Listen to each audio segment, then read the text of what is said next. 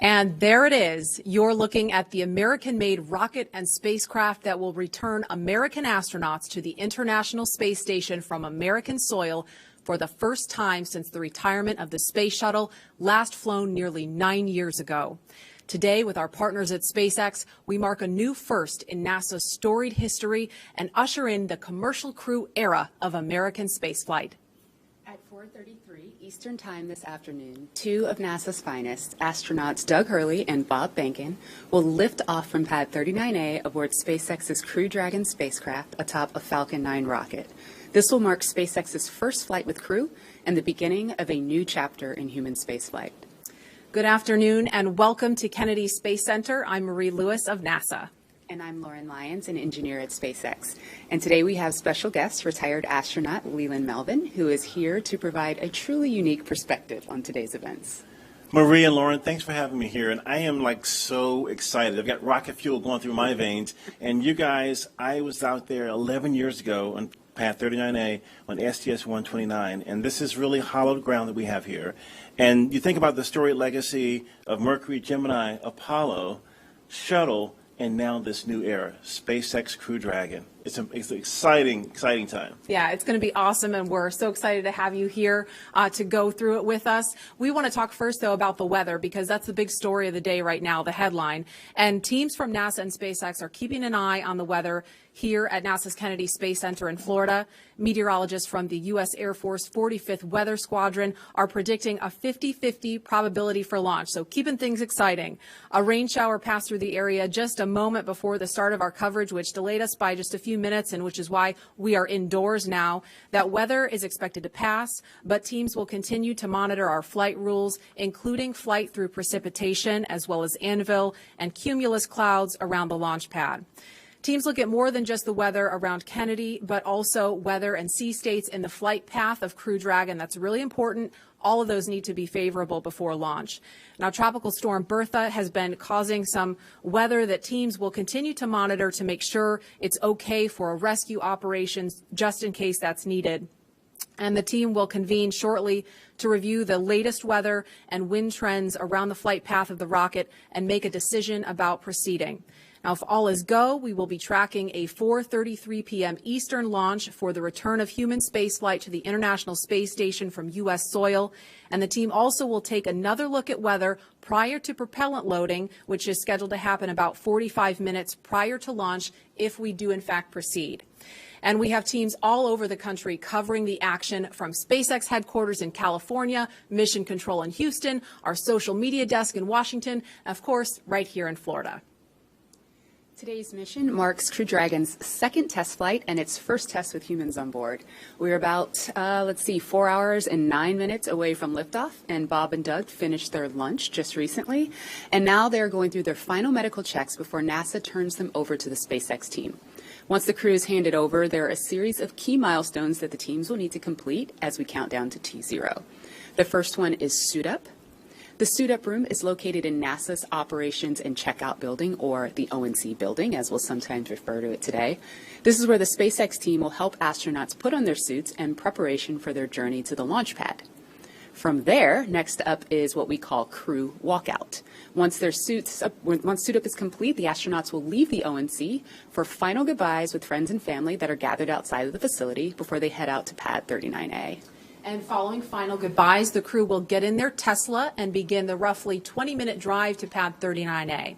Now, once at the pad, the crew will ascend the fixed service structure in order to board the spacecraft in a process we call ingress. During ingress, the SpaceX team will run a series of checks to ensure the suits, seats, and vehicle interactions all are functioning properly. And after all vehicle and crew checkouts are completed, the SpaceX closeout team will close Dragon's hatch with Bob and Doug safely inside. About 40 minutes before launch, the crew access arm, which is the long walkway that the astronauts use to board Dragon, it'll retract away, followed shortly thereafter by arming of the launch escape system. Once the arm is retracted and the escape system armed, propellant loading on Falcon 9 will begin. About 5 minutes before liftoff, Dragon will be configured for what we call terminal count. This is where Dragon's onboard computers take control of the vehicle. And at T0, just under 4 hours from now, we expect to see Crew Dragon atop Falcon 9 lift off from pad 39A, carrying astronauts Bob Behnken and Doug Hurley. Roughly 12 minutes after liftoff, Dragon will separate from the Falcon 9 second stage, with Dragon officially taking over full responsibility for the remainder of the journey to the space station. And as I mentioned previously, Bob and Doug are just finishing up their launch, and we are currently awaiting their arrival to the suit-up room. And while we await that moment, you will notice over the course of this broadcast, we do not have crowds gathered here at Kennedy Space Center. And that, of course, is one of the protocols we've taken to protect each other and our teams. We would normally have tens of thousands of guests here at Kennedy Space Center to view the launch. But even though we couldn't host a lot of people here, you can still join us every historic mission from right where you are. And we have a team dedicated to those of you following along on social media. That's NASA's Tahira Allen, and she is in Washington right now leading that effort. Tahira? Thanks, Marie. And hey, everyone, I'm Tahira Allen, here to bring you all the excitement happening across the nation today. This is a big day for both NASA and SpaceX, and we want to share it with you. You can join the conversation online by using the hashtag LaunchAmerica on NASA's Facebook, Twitter, LinkedIn, and Instagram. We'll be monitoring that hashtag, LaunchAmerica, don't forget, all day to share some of your questions, comments, and photos live on air. There will also be multiple opportunities for you to engage in a few social media polls during today's live broadcast, so head on over to NASA's Twitter to cast your votes. While you're counting down to liftoff, be sure to check out our custom Launch America Facebook and Instagram augmented reality filters. I promise you will not be disappointed. They transport you right to our launch viewing site at Kennedy Space Center, where you can literally see the Falcon 9 rocket lift off in a pair of sunglasses. If you're looking for some behind-the-scenes action, I highly recommend check out NASA's Facebook page to join the first ever global NASA social. So in this group, you'll find tours of Kennedy Space Center. You'll get this awesome Launch America badge. We even have some social team members in there making custom badges where you can add your face in it, a little personalized touch. And you'll also just find a really great community of others pumped to witness this historic launch. So like I said, head on over to NASA's Facebook page to join this group. So to get everyone started today, we have a question for you out on Twitter. We'd like to know which of you watched the final space shuttle launch in 2011. So like I said, head on over to NASA's Twitter to cast your vote, because we'll be sharing the results live on air. And with that, let's head back to Lauren at NASA Kennedy. Lauren. Thanks, Tahira. Wherever you are in the world, we are super excited to have you joining us today and experiencing these historic moments. The purpose of today's demonstration mission is to put Crew Dragon through the final operational paces that are necessary to officially certify the vehicle for human spaceflight. Both the SpaceX and NASA teams have put years of development, testing, and training into this effort, and we are now just hours away from seeing Falcon 9, Crew Dragon, and Bob and Doug lift off for the first time from the same launch pad that first sent humans to the moon more than 50 years ago. And we're just about 3 miles from Launch Complex 39A, where liftoff will happen in a little over 4 hours. Let's check in with the team at SpaceX Hawthorne, where NASA's Dan Hewitt and SpaceX's Jesse Anderson are keeping an ear on operations. Hi, guys. Thanks, Marie, and hello from SpaceX headquarters in Hawthorne, California. My name's Dan Hewitt. Really excited to be here today for this historic launch. And Dan, we are so excited to have you here with us. My name is Jesse Anderson, and I'm a lead manufacturing engineer here at SpaceX. We are so honored to be NASA's partner in returning humans to space from the shores of Kennedy Space Center. 10 years ago, we sent the Dragon that's displayed right behind us on its first orbital demonstration flight. And I speak for all of us at SpaceX when I say we could not be more excited to finally be sending humans to the International Space Station. It's a great day. Today's mission is known as Demonstration Mission 2, or Demo 2. It's going to be the first time a commercially built spacecraft will launch people to the space station. Demo 2 is an end-to-end flight test from launch all the way to docking and ending with splashdown. And it's the final test for NASA to certify SpaceX for regular crew flights to the space station. Right now, SpaceX and NASA have teams working together around the country. On the SpaceX side, team at the Cape are performing final launch day checkouts, and they're just going to make sure Dragon is healthy and good to go. At the moment of liftoff, we will transfer authority over Dragon from our firing room in Florida to Mission Control here in Hawthorne. Mission Control will have insight and command of Dragon systems for the entirety of this upcoming mission. Since Dragon is a highly autonomous vehicle, our teams in Mission Control will be continuously monitoring the health and performance of the spacecraft through the entire duration of its journey, from liftoff all the way until Dragon splashes back down on Earth. And while there are a number of people on headset in Mission Control right behind us, the mission director is the one in charge. It's also where the SpaceX Core, which stands for Crew Operations Responsible Engineer, essentially the voice talking to the astronauts, is going to reside. Dragon and Falcon 9 together have years of operational experience, or what we refer to as flight heritage. SpaceX has successfully completed 22 flights of Dragon to and from orbit since 2010, and that includes 21 trips to the International Space Station.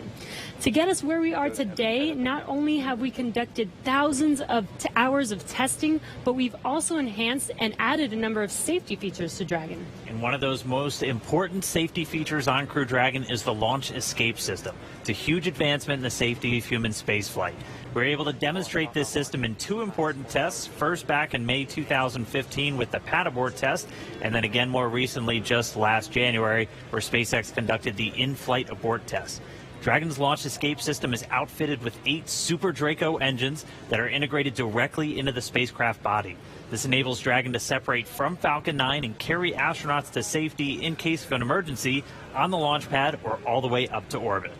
In addition to the Launch Escape System, SpaceX has completed over 80 parachute tests, which include nearly 30 tests of just the upgraded Mark III parachutes flying on today's vehicle. And this is to ensure a safe landing back on Earth, even in the unlikely event that one of those 4 main parachutes fails. And let's not forget the significance of our first demonstration mission, which took place just last year. And that was also an end-to-end flight test to and from the International Space Station. Just no humans on board that time. For now, though, let's turn it over to SpaceX's Principal Integration Engineer, John Insprucker, for our first status update. John? Hello from SpaceX headquarters in Hawthorne, California. As Dan said, I'm John Insprucker, and I'll be bringing you status updates throughout the countdown. We're currently coming up at T-minus 4 hours and counting for the launch of Falcon 9 with Dragon to the space station. Listening right now to see if we get a status brief on the countdown net. While we wait for that, point out the major event that get us to this point so far was the static fire of the Falcon 9. That was 5 days ago. We rolled the Falcon 9 with the Dragon capsule to the launch pad, and static fire was performed on the 22nd. We're going to wait a minute, listen to the launch director. Brief. 20 hours, 33 minutes, and 35 seconds. That is 4:35 p.m. Eastern. Still waiting the final conjunction analysis report. The crew has just arrived in the suit-up room following the weather brief, and suit-up and leak checks are currently underway. Tracking no open issues at this time, though launch weather remains a watch item. Upper level winds currently looks acceptable for flight.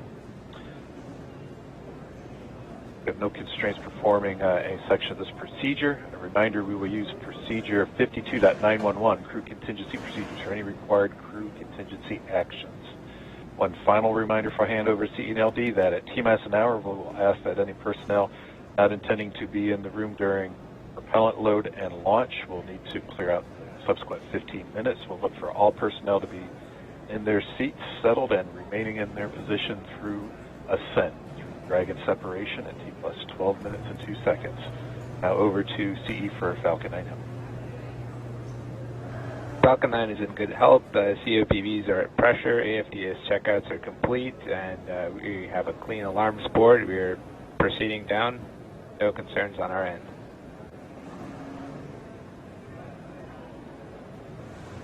No questions. Back to LD.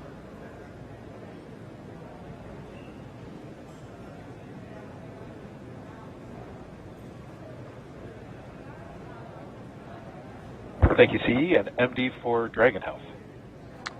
Good morning, LD. Dragon is healthy. We're not tracking any issues here for the countdown. Dragon has completed its prop tank pressurization and is in a good configuration for crew ingress. That's the next item that we'll be waiting for, and no issues at this time. Thank you, MD. Next step with the crew, expect a walkout in about 45 minutes to begin the transport out to pad 39A. This concludes the countdown briefing. Thank you. John Insparker back with you again at the webcast desk. That was SpaceX Launch Director Mike Taylor giving the situational briefing at T-minus 4 hours. Everything sounded well. You can see the Falcon 9 on the pad. As I mentioned, we static fired last week. The vehicle's been on the pad since then. We did the review of static fire. Everything looked good. Now we are getting ready for the crew ingress coming up, as the launch director said, a little bit later this morning. Now, most recently, activity on the Dragon late load cargo was put on a couple of days ago. Now we're ready for the crew to come out to the pad, down the access arm, and load into the capsule. Now, at the same time, we are also watching the weather. You heard the launch director talk about the weather brief we got 15 minutes ago. The tropical storm has begun moving onshore. That's actually improving conditions, both downrange in emergency splashdown locations if needed for Dragon, as well as at the launch site. We do expect, though, the probability of violating conditions is still 60%. The concerns at liftoff are going to be flight through precipitation, the thick cumulus clouds, and the possibility of violating the lightning rule. But right now, everything is still go. So with everything looking good from Hawthorne, we're going to send you down to Houston, where Gary Jordan is with the flight control team at NASA's Johnson Space Center in the Mission Control Houston. How are the teams looking down there, Gary? Thanks, John, and welcome everyone to Mission Control Houston. Today, I'm joined remotely by NASA astronaut Tom Marshburn.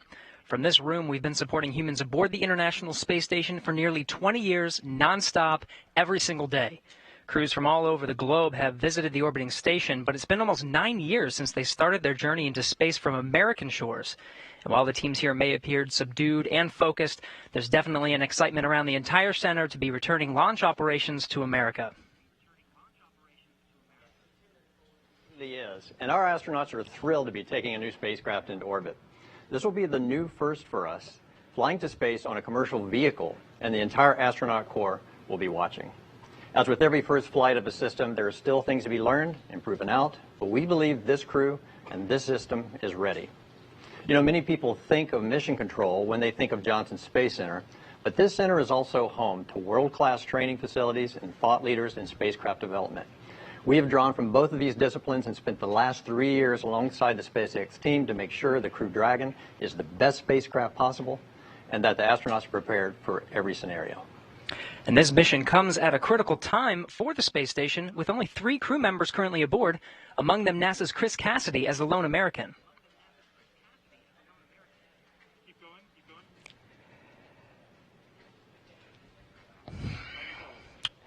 Now I'm told we just had the formal handoff of the crew from the NASA team that has supported Hurley and Bacon in their 2-week quarantine over to the SpaceX team that'll get them suited up. There will be a lot of firsts today, including a new suit for the crew to use during launch and entry. The crew quarters at Kennedy Space Center has supported human spaceflight for 5 decades, And now, a new chapter is being written. And it's exciting to witness it here today. Tom, thank you so much for joining us. Let's go back to the Kennedy Space Center to watch Suit Up in action as we continue to count down to launch. Leland. Hey, thanks, Gary. Hey, Marie, this is amazing. We're in the suit-up room. I mean, I remember this back in 2009 when I was sitting in Lazy Boys from back in the Apollo era, but they have these really cool new suits and new seats that they're working in here. So Yeah, it's so amazing to see this first live look in the room. There's astronauts Bob Behnken and Doug Hurley sitting in those seats, being helped by the suit technicians. This room was first used for the first Apollo mission, Apollo 7, that they suited up in there in 1968. And there they are, giving a thumbs up. That looks like Doug giving a thumbs up there. Of course, Bob was mission specialist on STS-123 and STS-130. Bob's a native of St. Ann, Missouri, so I'm sure folks in his hometown are watching. Lots of hometown pride going on right now. And same for Doug. He was born in Endicott, New York, which happens to be my hometown, too. Oh, wow. Okay. But he considers Appalachian his hometown, so I know folks are watching there. And Doug was the pilot on STS-127, STS-135, which was the final shuttle flight. So it's so cool to see them in there.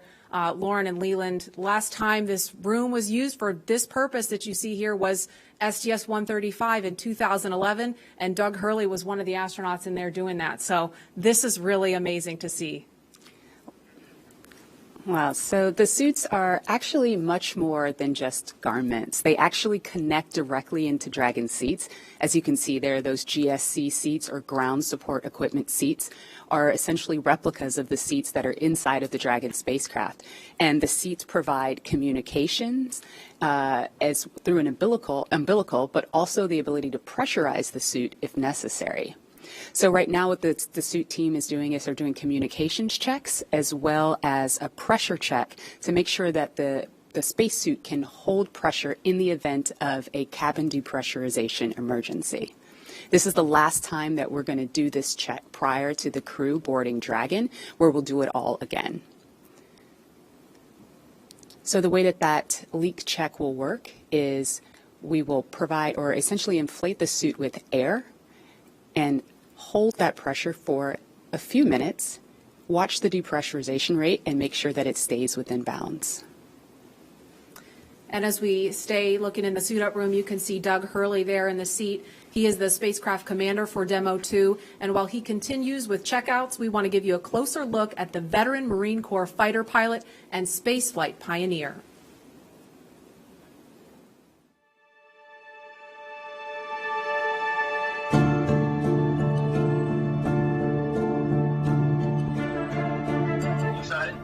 Very excited. Yeah, very excited. You feel ready? Still pumped? Oh, yeah. I think we're ready. I think we're certainly ready. Joining the SpaceX Demo 2 test. He is a Marine Corps colonel and test pilot. He was selected as an astronaut in 2000. He piloted Space Shuttle Endeavour and Atlantis for STS-135, the final Space Shuttle mission. Introducing NASA astronaut Doug Hurley.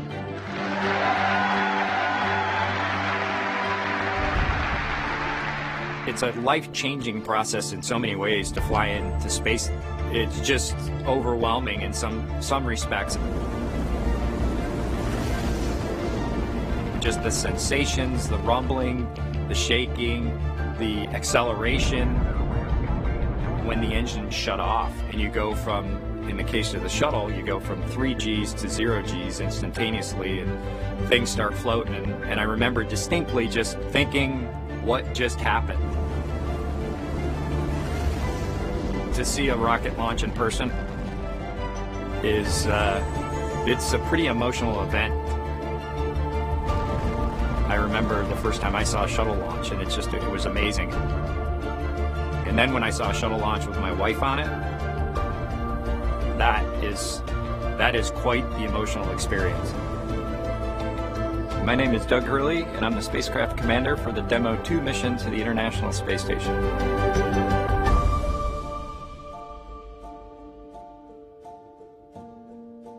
We are doing the first crewed flight for NASA and for SpaceX. So this is the test flight to prove end-to-end from launch to docking to ISS operations and then entry, descent, and landing. This will be the first time the Dragon had a crew on board, and so there's a myriad of objectives we want to achieve for this mission. SpaceX has been responsible for design and essentially making this vehicle what it is. What the astronauts bring to the table is the crew vehicle interface. What would work on orbit, what might not work on orbit, what would definitely work, to be able to just have the entire integrated team that's going to support us getting to and from space station, talking together, working through the challenges that simulators typically throw at you. It was really neat being part of it. It's just been an incredible undertaking to see where we've come just in the last 5 years that Bob and I have been a part of this, and to be, shortly flying to the International Space Station with the Crew Dragon. It overwhelms you to think about how many people have, in some way, shape, or form, touched this program and this vehicle to get us to this point. And we are the lucky ones that get to fly it, but we certainly not for 1 second take for granted the amount of effort that so many other people had to put into this to make it successful. For Doug personally, he's worked so hard, through his entire life, to get to where we are right now. As a test pilot, this would be the dream to fly a new vehicle. So it makes me so happy to see that he gets to be part of this mission, the spacecraft commander. I'm just glad to see his hard work and his dream come true for that. It's been a long road in a lot of ways for not only us, but certainly for all the folks that work in the Commercial Crew Program, as well as SpaceX in our case, just working to get to this point.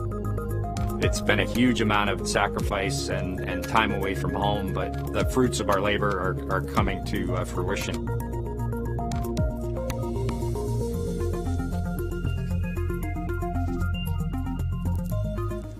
We are now getting closer to when we expect to see the crew complete their suit checks and walk out of the Neil Armstrong Operations and Checkout Building. And before they do, here's an introduction to the Joint Operations Commander for Demo 2 and former Air Force flight test engineer, astronaut Bob Behnken.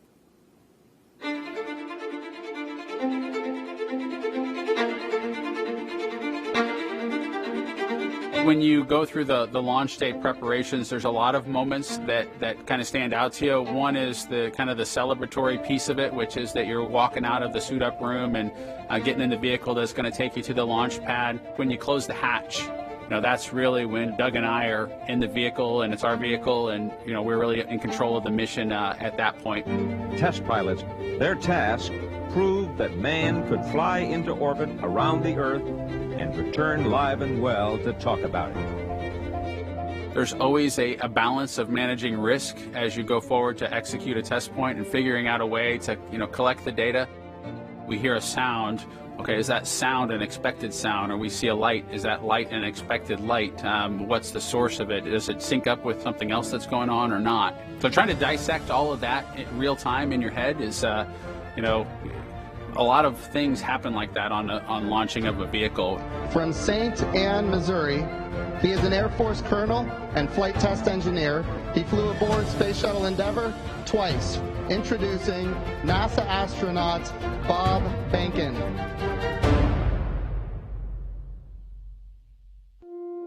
My career at NASA has kind of spanned a couple of decades at this point. I arrived with the class of 2000, went through the training program, primarily focused on the Space Shuttle and the International Space Station, learning those systems. Having launched a couple times on vehicles, the second time was definitely different than the first time. You can feel a little bit guilty of, hey, should I study one more thing, or is there one more piece of information I should get? Am I really prepared or not? So that's definitely different between where I was on my first flight and where I'm at right now. It's been really interesting, I think, for both my wife and I to have gone through the process of seeing each other launch in space. I've seen her take that risk and had it be in front of her, and I've done that to her. There's just something different about watching a rocket launch when there are people on board. You feel a little bit differently about the pit of your stomach, and I can only tell you it's multiplied significantly when it's somebody that you know, and then somebody, of course, that's a family member. It's even multiplied more.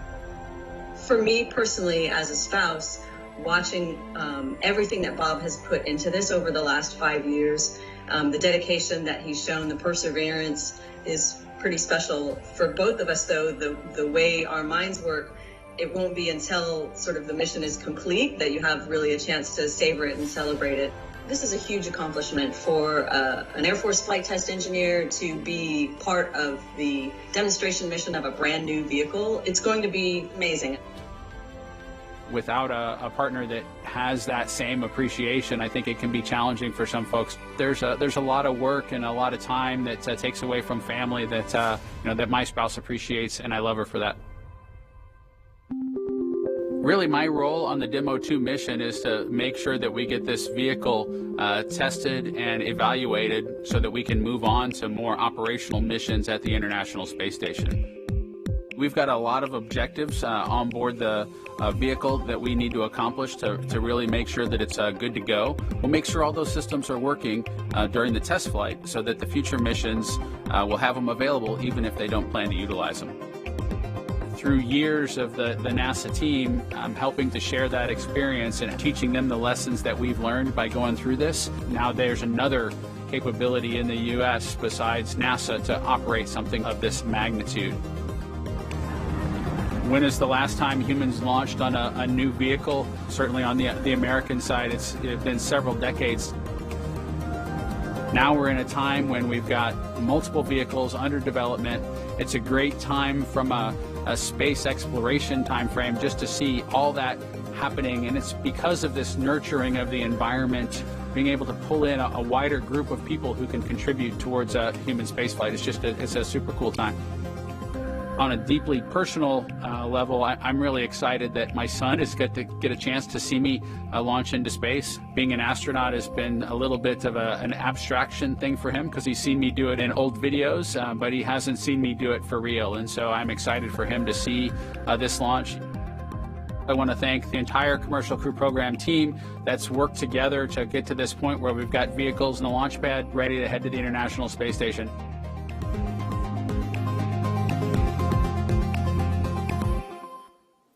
And we're back live in the room now with Bob Behnken on the left of your screen, Doug Hurley to the right. This is such a cool site here, Leland. This must bring back a lot of memories for you. Maria, it really does. I mean, looking at these new suits and these new seats, it's a little different than what I experienced 11 years ago, but it's all the same. The suit techs, the people around you that have been with you, getting you ready for this mission, it's just an amazing moment, and they're getting excited. You can see, these military guys don't really get that excited. They don't show their excitement like civilians do, but it's a moment of history. And we're getting ready for this momentous occasion. Yeah, and it was pretty cool. We heard that earlier this morning they stepped outside with a cup of coffee in hand. Oh, we've got some visitors in the room now. It looks like SpaceX founder Elon Musk to the right of your screen, and NASA Administrator Jim Bridenstine. Of course, you see a partition there to keep them a safe distance from the crew, but they're in there to say hello, wish them well before they depart the suit-up room. That's really cool to see there, and we can't hear what they're saying, but I'd love to be a fly on the wall in there right now. Lauren, I wonder what Elon is saying. Oh, just probably telling them how honored he is to be able to give them a ride today. And I know the NASA Administrator, he talked about this yesterday. I mean, he's met with the crew before today even and said, I've told Bob and Doug, it's not too late to call this off if you have any second thoughts. And of course, they had none. They're super pumped about this, ready to go. And right now it's just, we just need the weather to cooperate. Yeah, I try to think who could potentially be more excited than the SpaceXers, Bob and Doug. Yeah, right? And, it's amazing how we have commercial and government working together to send these two NASA astronauts to space safely. It's just it's a great combination of what we can do when we put our minds to things and be creative and innovative and work together as one community. I totally agree, Leland. I see Bob and Doug walking around our headquarters in Hawthorne all the time. They're basically family members. They're in the cafeteria. They're getting a drink from the soda machine. Every now and then, there are times when the teams can have breakfast with them, which is really cool. And we call them the dads. The dads. They are dads. They are, and they're incredible human beings. They really are. They're brilliant. They're sharp. They are excellent to work with, but they're just great people. Yeah, no, I'm really inspired and honored to have known these two guys, and I can't wait to see them launch in space. And I was with you, Lauren, out at SpaceX when we were doing a little tour, and I think you kind of snuck me back in to where they were training, and I got a chance to see them working and training. But when they came back out, I was having lunch, and everyone around was just like, hey, these are our team also. Yes, yes. It's really amazing. And Lauren, you said, I mean, you talked about what they're like, and they are just two of the most humble people too. I mean, every time I've seen them do an interview, they're getting asked questions about themselves, right? Because they're the stars of the show. They're the ones getting on the rocket, but they always bring it back to the people who made it possible for them. They're always talking about the NASA team, the SpaceX team working behind the scenes that have sacrificed so much to keep them safe and made sure that they're always vigilant. And I know we've talked about this before too, but if you're not looking for something wrong, you're not doing it right. So the teams, even now, they're always looking for any little thing that could go wrong to make sure that Bob and Doug are safe when they strap in and get going. Absolutely. Around the office, we don't just say, oh, we're launching a rocket, we're launching Dragon. We say, we're launching Bob and Doug. And that human element of this is essentially leveling SpaceX up in a major way today. Absolutely. Yeah, I mean, all the technology, all the hardware means nothing if it's all about the people. Absolutely. And, we see just a handful of folks in the room, and we've acknowledged the distance that Mr. Musk and Mr. Bridenstine are standing from the astronauts. And, of course, they have masks on. This wouldn't really look that much different, though, even if we were not in the midst of a pandemic. I mean, Leland, you know very well what it's like to live in quarantine, getting ready for a mission. And so this coronavirus situation has just kind of underscored the importance of quarantine and keeping the astronauts protected. But can you speak a little bit about what it's like to live in quarantine, getting ready for a mission? Yeah, we start in quarantine about a week before we come down to the Cape to get ready for launch. And I think that everyone around you that comes to the crew dinners, they have to get checked by the doctors. And so we really make this a very serious thing, even without a pandemic going on. But I think once we get down here, like we have these crew parties for our families, and we can't go to the parties, we have to FaceTime into the parties, but that's a very serious thing, and we only see our spouses at the beach house and have a dinner and celebrate this momentous moment. But it's a very serious thing, even without pandemics going on. Absolutely. And obviously, Doug Hurley and Bob Behnken are two of the best at what they do, and it's starting to really sink in that the mission is on as you see them in their suits there. It's getting real. It's getting real. So I remember the very first time that I saw Bob and Doug in these suits at a crew training event at SpaceX. Not only did they look really awesome, astronauts tend to look pretty cool, but the suits looked like they were from the future. Our team designed the spacesuits to maximize safety and functionality with a little bit of style. And so here's Chris Trigg telling us how the SpaceX spacesuit came to be. I think one of the things that was important in the development of the suit was to make it easy to use, something that the crew just has to literally plug in when they sit down, and then the suit kind of takes care of itself from there. So the suit is really kind of one part of the bigger Dragon system. It's really part of the vehicle. So we think of it as kind of a suit seat system. So the seat that the crew is in and the suit are in a lot of ways working together. And so it made sense that we were designing Dragon in-house to also design the suit. Our spacesuit is completely designed in-house. It's built here in Hawthorne, California, in the same building as the rocket and the capsule. The spacesuit is custom-made for each crew member, and that is to optimize the fit for the crew member. We definitely wanted to innovate, and we wanted it to look inspiring, but first and foremost, we wanted it to be safe and reliable. The spacesuit's primary purpose is to protect the crew in the unlikely event that the cabin were to depressurize. But the suit does a number of additional things. It provides cooling and communication to the crew inside of the suit, provides them hearing protection, and the outer layer of the suit is flame resistant, so it provides flame protection as well. When the crew gets in the capsule, they get in their seats and they plug the suit into the umbilical that's attached to the seat. And the umbilical is providing everything that the suit needs. So it provides the avionics or electronics for communications, is providing the air to cool the suit, and then it also provides gas when needed to pressurize the suit. So it's really a single point that lets the suit do all the things that it needs to do. We designed the helmet in-house. The helmet serves a number of different functions. Obviously, it's protecting the crew's head and it's retaining gas like the rest of the suit, but it also houses the microphones as well as the valves that are regulating pressure in the suit. We had to design the gloves so that they would work with the touchscreens, but the gloves also still had to do a number of other things like the rest of the suit. So all of those things had to come together within the glove. It'll be obviously really amazing to see Bob and Doug in their flight suits, and I think one of the things that's cool about the suit is it's not just a piece of hardware, it's not just a suit, it's a very personal thing. It's Bob's suit and it's Doug's suit. And so seeing the two of them in their suits using it in flight will be just a really amazing thing.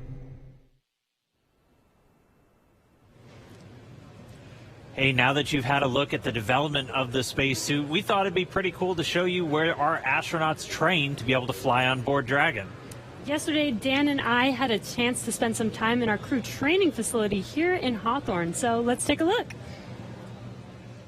So we are up in the crew training area. This is right where Bob and Doug have been training over the last several months and even years to get ready for this flight. There's a couple of things in the room that we're going to show you real quick. We're going to start off with the cockpit simulator. Now, there are 4 seats inside of Dragon the way it's configured. The 2 in the middle are where the commander and the pilot's seat. So this is the commander seat. This is where Doug Hurley is for this flight. This is the pilot seat. This is where Bob Behnken is. Once they're in their suits, they can plug them into the seats. They get communications, breathing air, pressurized gas for the suits themselves. Everything just integrated into Dragon systems. But most importantly, right in front of them, we have this set of 3 displays. And these are the touchscreen displays that give them access to Dragon. This is their window into their spacecraft. They're able to see all of the different systems. They're able to take control of Dragon. They're able to see where they are over the Earth or in relation to the space station. They're able to see even when thrusters are firing. And if you keep your eye on this little dot, you've been hearing some background noise. We actually have recorded noises of those thrusters that they're able to hear and see in real time while they're training. There's also some hard-coded buttons for some of the more important things, like the pyrotechnics, if they need to cut the main parachute after they land in the water, and of course the launch escape system. So they spend a lot of time in here just getting familiar with Dragon's control systems, but you need a bigger picture. You need to put it all together. And to do that, we can come over here where you just want something a little more higher fidelity, where you have everything from the seats, the displays, the cargo, all of it, just to really make sure you're training so by the time you get up to space, it feels like you've almost been there before. And that's where we're going to find Jesse. Oh, hey there. I was just training for my next mission to space. But since you're here, let me show you around. This is our flight simulator, which is basically a one-to-one replica of a Crew Dragon vehicle as far as the functionality and the interior. So the astronauts can get suited up, they can practice entering and exiting the vehicle, they can climb into their seats and actually get strapped in. These seats recline back so that they can access these display panels, which are actually functional. And then they can practice flying the vehicle, manually docking with the space station. They can open and close the hatch. And basically, by the time they get to a day like today, they felt like they've already done the mission 100 times before. Well, I'm going to get back to training, so let's get back to launch. We're coming up on T-minus 3.5 hours, and all continues to go well for today's launch. Now at the launch pad, Falcon 9 is powered on. Engine and stage checkouts were performed several hours ago. Everything's looking good on those. Now we're currently monitoring telemetry and pressurizing the gas storage vessels on board both the first and second stages. And as I mentioned, the good news is there's nothing significant to report on the rocket. Now on top of the Falcon 9 in the picture there, behind the crew access arm is the Dragon spacecraft. The spacecraft is ready for the crew who you saw suiting up. They'll be walking out here shortly. We'll bring that to you. Functional checkouts of the spacecraft were performed in preparation for the crew arrival. Most recently, the Dragon propellant system was pressurized to the final flight pressure just about an hour ago. And currently, all spacecraft systems are go. Right now on the pad, you can see some silhouettes in the access arm. The Ingress technician team is up there. They've opened the side hatch and now getting ready for the crew to arrive a little later this afternoon. Now, the Air Force Range is supporting us today with air and sea space clearance. They've got no issues at this time. We're also releasing weather balloons. The initial balloons have been released. They don't give us a go for launch, but they start to tell us that things in the upper altitude are acceptable if this trend continues. So while we're going to wait on those results to give us a better idea, all the way down to about T-minus 30 minutes, we are anticipating acceptable weather for launch at the upper altitudes. And as you heard earlier, at the ground level, things look like they'll be improving through the afternoon as well as downrange. So things are looking good with both Falcon and Dragon. The weather is cooperating as we count down to liftoff. And we want to see where you're following today's launch from. So let's jump over to Tahira at our social desk. Thanks, John. And I can tell you the excitement is really building online. Right now, we're up to 700,000 people viewing this broadcast. And Launch America is the #3 trending on Twitter in the U.S. So let's take a closer look at what's being said. Looks like we have Astro Joan, who is just so excited to be on the Space Coast and watching this launch from her driveway. And with that, so jealous to all of you in Florida right now that have the ability to just step outside and witness Bob and Doug make this historic moment. Let's take a look at another. So we have Dave Farrell, and this is the Dave Farrell, the bassist from Linkin Park, which is just sick in general. And it looks like his kids coined the term nerve-sighted for today's mission, and this is perfect. I was actually looking for a word to just describe the jitters and excitement leading up to launch. So Dave, thank you for that. I will be stealing that for today's show. So let's take just a broader look at the conversation online right now with this heat map of the United States. So you'll see that the more purple states show the states with the most mentions of Launch America. And with that, it looks like the Florida Space Coast is really coming alive for today's launch, followed by California, home of SpaceX, and Texas, where our mission control is. So great to see all these home teams showing up for today's historic mission. I want to toss it back to Florida, though, because I have to reiterate, if you have a chance to go to Florida and watch one of these launches in person, it's great. I watched my first one last year, and that was the uncrewed test flight of today's mission. And even then, uncrewed, I literally cried. I mean, you cannot describe the emotion that comes over to see this in person. So highly recommend, if you get a chance, go on down to Florida. For those of you just tuning in, we are using the hashtag #LaunchAmerica on NASA's social media channels, so join the conversation with us, and maybe we'll show it during the broadcast. So earlier in the show, we polled users on Twitter to see which of you watched the final shuttle launch in 2011, and the results are in. So, looks like about 40% of you were able to watch the last shuttle launch, but 60% of you weren't. And I have to say, I'm not going to lie, I'm with those 60%. This will be my first time watching humans lift off to space from the U.S., and I am not kidding when I tell you I am literally thrilled to do this and share it with you all today. So the next question we have for you, as Bob and Doug finish their final suit checks, we would like to know if you were in the room with them right now, what would you say to them on social media? Use the hashtag #LaunchAmerica, and we'll show it later on in the show. Now let's head back to Marie at Kennedy. Marie? All right, thanks to Tahira. We're looking live at the back doors of the ONC building. Those are the iconic doors that Bob and Doug are going to be walking out in just a minute. But first, we want to pause to honor today's efforts with our national anthem. And the incomparable Kelly Clarkson treats us now with her virtual rendition from her home to yours. Moshe, can you see by the dawn's early light what so proudly we hailed at the twilight's last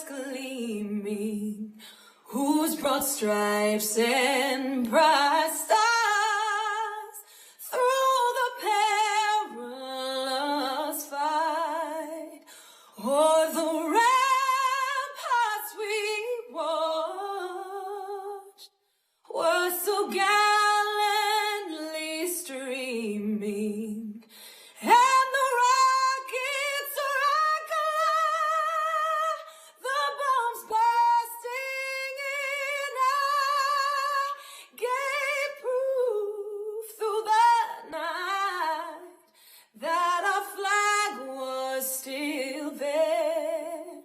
Oh, say does that star-spangled banner yet wave o'er the land of the free and the home of the brave.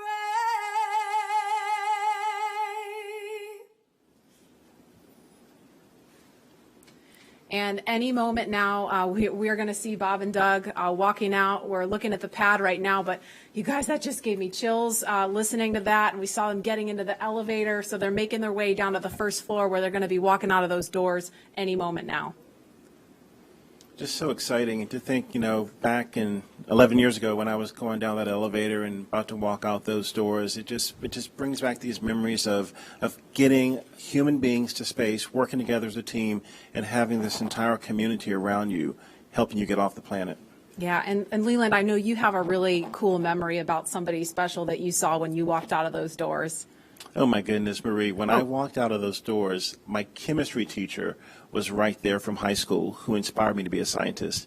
And she said, "Go Leland." And that's what's going to happen when they come out. These people that, their families are going to be there. Wish other people could be there, but it's just an amazing moment. Yeah, and the shot you just saw there with people carefully spaced apart, we saw them walk out right before the anthem started. It was Vice President Mike Pence along with Elon Musk and Jim Bridenstine. Of course, they left the building just ahead of the crew, so they are standing. We're looking now at the doors, but they're standing just right of that, across from the Teslas. There's also a designated spot for Doug and Bob's immediate families. There's that shot now, so we're looking at the back of Elon Musk, Jim Bridenstine, and Vice President Mike Pence. Of course, there's a small group of media there also, and so we've kind of blocked this very carefully to maintain social distancing and those that can't have the masks on. But there's the Teslas waiting for them. They got the meatball. There's the worm in the background and the worm on the back of the Teslas. So, Leland, I know we were talking about this earlier. You had some mixed feelings about the worm, right? I mean, the worm, the meatball, when I was at NASA Langley, we changed over to the meatball from the worm. So, Lauren, I know you love the worm. It's worm all day. All day, really? All day. Seriously? Oh, yeah. I'm sorry. I love that the worm is so retro, and it's only fitting that it would be making its way back, bringing the historic just opulence of NASA's past to the present. I'll let you have that. Yeah, well, thank you. But I mean, Thank the you. chevron and the meatball goes back to Langley's tradition when it was, in aviation, and that gets back to that heritage and that history too. So I guess, sure. Okay, truce? Orbits. Or truce? I feel like this is a microcosm of what's happening online about the worm. But the meatball's not going away. It's a worm meatball partnership. There we go. Right? There we go. So there's another view there of the crosswalk. There is where Bob and Doug are going to walk out any moment. Of course, they're going to get their photo taken by all the paparazzi there. And we're just standing by for them to walk out. I'm going to check the time, actually, 1:13. So if they walk out any minute now, they're going to be right on schedule to start their final goodbyes and waving to folks. And I'm sure they're going to pause for a photo op. But this is just really amazing. Haven't seen this site since 2011 with STS-135. Of course, Doug Hurley was the pilot on that mission. So this is a really incredible moment. Yeah, and one of the crewmates that was with him was Rex Walham that we're going to talk to later. And we have, here they come. Oh, here they are. Here they come, NASA astronauts Bob Behnken and Doug Hurley.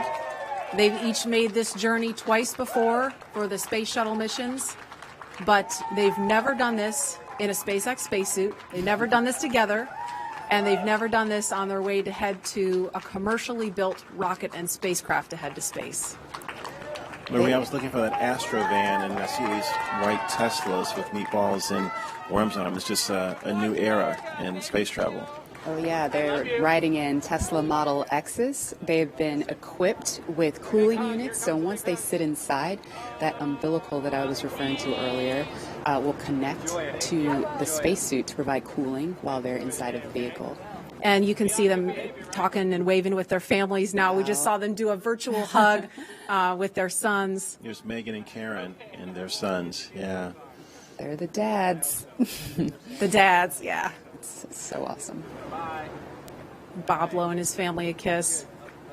Doug actually got to take his wife and son up to the pad on the tower. Yesterday they tweeted out a photo. That was so cool. I saw that picture, and it had a prominent worm in the picture, right? Yes. Telling you, worm all day. So they're climbing through those DeLorean doors of the Model X. This is totally from the future. Are they stock? Are they stock Teslas? And then you see in the front seat there, that's our flight surgeon. He's climbing in, and the suit technicians, there's one, Chris Trigg right there, number 12. He is buckling in. They're both, the two suit techs are buckling in, Bob and Doug, and they're connecting that umbilical. And Lauren, I know you mentioned this earlier, but for folks that maybe weren't watching then or can't remember, I mean, we're in Florida. It's super hot, super muggy. So how are they staying cool? There are these portable cooling units. We had one at the ONC building, two at the ONC building. There are two in the Teslas. There'll be two in the elevators, and then two in the white room when they arrive on the crew arm. So we're just keeping that cool air flowing through the suits. There's actually ducting integrated into the suits to keep them cool. And you can see they're saying goodbye to their families. This is awesome. Yeah, it's awesome. That their families get to come up to the window and obviously get a little closer than everybody else. There's Megan and her son. Yeah. Oh my gosh. These are precious moments. This is what it's all about, as I mentioned before. It's about the people. It's about the families and working together as one community to get Doug and Bob launching off to the cosmos, to the space station. Yeah, it's emotional. It's emotional watching that. It really is. Here we go.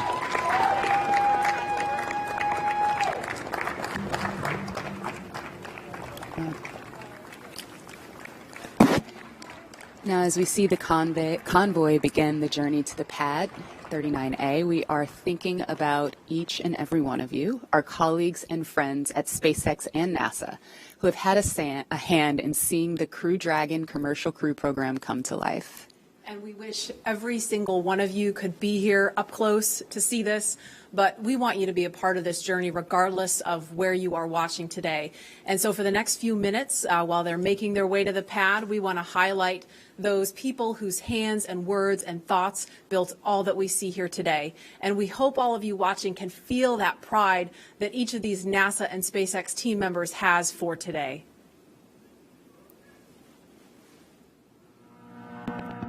This is Laura Segura from the Commercial Crew Program. We're so excited about this historical day. Congratulations on being a part of the very first mission for human spaceflight, commercial human spaceflight ever. We're behind you, Bob and Doug.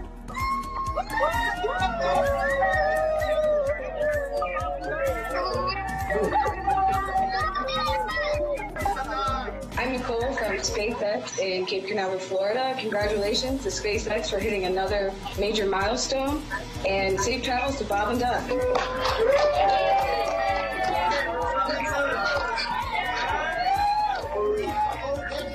Bob and Doug, as the launch vehicle chief engineer, we've got a lot of our launch vehicle team here to wish you a very wonderful space ride on a Falcon 9 coming up to Demo 2. We're so excited for you. And launch America. It's time to launch. Let's go.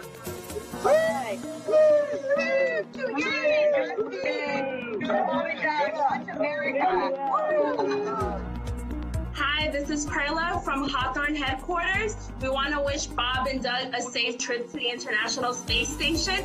Go Dragon!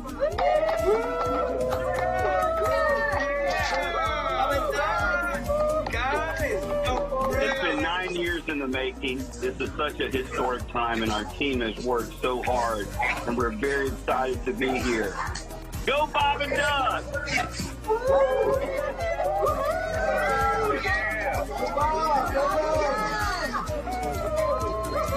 Hi, this is Sam from McGregor, Texas. Go Bob and Doug, go NASA, and go SpaceX.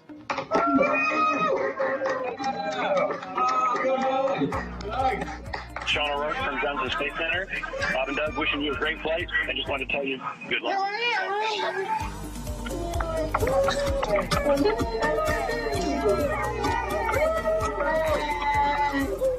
Hi, I'm Dustin Kamak with NASA Kennedy's Communications and Public Engagement Directorate, and we all want to wish Bob and Doug safe travels and Godspeed.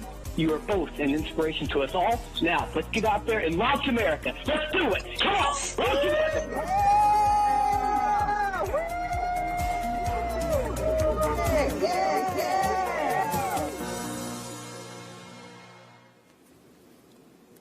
And we are following the convoy. And Leland, Lauren, I don't know about you guys, but I'm so glad that we had the chance to hear from the NASA and SpaceX teams that have been working behind the scenes, because, Lauren, I know you know this all too well. I mean, these people have been working not only for, the last, since 2014 when SpaceX won this contract, but, I mean, working long hours, long reviews. Coronavirus happened, and then they're homeschooling their kids, still trying to get through all the final checkouts and closeouts to get to today, and we made it. And now we're just waiting on the weather, but it's just great that they got a chance to wish Bob and Doug good luck. Absolutely. It is a bummer that we can't all be here in person, but to have that opportunity with that wall of cheers is pretty cool. And you're right. I mean, it's been years of extremely hard work. Fortunately, we've had little milestones along the way, like Demo 1 and IFA, the in-flight abort mission, but it was all leading up to this. And I speak for all of my friends and colleagues that are still working on this program.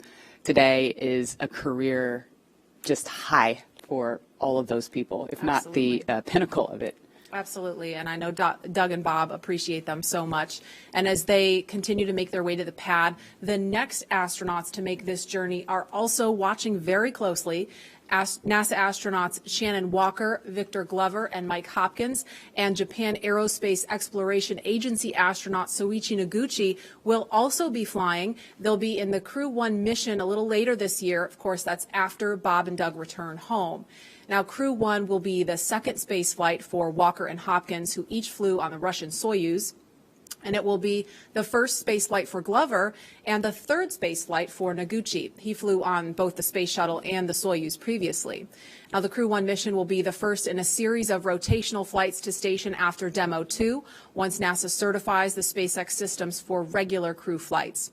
And right now, Victor and Mike are following along from the Johnson Space Center in Houston, and they are standing by to talk to NASA's Darryl Nail. Darryl, are you? All right, I'm sorry, we don't have Darryl, but as we continue to follow the convoy, we've got actually a little chase car following the convoy. I think we're going to be actually talking to Victor and Mike from right here. Victor and Mike, are you there? We are here. All right, hi guys. I'm just going to ask you first. You're going to be two of the next people to get on board Crew Dragon. So what are all your thoughts and feelings as you're watching Bob and Doug in the Tesla right now? As you can imagine, there's a lot of emotions. Of course, we're excited for Bob and Doug, excited for NASA, excited for SpaceX, and really the whole country. A lot of pride in what it's taken to get to this moment, all the thousands of people that have contributed to getting to this moment. But then there's also a bit of sense of duty of business as usual. So for us, we're going to be watching, we're going to be listening, we're going to be learning, and all of that to help get us prepared for when it's our turn. And your mission called Crew 1. Sorry, I didn't mean to cut you off. Go ahead. I was just going to say it was also great to see them walk out just now and say goodbye to their families and do the virtual hugs. That was great. There are a lot of emotions, but that's probably the best one. And Victor and Mike, I know recently you had Shannon Walker and Soichi Noguchi also assigned to the Crew 1 mission with you. What can you tell us about them and your relationship with them and your training so far with them? Yeah, you know, I'm very excited about Crew 1. We've got a very experienced crew. You guys hit on that a little bit earlier. Of course, Shannon, she's been with NASA for around 30 years. She's been with the astronaut office for more than 15 years, and of course Soyuz long duration, so she's seen a lot around here. Soichi, you know, with Jackson, he's done it all. 1996 when he first became an astronaut, shuttle, space station, short duration, long duration, spacewalks, you name it. And so, you know, we kind of late in the game here had our full crew complement, and so it's really helped getting them in with all of that experience. It's really streamlined the process for our becoming more cohesive as a crew. Yeah, you know, they really hit the ground running. We showed up to our first sims, and it felt like we had done it several times before. And so it's great because we do have a lot to get done. We not only have to learn to fly and to operate the Crew Dragon spacecraft that Bob and Doug are going to do later today, God willing. We also have to be ready to do all of the things that a crew on board the space station does, the spacewalks, the research, the basic upkeep of the space station. And so we also have all that training going on as well. And that's what we've been doing for the past several months together. And now I have a specific question for Mike. I know that you've flown on the Russian Soyuz and not specifically on Space Shuttle, but can you talk about the tradition of the ride out that we're seeing now? Yeah, the ride out, you know, it's very symbolic. It's symbolic of that transition, the transition from months and years of preparation to the actual execution of the mission itself. And so for the astronauts, for Bob and Doug right now, it gives them an opportunity to reflect on all of the work that it took to get to this moment, but then it also gives them time to focus on the job, to really mentally prepare for game day. And then when you think about DM2 and this particular mission, you know, that's this symbolic of this transition from almost 9 years where we have not had human launch capability in the U.S. to a new age of government and private partnerships that are going to be launching humans into low Earth orbit and beyond. And that's happening right here from the United States of America. And a question for Victor, because I know, you know, if all goes well, when you fly on Crew 1 a little later this year, it's going to be your first trip to space. Can you put yourself in the seat right now, in the car with Bob and Doug? I mean, walk me through what that's going to feel like for you, knowing you're headed to the launch pad, you're going to be launching into space for the very first time. You know, it'll be tough to, or it is tough now to imagine what those feelings are going to be like. We were able to simulate that and run through a day of launch exercise and ride out in the Teslas to the launch pad, up the elevator, up the set of stairs, and out the crew arm to where the vehicle would be. And just that day was amazing to me. We were able to do it with the full convoy and to see what that would be like. And that was overwhelming after being a kid watching something similar to that on television. And so I can't imagine what it's going to feel like on our actual day, but I tell you what, I'm looking forward to it. And again, to go back to that moment where Bob and Doug got to say goodbye to their boys, and Karen and Megan, I can't wait to see my kids standing there. It's something that I look forward to. It's going to be great. Victor Glover, Mike Hopkins, thank you so much, and we can't wait to wish you well and cheer you along on that journey. Lauren? So that was so cool. Now, as you're watching this live from wherever you are, you can send a shout out to the crew with a like or a comment on Twitter or Instagram with the hashtag LaunchAmerica and be a part of this moment. So, Leland, I mean, it looks like the convoy is headed past the vehicle assembly building. We're looking at the pad now. They've got probably about 3 more miles to go at this point. But what do you think that is going through their minds right now? Well, you know, I was watching some video of Bob and Doug, the kind of the lighter side, and I would imagine that the two of them, they've trained so hard, they're meticulous at what they do, they might be telling jokes like we did when we were in the Astro van heading to Pad 39A. You've been together for so long, you know the systems, you know exactly what you're doing, and we had a moment of levity where we would tell jokes, and we wouldn't even tell the whole joke, we would just say the number, because we had said them so many times. And, you know, we were high-fiving, we were chest bumping, we were, you know, getting ready mentally. But it was that moment of just, we've made all this preparation, and now it's game day. And we're ready to get up in that vehicle and go to space. And now we're going to go out to Hawthorne for the last leg of the convoy's trek to the launch pad. Dan?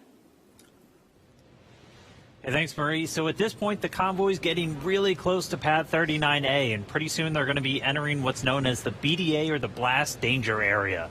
Before any pad technicians, engineers, or obviously our astronauts enter this area around the launch pad, SpaceX and NASA teams do some internal go, no-go polls just to make sure everything is clear. And you already saw people on the arm and the crew's moving in, so everything is clear. This storied launch pad, which has been the beginning point for so many firsts, is the perfect backdrop for today's historic launch that marks a new first and a new era in human spaceflight. But with new vehicles being designed and launched, this launch pad required some major upgrades. That's right, and Daryl Nail is going to show us a couple of those upgrades at Pad 39A, where SpaceX completed a 21st century makeover to help launch us into the next chapter of human spaceflight.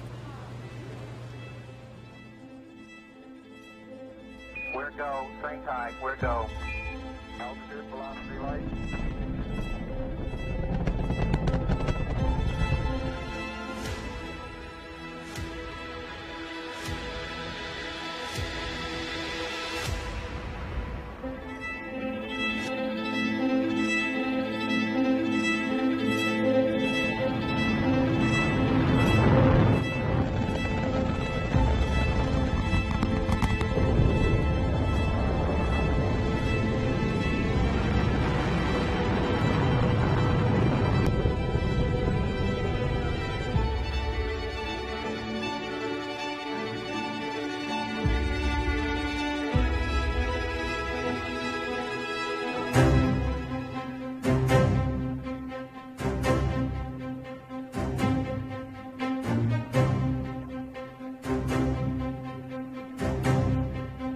Why, some say the moon. Why choose this as our goal? And they may well ask, why climb the highest mountain?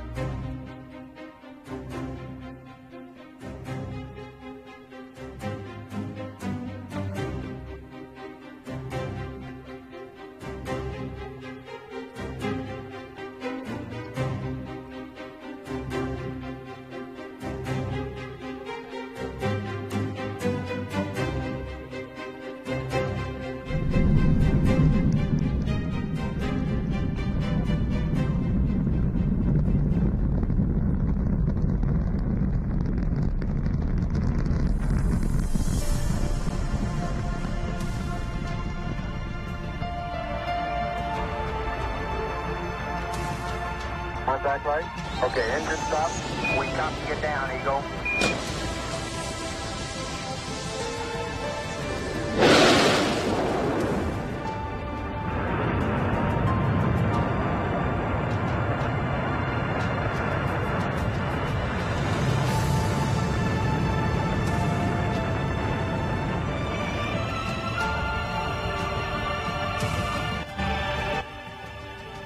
Start. T-minus 10, 9, 8, 7, 6, 5. All three engines up and burning. 2, 1, 0, and liftoff. The final liftoff of Atlantis on the shoulders of the space shuttle. America will continue the dream. Roger, roll, Atlantis.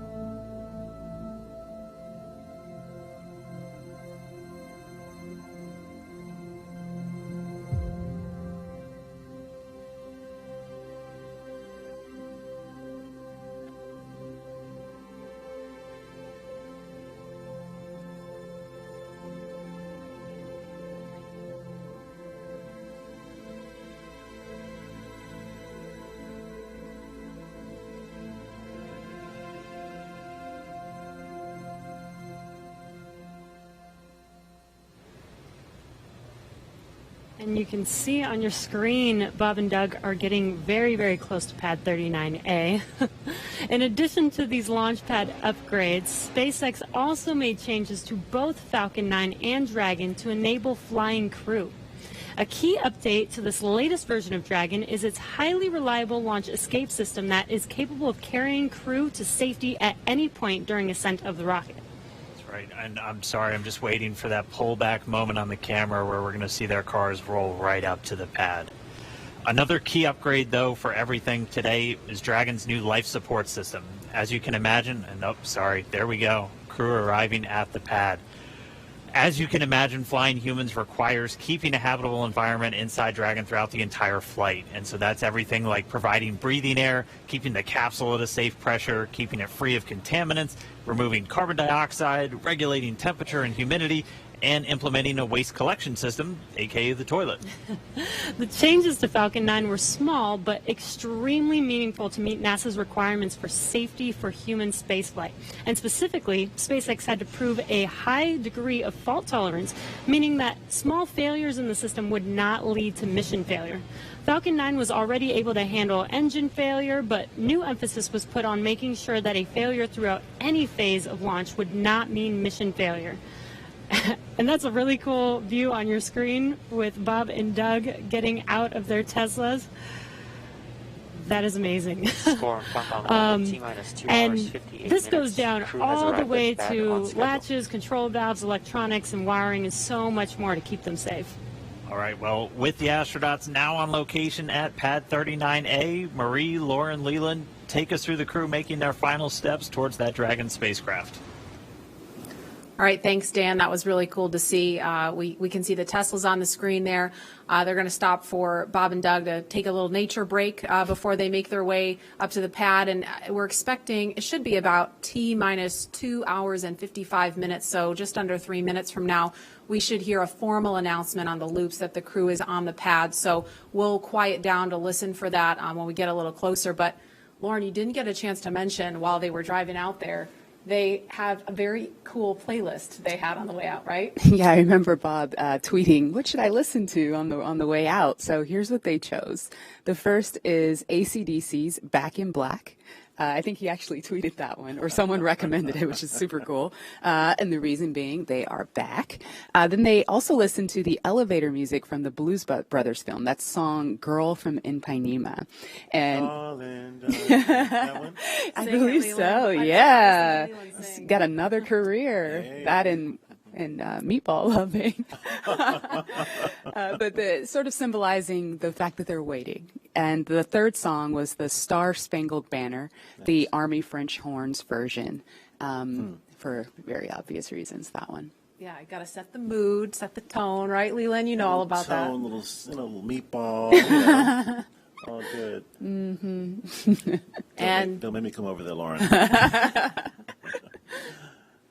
So we're looking now at the Crew Dragon capsule on top of the Falcon 9 rocket, the impressive crew access arm. That's that black and white kind of hallway you see there. That's how the crew make their way over to Crew Dragon to climb inside. And that Falcon 9 rocket stands about 230 feet tall. The Crew Dragon trunk, from the bottom of the trunk to the top of the nose cone, that's another 27 feet on top of that. So here in just a couple of minutes, Bob and Doug are going to be making their way up in an elevator. They don't have to climb the whole way. It's just about 10 feet of stairs at the last leg of that trip. And lots of people are weighing in on social media. This person says it's happening, and I can't read the rest of it right now, but lots of people really getting pumped using the hashtag #LaunchAmerica online. Somebody says they're watching live now and wishing us a fantastic launch. So we certainly hope so. Last we heard was a 50-50 chance with the weather, so it's going to be exciting.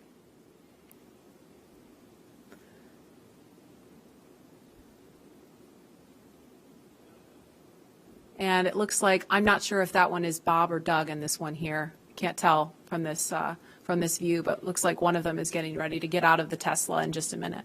Lauren, our suits our pumpkin suits had different colors for what mission position you have.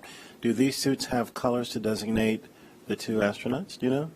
Not that I'm aware of, but their names are on the suits. Maybe that helps. Well, we had names too, but Yeah.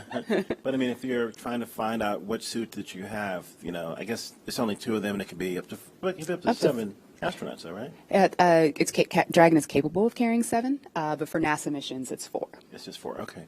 There go those doors. I'm going to call them the DeLorean doors. Can I call them that? Sure. I think that's totally fair game. Acknowledge the inspiration. Yeah. Yeah, for sure. Again, we're looking at the base level there. And Leland, I know we talked about this. You know, you were out here last week and we were talking about how the pad looks so different from the shuttle days.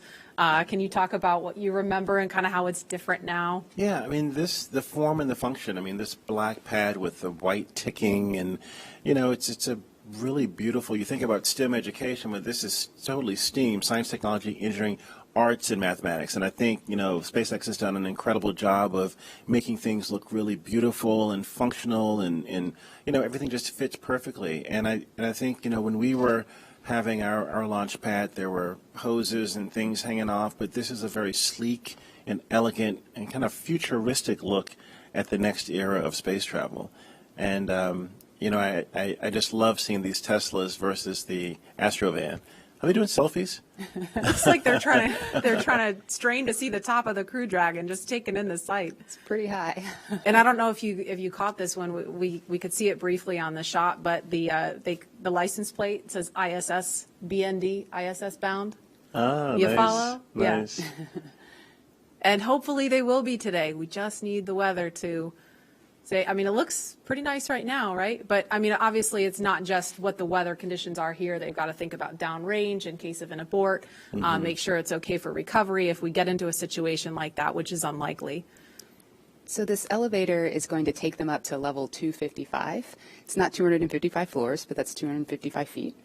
And from there, they'll take, once they get up there, and this elevator is pretty zippy, so they'll get up there pretty quickly, they'll get out, and they'll walk up another flight of stairs to level 265, and that's where they will greet the crew arm.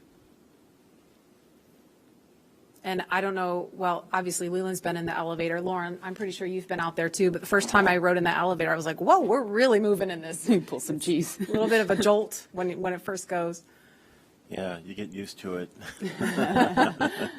And then the jolt is a little bit more extreme when you get in the rocket and take off. So. Just a little primer. It's a primer. The doors are opening.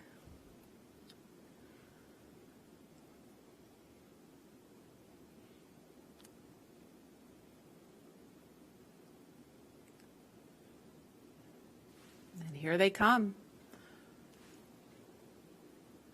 It's a beautiful view up there too of the, you know, all of the surroundings in Florida and this national wildlife retreat that we have here. But getting ready for the business at hand of getting in the rocket and heading to the cosmos.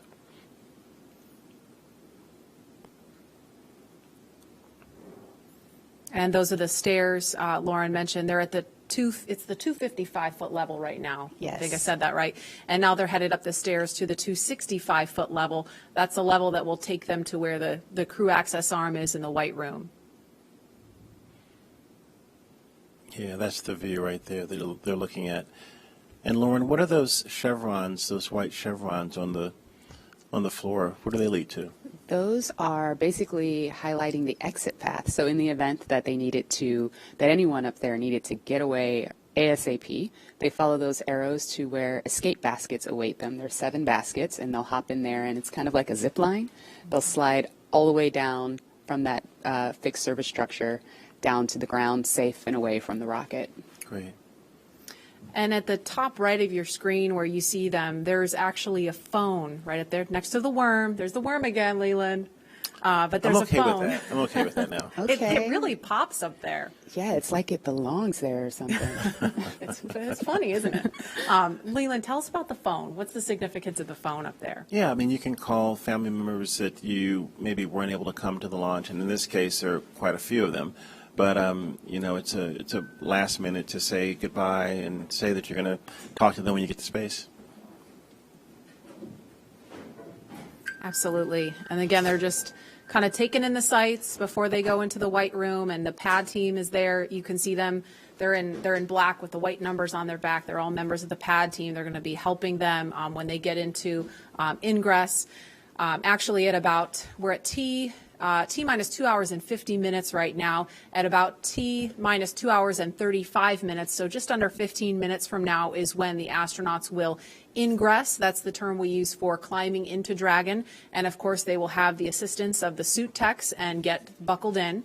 And so we want to head over to Hawthorne now for a preview of what's in store for not just Bob and Doug, but future space travelers. Shortly after we begin to regularly fly NASA astronauts to and from the space station, SpaceX will also begin flying private passengers to station and beyond using Dragon. That's right. NASA is going to be enabling up to 2 private astronaut missions to visit the space station each year, just as part of our support of a broader economy in low Earth orbit. It's just one of the many ways NASA's opening access for companies to manufacture products in microgravity, for new commercial modules in space, and to enable more people to be able to explore the stars firsthand. And the more people out there exploring the stars, the closer we get to becoming a multiplanetary species. Earlier, we showed you a first-hand look at where you would train if you were to fly with us on board Dragon. But now, let's take a peek inside of the spacecraft itself. When we wanted to take Dragon and make it human-rated, I think we took a different approach to spaceship design than has previously been done, because we wanted this to feel like a 21st century spaceship. We wanted it to inspire another generation of astronauts. Really, everything when you look at Dragon was driven by function. We took into account everything from the placement of all the cargo supplies to the light rail on the top, doubled as a handhold. Probably one of the biggest features of Dragon are the touch screens on the inside. We designed them not just to be very functional, but with a user experience in mind. It's very intuitive to know what we need to do at any given moment in time. When I think about comfort for the astronauts, it's really every aspect of how you could interact with the spaceship that comes to mind. We have 3 different seat sizes. We even go so far as molding the foam around the astronaut's body so that there's not any pressure points, and it's just generally a pleasurable journey to space. Dragon is a spaceship that's all about safety and reliability. We designed it to be 2-fault tolerant, which means that any 2 things could fail. So I could lose a flight computer and a thruster, and I could still bring the crew back home safely. We also added a launch escape system. If anything goes wrong on ascent, the crew can get away from Falcon and get picked up safely. I've worked on Dragon since 2012. When I see Dragon lift off, I think I'm going to feel a buildup of emotion of 8 years of working with some of the best engineers and technicians across the country that put their heart and mind into making this incredible moment happen for everybody. Egress has started on schedule.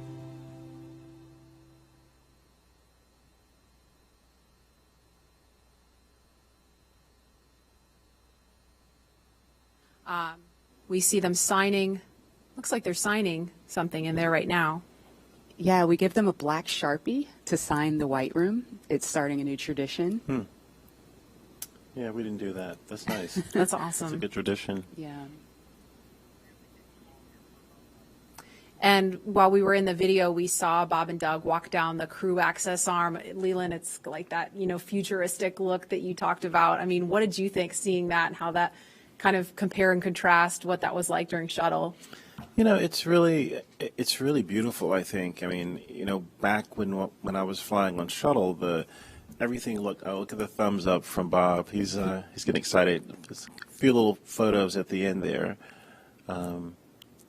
but it's just a totally different era. I mean, the SpaceX team is really looking to make something futuristic. It's looking like something from the George Jetsons or from other movies that you've seen on television and at the movies. And I think it's something that inspires our country and inspires our children especially to see that they want to be these astronauts. They want to study hard and be that next generation of explorers launching from Cape Canaveral in a SpaceX rocket, or working for NASA, or working for SpaceX, or any of the other companies that are trying to get off planet. And I think that this change in the way that we're doing business is going to be a really great way of getting more people to the table to fly in space.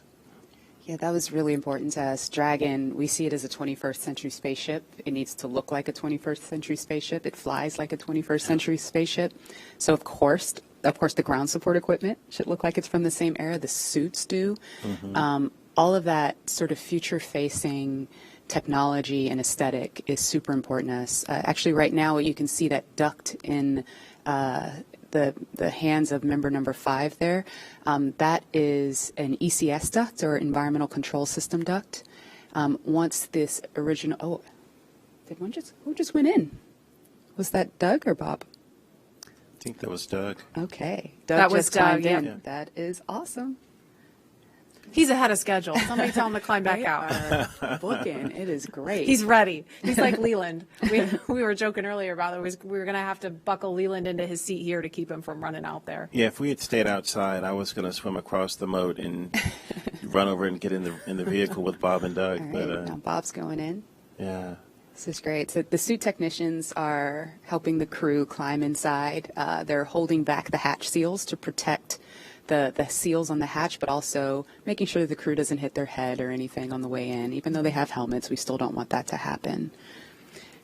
And you know, they climbed in a couple minutes earlier than we expected them to, but you know, Lauren, that, you know, SpaceX has rehearsed this over and over and over again with Bob and Doug. And, you know, and I've heard them say, you know, well, we might be a little bit ahead of schedule if we're ready. It just gives them more time to check things out, you know? Yeah. So right now what the crew, the suit technicians are doing is they're strapping the crew's feet into these restraints that the boots sit inside of.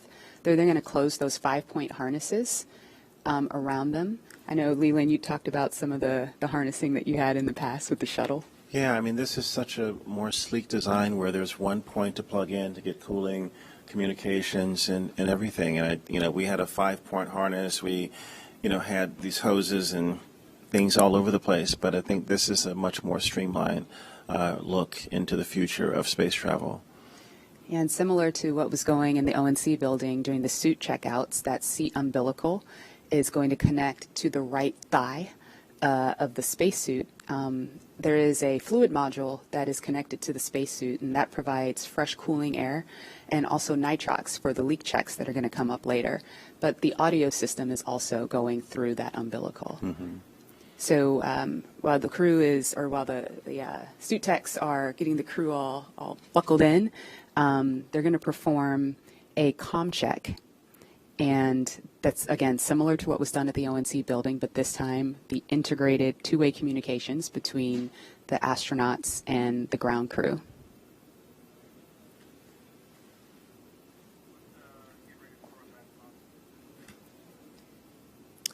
And we're going to head back to Hawthorne now, as we just saw Bob and Doug ingress Crew Dragon. Dan? Hey, thanks. Yeah, it's incredible to see them inside the capsule. If you're just now tuning in, great timing. You're watching our coverage of the mission known as Demonstration Mission 2 or Demo 2. Today, SpaceX and NASA are going to be sending people into orbit on a mission to the International Space Station for the first time from U.S. soil since 2011. Bob Behnken and Doug Hurley are those astronauts flying in Dragon. They're inside. That's Doug Hurley really close to our screen and Bob Behnken on the further seat away from us. And they are getting ready to lift off from Pad 39A, where Falcon 9 will lift off around or at 4:33 p.m. Eastern Time. They already ascended the tall structure next to the rocket, which is called the Fixed Service Structure, and walked down the corridor known as the Crew Arm. And now they're already boarded inside of Dragon. Yeah, right before they got in, we did see them pause for a moment and actually sign the wall. They were in the White Room. And the White Room is just literally that room at the end of the crew arm that has an opening into Dragon. It's the last place on planet Earth where Bob and Doug are standing before they get into Dragon for their ride to the space station. And the term the White Room was first used during NASA Gemini missions, where the room right before entering into the spaceship was painted white. So we've continued the tradition with painting ours white as well, and also started a new tradition. If you just saw, they did sign the White Room wall, which is really, really awesome. It's a fairly small area that has room for the crew and a few ground support members to complete cargo load at T-minus 24 hours and crew ingress at T-minus 2 hours and 35 minutes. And ingress is how we refer to the crew boarding Dragon. And inside the White Room, there's also a movable platform that just gets extended out to the capsule just in order to bridge that gap between the crew arm and the Dragon side hatch, just allowing easy entry into Dragon. And as you might expect, the entire area is environmentally controlled just so the Dragon side hatch can be kept open while we're keeping all of that dust, dirt, Florida humidity out of the capsule, making sure it's pristine for the crew. There's also a big seal that's inflated and compressed against the capsule right now just to help maintain that clean environment. The White Room also has lots of tools in order to open the side hatch, complete crew ingress as they're doing right now, and prepare for any contingency or emergency that may be encountered. And so as we just heard from Lauren and Marie and the team, they're getting into this capsule now. They're getting their seats connected to their suits via that umbilical. That's going to give them hardline connections into audio for their comm checks, which are going to be coming up shortly.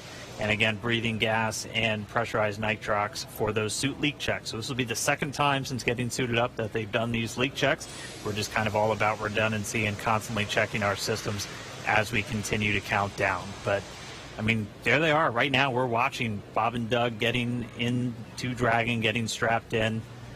Before they connected their suits to the actual seats, they did something called a foreign object debris check, or a FOD check, and that just means that they actually get inspected for any substance or debris on their suit that could interfere with those systems on Dragon. And to help protect against debris, the crew has covers on their boots as well as their umbilical port on their suits that need to be removed before they can ingress. So they've already removed those, and as you can see, they are getting strapped in. And once the FOD check is complete, our commander, Doug Hurley, entered first, and then Bob Behnken followed after him. And they're getting buckled in right now, as you can see on your screen, and attaching their umbilicals to their suits. The umbilicals allow the crew to have comms through their suit and air to help keep them cool, as well as delivers nitrox for suit pressurization. And as we mentioned earlier in the broadcast, the suit's primary function is to protect the crew in the event of a cabin depressurization. And just walking through the interior a little bit, there are 4 seats configured inside Dragon right now. They're numbered 1 to 4 from right to left when you're looking at the seats. So we've had a couple of camera views just from the hatchway, so in the White Room. If you're looking at that angle, you go from 1 to 4 right to left. Doug Hurley is in seat 2, or the commander seat. Bob Behnken is in seat 3, which is on Crew Dragon is the pilot seat. And then obviously nobody is in seats 1 and 4 today. Crew Dragon is designed to carry 4 astronauts on these future NASA missions, and we met 2 of the Crew 1 members and heard about their other 2 crew members a little bit earlier. Directly in front of both of our crew members today are 3 touchscreen displays that they're going to use throughout the flight, giving them insight into Dragon systems, seeing any alerts or issues with the vehicle, and if required, taking control and manually flying Dragon. We can see Doug Hurley manipulating those displays right now. And coming up, the crew will do a comm check to make sure that they can hear mission control, and their seats will be rotated into position for launch so that they can see those display panels right in front of them. So now let's check in with John Innsbrucker for the latest on the health of both vehicles. Over to you, John. We're at T-minus 2 hours, 36 minutes, 30 seconds in the countdown for the launch of Falcon 9 with Dragon to the space station. The Dragon launch ops team has completed their major activities to prepare the spacecraft for the astronauts. Checkouts are complete of major systems, including the escape system. And as you can see, ingress of the astronauts well underway. They're hooking their suits up to the various cabin systems. Right now on Dragon, there are no issues in work. Comm checks will be coming up shortly on the Dragon spacecraft with the crew. We might be able to hear some of that, and we'll bring it to you as it happens. Now, currently, the Falcon 9 team is preparing for their final checkouts and propellant load. Checkouts are due to begin at T-minus 2 hours. That's when the majority of the launch crew will actually get on console officially in Fire Room 4 at Kennedy Space Center. Currently on Falcon 9, all systems are go. The Air Force Range continues to report no problems with air and sea space clearance. Everything's looking good. Roadblocks are up around the launch pads. The weather forecast continues to be acceptable, but something we're going to watch all the way through. We're not only looking at weather at the launch site, but we are looking around the world. We need to make sure conditions are acceptable if Dragon has to splash down in the Atlantic in case of an escape. We're also monitoring contingency splashdown locations if the crew had to come back to Earth before docking with the space station. Right now, those conditions are getting better as we go through the day. At the launch pad, things continue to be a 60% probability of violating the conditions, or 40% chance, if you're an optimist, of good weather. But right now, the clock is continuing to count down. All systems are go. We're just inside T-minus 2 hours, 35 minutes. All right, now as Bob and Doug finish their ingress procedures and get comfortable inside Dragon, we're going to continue to listen for those comm checks. They should be coming up in just a little bit. But right now I'm joined now by SpaceX's Jessica Jensen and Lars Blackmore just to discuss a little bit more about what make Dragon and Falcon 9 a 21st century launch vehicle. So first off, thank you so much for joining me today. Jessica, I'll start with you. Yeah. Walk me through kind of Dragon's life history and how we got to where we are today. Sure. So Dragon was designed from scratch 12 years ago by SpaceX. It was designed to carry cargo to and from the International Space Station. And what that means is 12 years ago wasn't that long ago. So we got to use state-of-the-art materials, state-of-the-art, computer processors. So really, Dragon, to start off with, is already a modern advanced spacecraft. But then there's two other parts of it also that really led to commercial crew. One part of it was that we actually were able to man-rate Cargo Dragon while it's in the vicinity of the space station and attached to the space station. So that was a huge learning curve for crew. We human-rated a spacecraft for a portion of the mission, and then for crew, you just have to obviously expand it for the whole mission. And then the last part was Cargo Dragon has been this amazing test bed for commercial crew. And what that means is we were able to test out like heat shield materials and parachute materials on Cargo Dragon before they ever flew on Crew Dragon. Very cool. And that's just one part of the equation. Lars, walk us through, again, just the flight history of Falcon 9 from the humble beginnings to where we are today. Well, Falcon 9 first flew almost 10 years ago today. And even though the first version of that rocket couldn't carry humans, the fundamental design was made with that goal in mind. Over the course of 87 launches, we've steadily improved the rocket so that now it has twice the payload to orbit that we started out with. We can land and reuse the first stage and the fairing, and most importantly for today, we have the reliability that we need for humans. Now, what's interesting is that that reliability has come from steady upgrades and almost a decade of flight experience. But it's actually quite hard to prove reliability. This is something that the commercial airline industry has been grappling with for decades. And just like them, we rely on lots and lots of testing. So, for instance, if you take the Merlin 1D engine, that has to fly for about 6 minutes continuously to get to orbit. We took one of those and ran it for more than 250 minutes to get the statistical proof of reliability that we need. So it's that testing and lots of analysis that gives us and NASA the confidence that Falcon is ready to fly humans for the first time.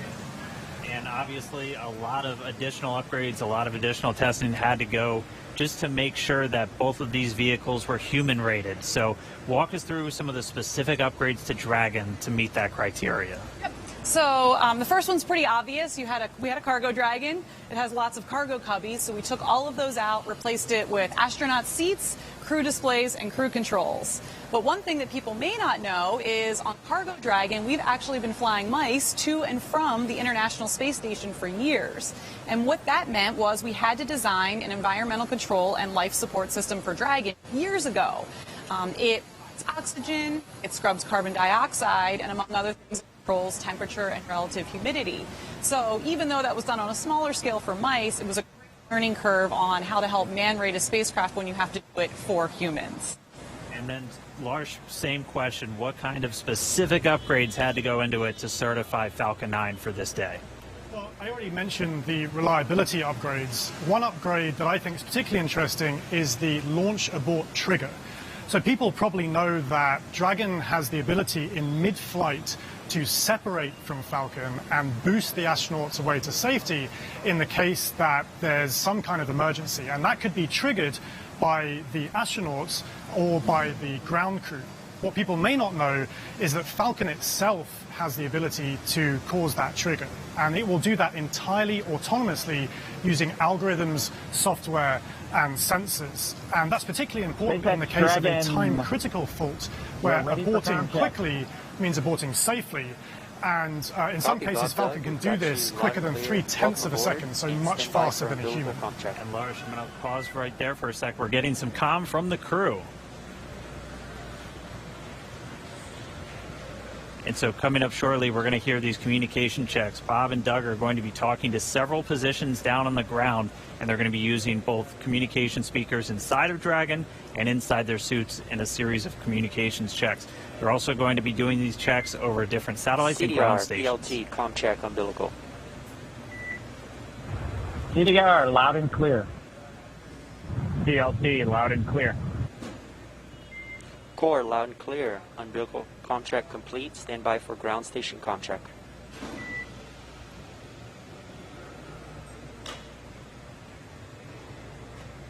And you'll hear him referred to CDR as Doug Hurley. That's the commander. PLT pilot. That's Bob Behnken.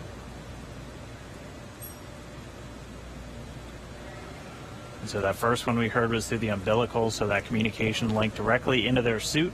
Now they're going to do a communication check over the ground stations. We'll also hear one over TDRS, that's the Tracking and Data Relay Satellites. Same satellites we use to talk to the International Space Station. That's what we'll be using to talk and track Dragon throughout its entire flight.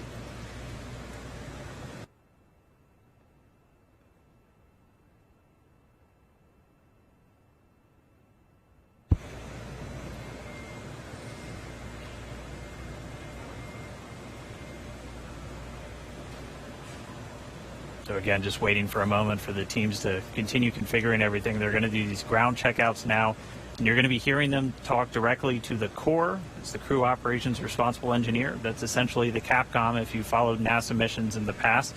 It's a position right here in Hawthorne at SpaceX Mission Control, which is just a few feet away from us, where the team's going to be watching over Bob and Doug for their entire flight. That's where the main person whose job it is to talk to them is going to be sitting.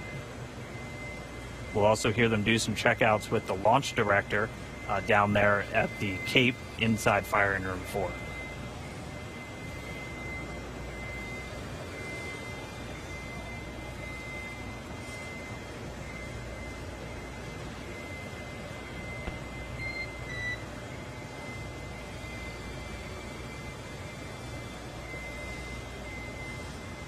And you'll be hearing those very characteristic beeps. Dragon SpaceX contract.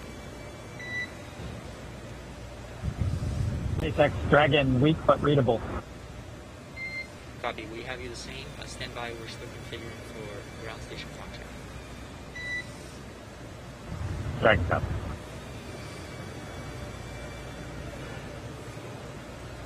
And just to further explain some of those voice protocols that you're going to hear, you might be used to hearing Houston Station or Houston Shuttle or Houston Endeavor back when we were flying those specific shuttles. You're going to hear SpaceX Dragon. That's the SpaceX team calling the Dragon team on orbit. And then Bob and Doug will be able to respond. And so they're going to continue to configure. We'll get these ground station checkouts momentarily.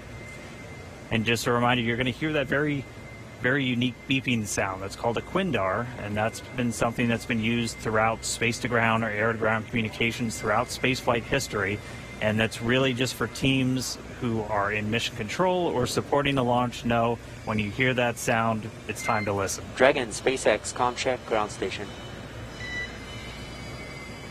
Dragon has a loud and clear, much better, Jay. And core, loud and clear. Ground station comm check complete. Stand by for TDRS comm check.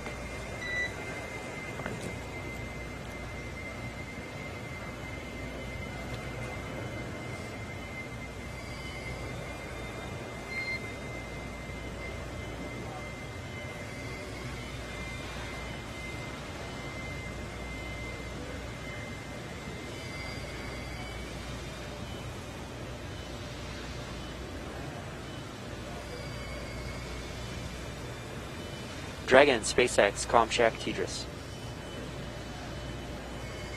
SpaceX Dragon, loud and clear. Core, loud and clear. TDRS comm check complete. Stand by for checks with MD, LD in the launch configuration. Dragon, MD on countdown 1, comm check.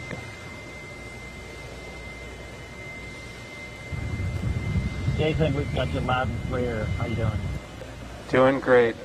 How are you guys doing in there? Stand by for comm checks. Great day to launch a spaceship. Agree. And stand by for comm checks over Dragon to ground. Dragon, MD on Dragon to ground, comm check. Loud and clear. MD, loud and clear. Stand by for comm checks with LD. Dragon, launch director on countdown 1, comm check. Mike, we've got you loud and clear. Good afternoon. Good afternoon, gentlemen. Let me try on Dragon to ground 1. Dragon, SpaceX launch director on Dragon to ground 1, comm check. Loud and clear. Have you the same? Dragon SpaceX, launch configuration comm checks are complete. Report when ready for seat rotation for section 2 of 4.100.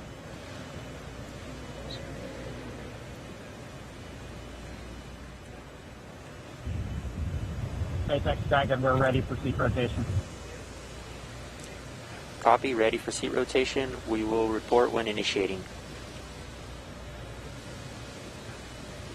All right, so that wraps up those communications checks. Everything going good with the spacecraft. Bob and Doug talking to the teams on the ground. Pretty soon they're going to get their seats rotated. Bringing you back inside Hawthorne real quick, I do want to thank Jessica and Lars for joining me real quick, giving us that great insight into Dragon and Falcon 9. Hope you guys got a good spot staked out to watch the launch today. Great to have you on. Absolutely. All right. Excited. So we're going to throw it now down to Gary Jordan at Mission Control Houston, who I know is also following along. Over to you, Gary. Thanks, Dan. Great to hear good checks from Bob and Doug in the Dragon vehicle. Here in Mission Control Houston, Flight Director Zeb Scoville has pulled space station flight controllers, and all systems are go for launch. Essentially, the station is prepared for Dragon to arrive 19 hours after launch. Flight controllers here will continue to monitor the countdown, but really it's up to the teams in Kennedy and Hawthorne to get us to liftoff at this point. So we want to hear your comments as we continue to count down to launch. So let's go to the social desk now. Tahira. Thanks, Gary. So taking a quick look at those numbers right now, there are now 1 million people watching our coverage, and Launch America is up to the #1 trending hashtag on Twitter. So let's take a closer look at what's being said online. Okay, so right now we have Art Alexandria, and it looks like she's got a personal self-portrait, cosmic for sure, in her NASA flight suit. And guys, this is what I'm loving seeing online with this hashtag, is how everyone around the nation is making this launch uniquely theirs. And I want to point out one line in her post that says, "I believe that no matter how far the future is, we are on our way towards it." And guys, I couldn't have said it better myself. That's what today represents. Let's take another look. Oh my goodness. Okay, so right now we have Jessica with her space pup getting ready for liftoff. And guys, I'm not going to lie, we love to see it. So please, if you have any space pets, comment using hashtag LaunchAmerica. As you can see, everybody is thrilled to be a part of this launch today, and I know of one special guest in particular. I'm so pleased to welcome Diana Cohort of Physics Girl. Diana, I hear you have a burning question for Mission Control, so go for it. Hi, Tahira. Thank you so much for including me on this incredibly special day. I'm Diana from the YouTube channel Physics Girl, and I've always been so fascinated by space and especially space exploration because we bring together so many people for such a complicated task to send a rocket up into space. So my question is along the lines of what goes into a mission like that? What we all know, I think we're familiar with how much preparation and training astronauts have to do, but preparing for a mission like this and maybe preparing in the future for a mission to the moon or to Mars, what kinds of things does the whole team have to do in order to prepare to launch a rocket? So Diana, that is such a great question because, I mean, sometimes I think it does get overlooked what all goes into making a moment like this happen. So Gary, what has the team there in Mission Control been doing to prepare for this historic launch? Thanks, Tahira. And Diana, that's a fantastic question. really, the operations here are not just starting today. There has been a lot of training and a lot of simulations that have been going into preparing for this moment, really preparing and getting everyone familiarized with every step of the mission, from launch all the way through docking, and throwing different scenarios at them just in case something were to happen. Every flight controller you see behind me will be prepared to respond effectively. Now, I do want to make a shout out that it's not just the flight controllers here in Mission Control Houston that have dedicated so much time to this launch. In fact, I've been talking to Zeb Scoville, the flight director here in Mission Control Houston, who said that even before he was a flight director back in 2014, they were working on some of the operations for commercial crew missions. But really, this team expands across the country. You've already seen a lot of people working in Hawthorne, in Florida, in Houston, and really it takes an integrated and dedicated team to make a mission like this possible. Diana, thank you so much for the question. And really thanks to everyone sending in questions and for sharing in this historic mission today. Remember, as you're posting, to use the hashtag #LaunchAmerica. I do want to make a shout out to the flight controllers here in Mission Control Houston. In fact, some traditional flowers have been sent to Mission Control Houston. This dates even back before the shuttle days for every mission to dedicate it to the operations and the controllers here who are working so closely and are integrated in every part of the mission. But now let's head over to Hawthorne for the latest status on the crew and on Dragon. Dan. All right, thank you, Gary. As you can see, Bob and Doug in a little bit different position now. Their suits have been rotated to the launch position. So this just puts their backs a little bit more horizontal with the ground itself, or parallel with the ground itself, and places those displays directly in front of them. We've also already moved into suit leak checks, so this is the second time they've had these leak checks done in their suit. So pressurized nitrox now flowing into those launch and entry suits that they're going to be wearing throughout the dynamic phases of this mission. So right now we are under 2 hours and 20 minutes from launch. We're about 2 hours and 18 minutes and counting from liftoff of the Falcon 9 from the Kennedy Space Center in Florida. It's going to be carrying our NASA crew members today, Doug Hurley and Bob Behnken, aboard SpaceX's Dragon spacecraft. It's been a really exciting day so far. We're fighting against that weather, but we're continuing to press on for launch. The crew has been up since about 6 a.m. as they prepare to head to the International Space Station for part of this Demo 2 mission for NASA. Yeah, and as you can see on your screen, it looks like they're just waiting and getting ready for this mission today. It's been such an exciting day so far. Again, as Dan said, their seats are rotated into launch position so that they can see those screens that you see there on the left side right in front of them. Their suit leak checks have been complete. Their comm checks are complete. So let's throw it over to Lauren in KSC. All right. So Dragon hatch close is expected at T-1 hour and 55 minutes, and we are just pretty close to that. It's getting really, really close. So this is one of the the final key visual milestones on that timeline to lift off, the closure of that hatch and locking Bob and Doug inside. Now, we have a couple of special guests joining us with Daryl at the OSB-2 viewing location. That's NASA Administrator Jim Bridenstine and SpaceX Chief Engineer Elon Musk. Daryl? That's right, Lauren. We're here on the 5th floor. We were supposed to be outside on the balcony overlooking pad 39A, but we have come indoors due to the weather. But we are here with two titans of space. And though it might look like this is a reunion of a 90s boy band, it is not. We are socially distanced for good reason. But we are here to talk about space. And I want to thank you both and tell you both it's a privilege and honor to be with you today. We're going to start off with you, Jim, and ask you a couple questions here. I want to ask you, first of all, it's been almost 3 years that you were sworn in as NASA Administrator, and you knew from the very first day that you would be right here at the Kennedy Space Center in this moment when a commercial partner was ready to launch. Tell me what it's like to be leading NASA at this very moment. So I want to be clear. I did not know that when I got sworn in. I will tell you, a lot of folks said it couldn't be done. But of course, as soon as I got the job, Elon and I have had a number of conversations. Elon committed that this was something that SpaceX could achieve. We've had challenges. We've had setbacks. We've seen catastrophic losses of capsules and challenges with parachutes. What's that? On the ground, uncrewed. I want to be really clear.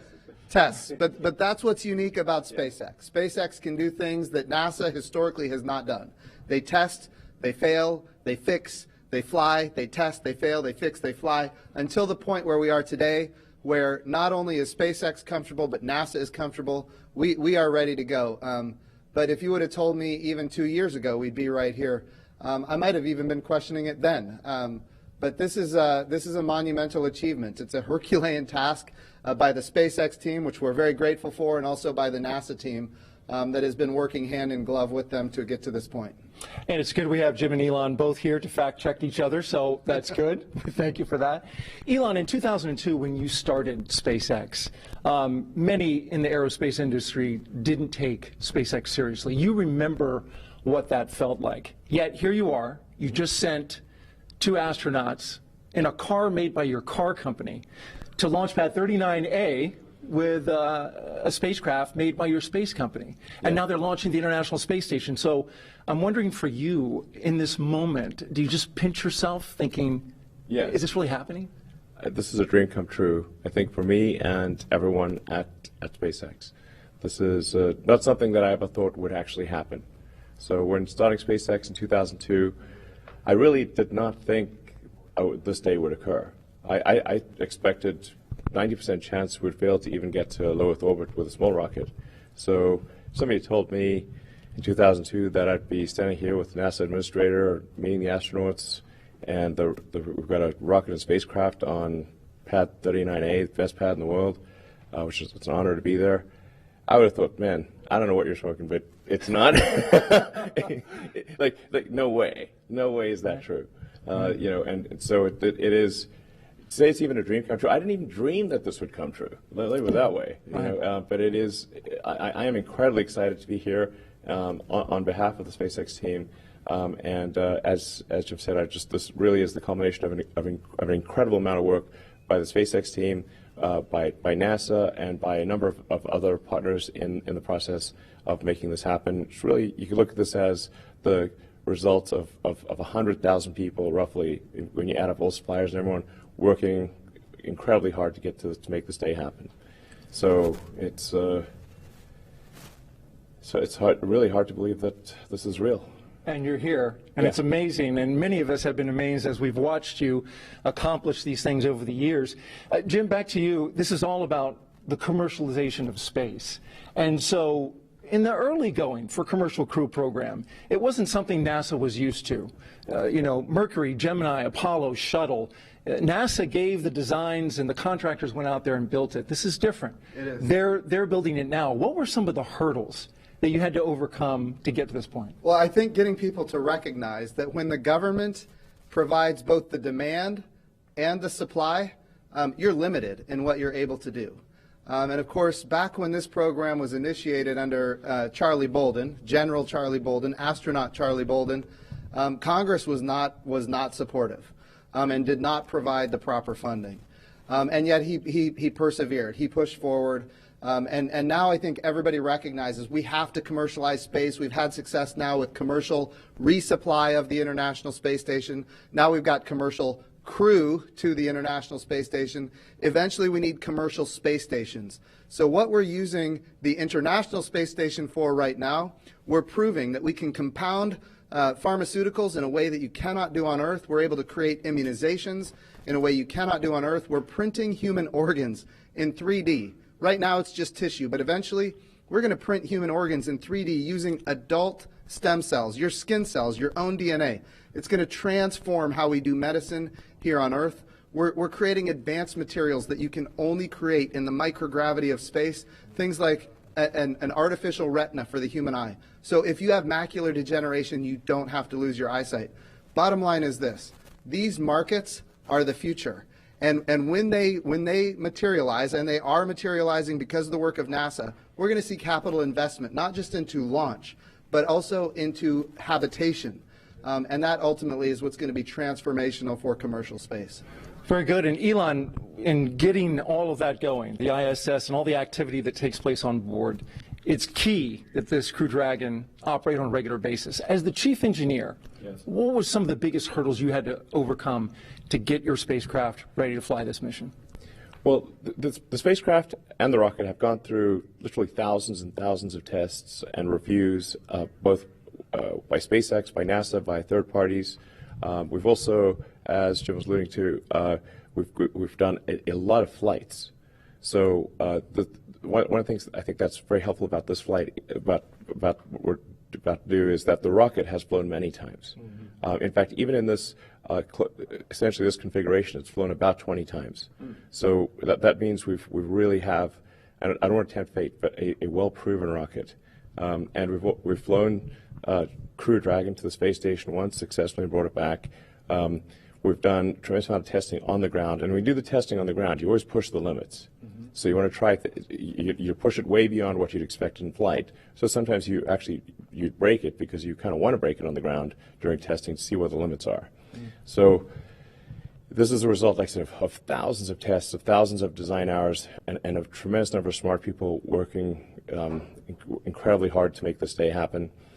And you've got 2 astronauts on board now. Yes. Do you feel that responsibility? Yes, absolutely. I felt it, I think, most strongly when I saw their family just before coming here. And did you say anything that you can share?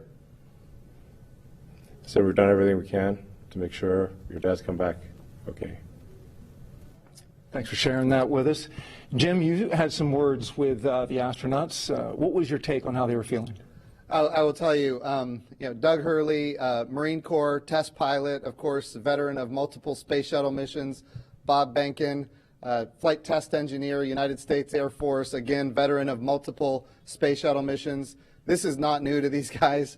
All I could do is convey to them how much all of America appreciates what they're doing, that the entire world is watching, and just how grateful we are as a nation. And I will tell you, their demeanor is loose. They are ready to go. They were joking around. They were talking about what they had for breakfast and how it might come up later. It was Steak and eggs. Yeah, I saw that. Yeah. Right. So it was nice to see. They are in their element, and we are just so grateful and proud of them. Well, that's good to hear. That gives you great confidence, I'm sure, in your positions as you hear that. We're going to go to a social media question, and we've got this question coming from Brooklyn.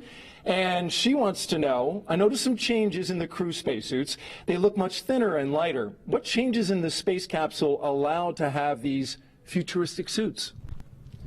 Well, we spent a lot of time designing the spacesuit. I personally spent a lot of time on the spacesuits. It took us 3, almost 4 years to design suits that both look good and work well.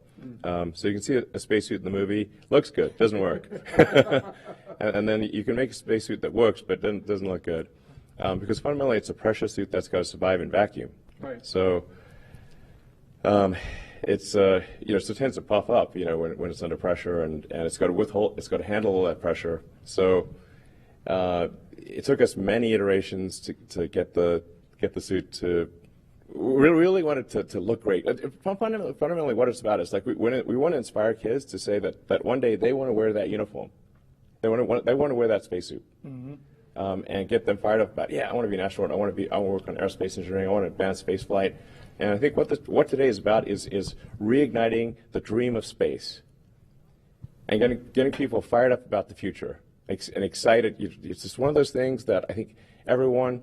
From all walks of life, from all parts of the political spectrum in the United States and elsewhere, should be really excited that this is a thing that is made by humans, for humans, and it's just a great, exciting, inspiring day, and it's one of those, like I said, one of those things that makes you glad to wake up in the morning. Yeah.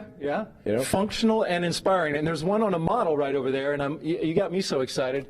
I might run over there and put that thing on, Elon. Yeah. They're custom tailored, by the way. I think you won't fit in that one, but we could make one that you would fit in. Well, I appreciate you. I appreciate you saying that. Yeah, because I'm 6'8", so you're gonna have to do a lot of sewing. Well, and the Dragon spacecraft can take someone who's 6'8". My size. Yes. This commercial thing, I'm getting excited. Yes. Yeah. I'm ready to fly, Jim. Yeah. Sir. We've got another social media question we're going to ask. Ashton J. wants to know, how do you think that launching astronauts on American soil for the first time since 2011 will revolutionize future missions? Yeah, so what we're doing here is unlike anything we've ever done before. We are not purchasing, owning, and operating the hardware. We are turning to commercial industry. And going back to the spacesuits, it's the same for the capsule, it's the same for the rocket. We did not tell industry what to build. We gave them top-level requirements. We said, here's the requirement for payload. Here's the requirement for safety. And then we let the innovators, commercial industry, American commercial industry, innovate. And they came up with solutions that had never been dreamed of before. And that's the success of this program. So we're really revolutionizing how we do spaceflight. And I really think when we look into the future, we're going to see these models of doing business with public-private partnerships apply not just to low Earth orbit, which is what we're doing today, but we're taking this model to the moon and even on to Mars. And I hear something about Tom Cruise shooting a movie at the International Space Station. Is that right? I'll tell you what I told Elon just yesterday, and that is this. People ask me about Tom Cruise all the time now, and the answer is yes. We would love Tom Cruise to fly to the International Space Station and make a movie. I'm all for that, and we're going to do what we can to make that happen. But you should know this. There was a day when I was in elementary school and I saw the movie Top Gun. And from that day, I knew that I was going to be a Navy pilot. It's just the way it was. The goal here, and this is what we're doing today. Exactly. And Elon is all about this. Get the kids fired up about wanting to wear that spacesuit, That's exactly wanting to fly that, go to orbit, go to the moon, go to Mars, reigniting the dream of space, and just getting, people of all walks of life, young, old, excited about the future. Excited. I think anyone who has within them the spirit of exploration should love what's going on today. And if we can get Tom Cruise to inspire an elementary kid to join the Navy and be a pilot, why can't we get Tom Cruise to inspire the next Elon Musk? That's what we need. We need a new generation of many Elon Musks, and that's what this launch is about today. I want to say, speaking of this inspiration piece, it's not by chance that we have the Secretary of Education of the United States of America here. This is all about the next generation. If we have great success in our generation, it's not enough. It has to continue. The challenge with the Apollo program is that it ended. What we're doing now is sustainable, and that's why we have the public-private partnerships and commercial capabilities that are coming online. Very good. And the good news for Tom Cruise is he does a lot of his own stunts. Yeah. So in zero gravity, he should get hurt a lot less. I think it's going to be super cool. Yeah. And as Joe said, it's like this is going to, you want to capture the public imagination, have them see cool things happening in real orbit, real space stations. It's like, I think I'd want to watch that movie. Yeah. And it's like I said, I think it was like this is really just the beginning, because we want to go from low Earth orbit, we want to go back to the moon, and the moon to stay, have a moon base like Moon Base Alpha, and have build a city on Mars and be a spacefaring civilization out there among the stars. This is a super exciting future that I think that's the kind of thing where you're like, can't wait for it to happen. If you can't get excited after listening to you guys, I'd say you need to have your pulse checked. Yeah. Elon Musk, SpaceX CEO and Chief Engineer, thank you very much. Thank you. Jim Bridenstine, we appreciate you leading NASA in this time, Administrator for the agency. And we're going to send it back to Marie. All right, thanks a lot, Daryl. We saw in the meantime, while that interview was going on, the hatch actually closed. So that happened a few minutes earlier than we expected to. Our timeline has that happening at T-minus an hour and 55 minutes. So a few minutes ahead of schedule right now with hatch closed. And you can see the pad teams there just working on things now. Yeah, right now it looks like what they're doing is, what are they doing? So they perform a leak check. There's a mechanism there called a side hatch mechanism. That is what actually closes the hatch and seals it. And what we'll do is perform a leak check on that for a few minutes to make sure that that's nice and tight, that those O-rings are sealed really, really well. And after that, we will install the, you can see the leak check ground support equipment there in the technician's hands there. And while we're watching this, Leland, I mean, we just heard them talk a lot about inspiring the next generation. And you're a man of many talents. I know after your flights yourself, you used to have the head of NASA education. I mean, what did that stir up in you?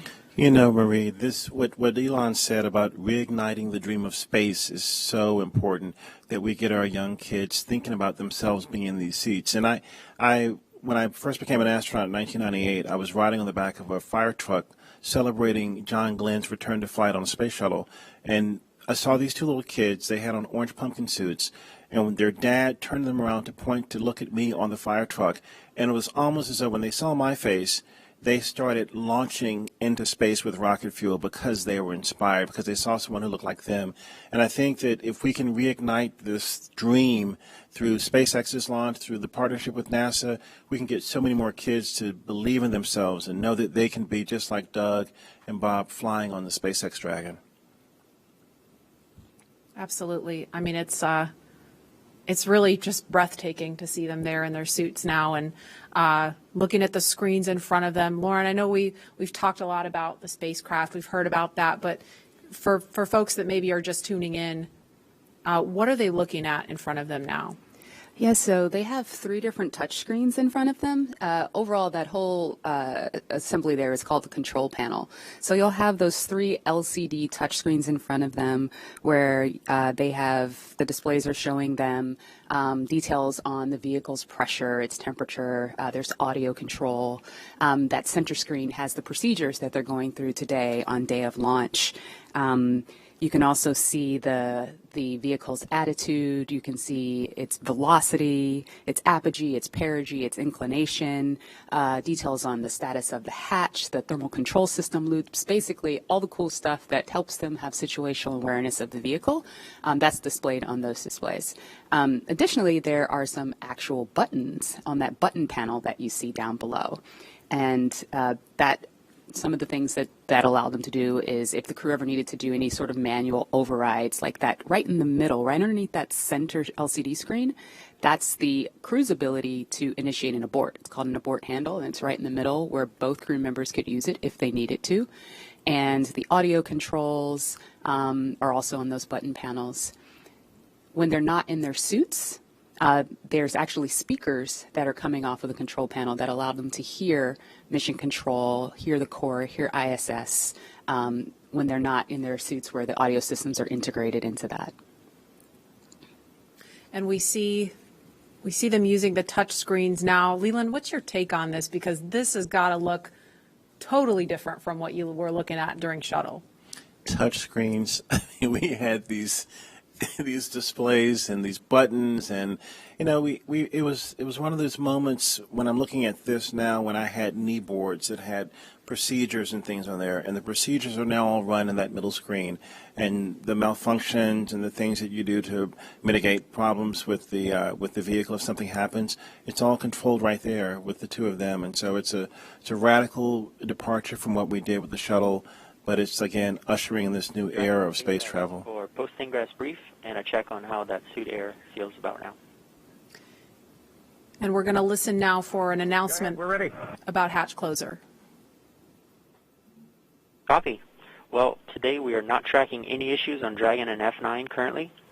For a weather update, the weather line that is overhead, which is what you saw when you were ingressing, is now moving offshore.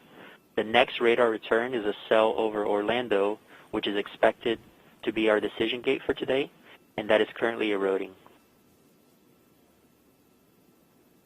That's good news. Thank you. Copy. And then one additional item, the Cabo, the orbit site, remains as briefed, so no change there. But I do want to make you aware that that is slightly west of Cabo for go weather. So you just want to target the longitude if needed. Okay, Dragon copy, slightly west. We'll target the longitude, and the suit air has cooled off, so we appreciate that as well. Copy, outstanding. Let us know if you have any questions, and we'll keep you posted as the closeout team completes the leak check. Dragon copy.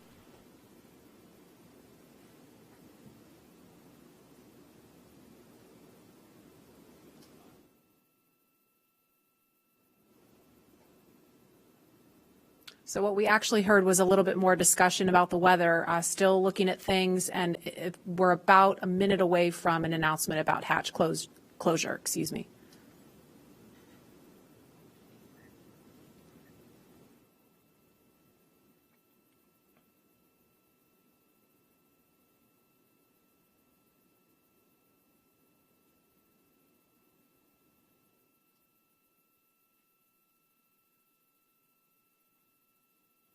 If you're just joining us, we're at T-minus 1 hour, 55 minutes and counting, and we're expecting an announcement to confirm hatch closure in just a few seconds.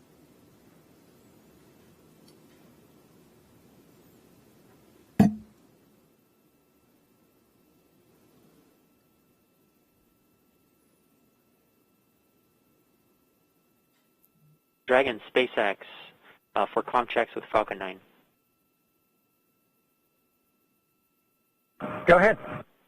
Okay, we are ready for that at that time, if you are ready. We are ready.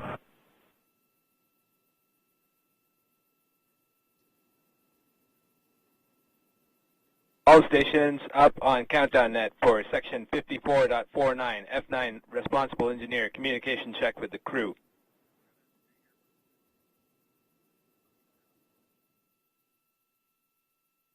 Start with guidance, navigation, and control. Dragon, GNC on Countdown 1, comm check. GNC, Dragon, loud and clear. GNC, loud and clear. Stand by for comm check by the propulsion engineer. Dragon, prop on Countdown 1, comm check. Prop, Dragon, loud and clear. Prop, loud and clear. Stand by for comm check with the avionics engineer. Dragon, avionics on Countdown 1, comm check. Avionics, Dragon, we have good loud and clear. Avionics, loud and clear. Stand by for comm check with the ground segment engineer. Dragon, ground segment on Countdown 1, comm check. Ground segment, Dragon, loud and clear. Ground segment, loud and clear. Stand by for comm check by launch control. Dragon, launch control on Countdown 1, comm check. Launch control, Dragon, loud and clear. Launch control, loud and clear. Stand by for comm check by the chief engineer. Dragon, chief engineer on Countdown 1, comm check. Bala, Dragon has you loud and clear. Chief engineer, loud and clear. This completes the F9 responsible engineer comm checks. Dragon, chief engineer on Dragon to ground. Go ahead, sir. I was just doing a comm check on this loop. Good luck, guys, and buckle in.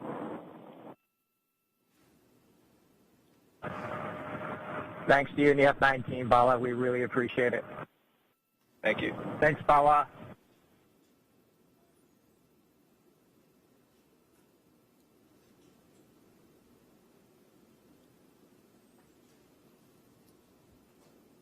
So we just heard a series of comm checks there. And Lauren, I don't know if you want to describe a little bit more about why that's important. And we heard the acronym GNC.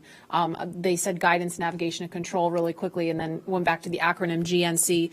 Can you kind of explain to folks what that means? Yeah, the launch chief engineer, Bala, as you heard them thanking him towards the end, initiated a comm check with all of the different subsystems that those engineers that are on console and those operators today, and talking with the crew, making sure that they were able to communicate with them bidirectionally, and just handing that check off from all of the different stations on console today. That was really, really cool. We obviously don't do that when there's a satellite on top of the rocket, so this is the first time for a real flight that we've done that operation. It's very awesome. And now that the hatch is closed, a lot of the work of this team is done, but I mean they're obviously not finished. They're not ready to leave the white room just yet. You were talking to some folks about what's going on in this room now. Yeah, that's right. They should be completing the hatch leak check. That's you sort of pressurize that area between, there's two O-rings that are there, and we want to pressurize that area, see if it holds pressure. It's a very, very sensitive test, very high criteria for passing. And so once that leak check is shown to be okay, and that the capsule or that those O-rings are able to hold pressure, what the team will do is they'll go back into that area, into that access panel, and install what we call the SPEP, which is the side pressure equalization plug. Once that is plugged, you've really closed everything up. And When the crew splashes down, what they'll actually do is pull that plug to equalize pressure across the hatch so that you don't cause the hatch to buckle due to a pressure, or sorry, the hatch or the capsule, the weldment, any of the vehicle to buckle due to a pressure differential.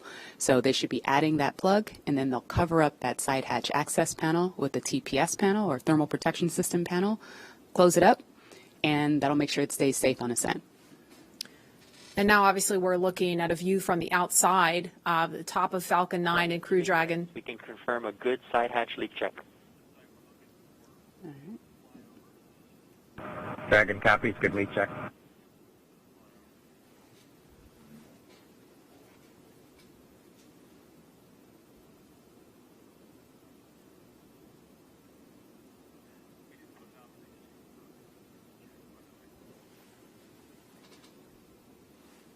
And we just heard confirmation of a good leak check.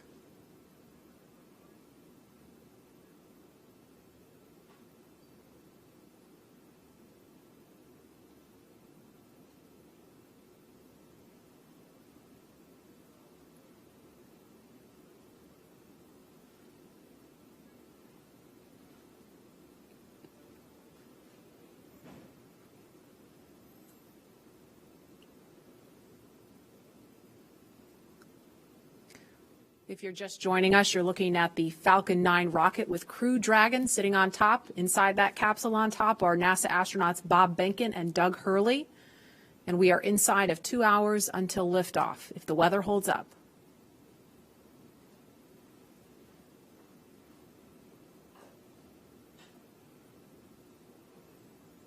There's another stunning aerial view of the crew access arm extended out towards Crew Dragon.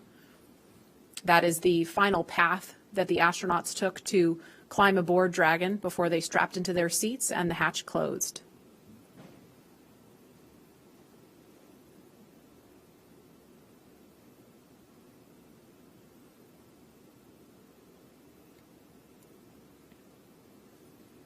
And no doubt Bob and Doug are focused on the mission ahead, but you know, we also heard the administrator and Elon Musk talking about how they've been kind of jovial and joking around. And Leland, you kind of mentioned to me during that segment that that's really important. It really is, Marie. When we were in the vehicle, after we got to this point when the hatch was closed, we were all going back to those moments of our training, you know, when we were going through, you know, ascent and entry training on the shuttle and just different phases of flight that we would be going through.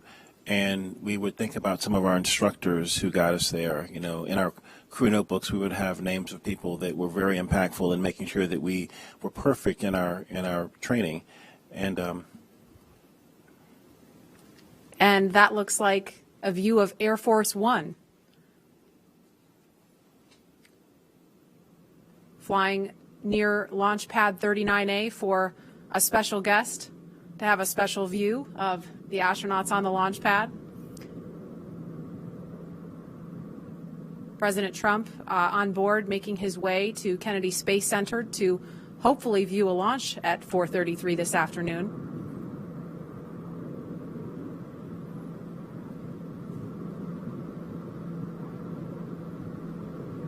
And there they are in view of the launch pad, so no doubt he's looking at the window, looking out the window at Bob and Doug on the pad. That's got to be an amazing sight to see from on board Air Force One.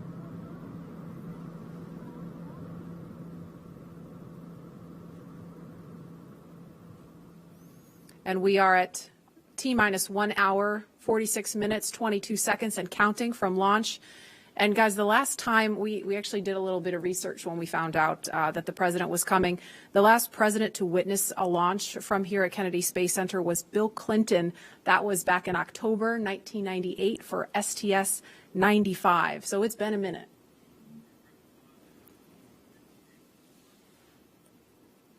Okay, and we are about 56 seconds away from the, oh, no, we're not. We have an hour and 56 seconds away. Never mind. Instead, we are 1 hour and 45 minutes away from launch. And Tahira, you are there with the social teams.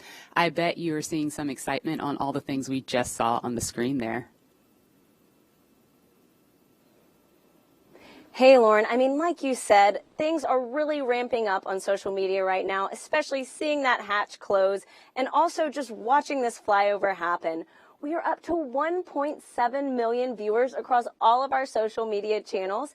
And let's check out what people are saying on Twitter right now. So it looks like we've got more creativity still going on. Some people are crying with pride in Houston. Feel it. We even have Elizabeth Banks, who from the Hunger Games. That's awesome.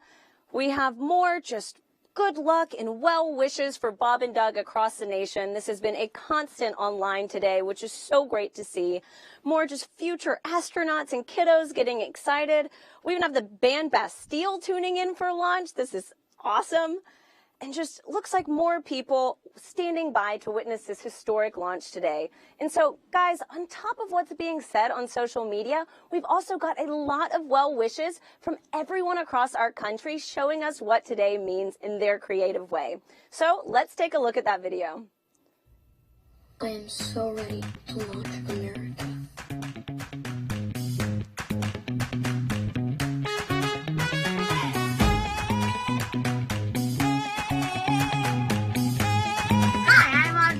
I built this baking soda rocket and I'm gonna launch it.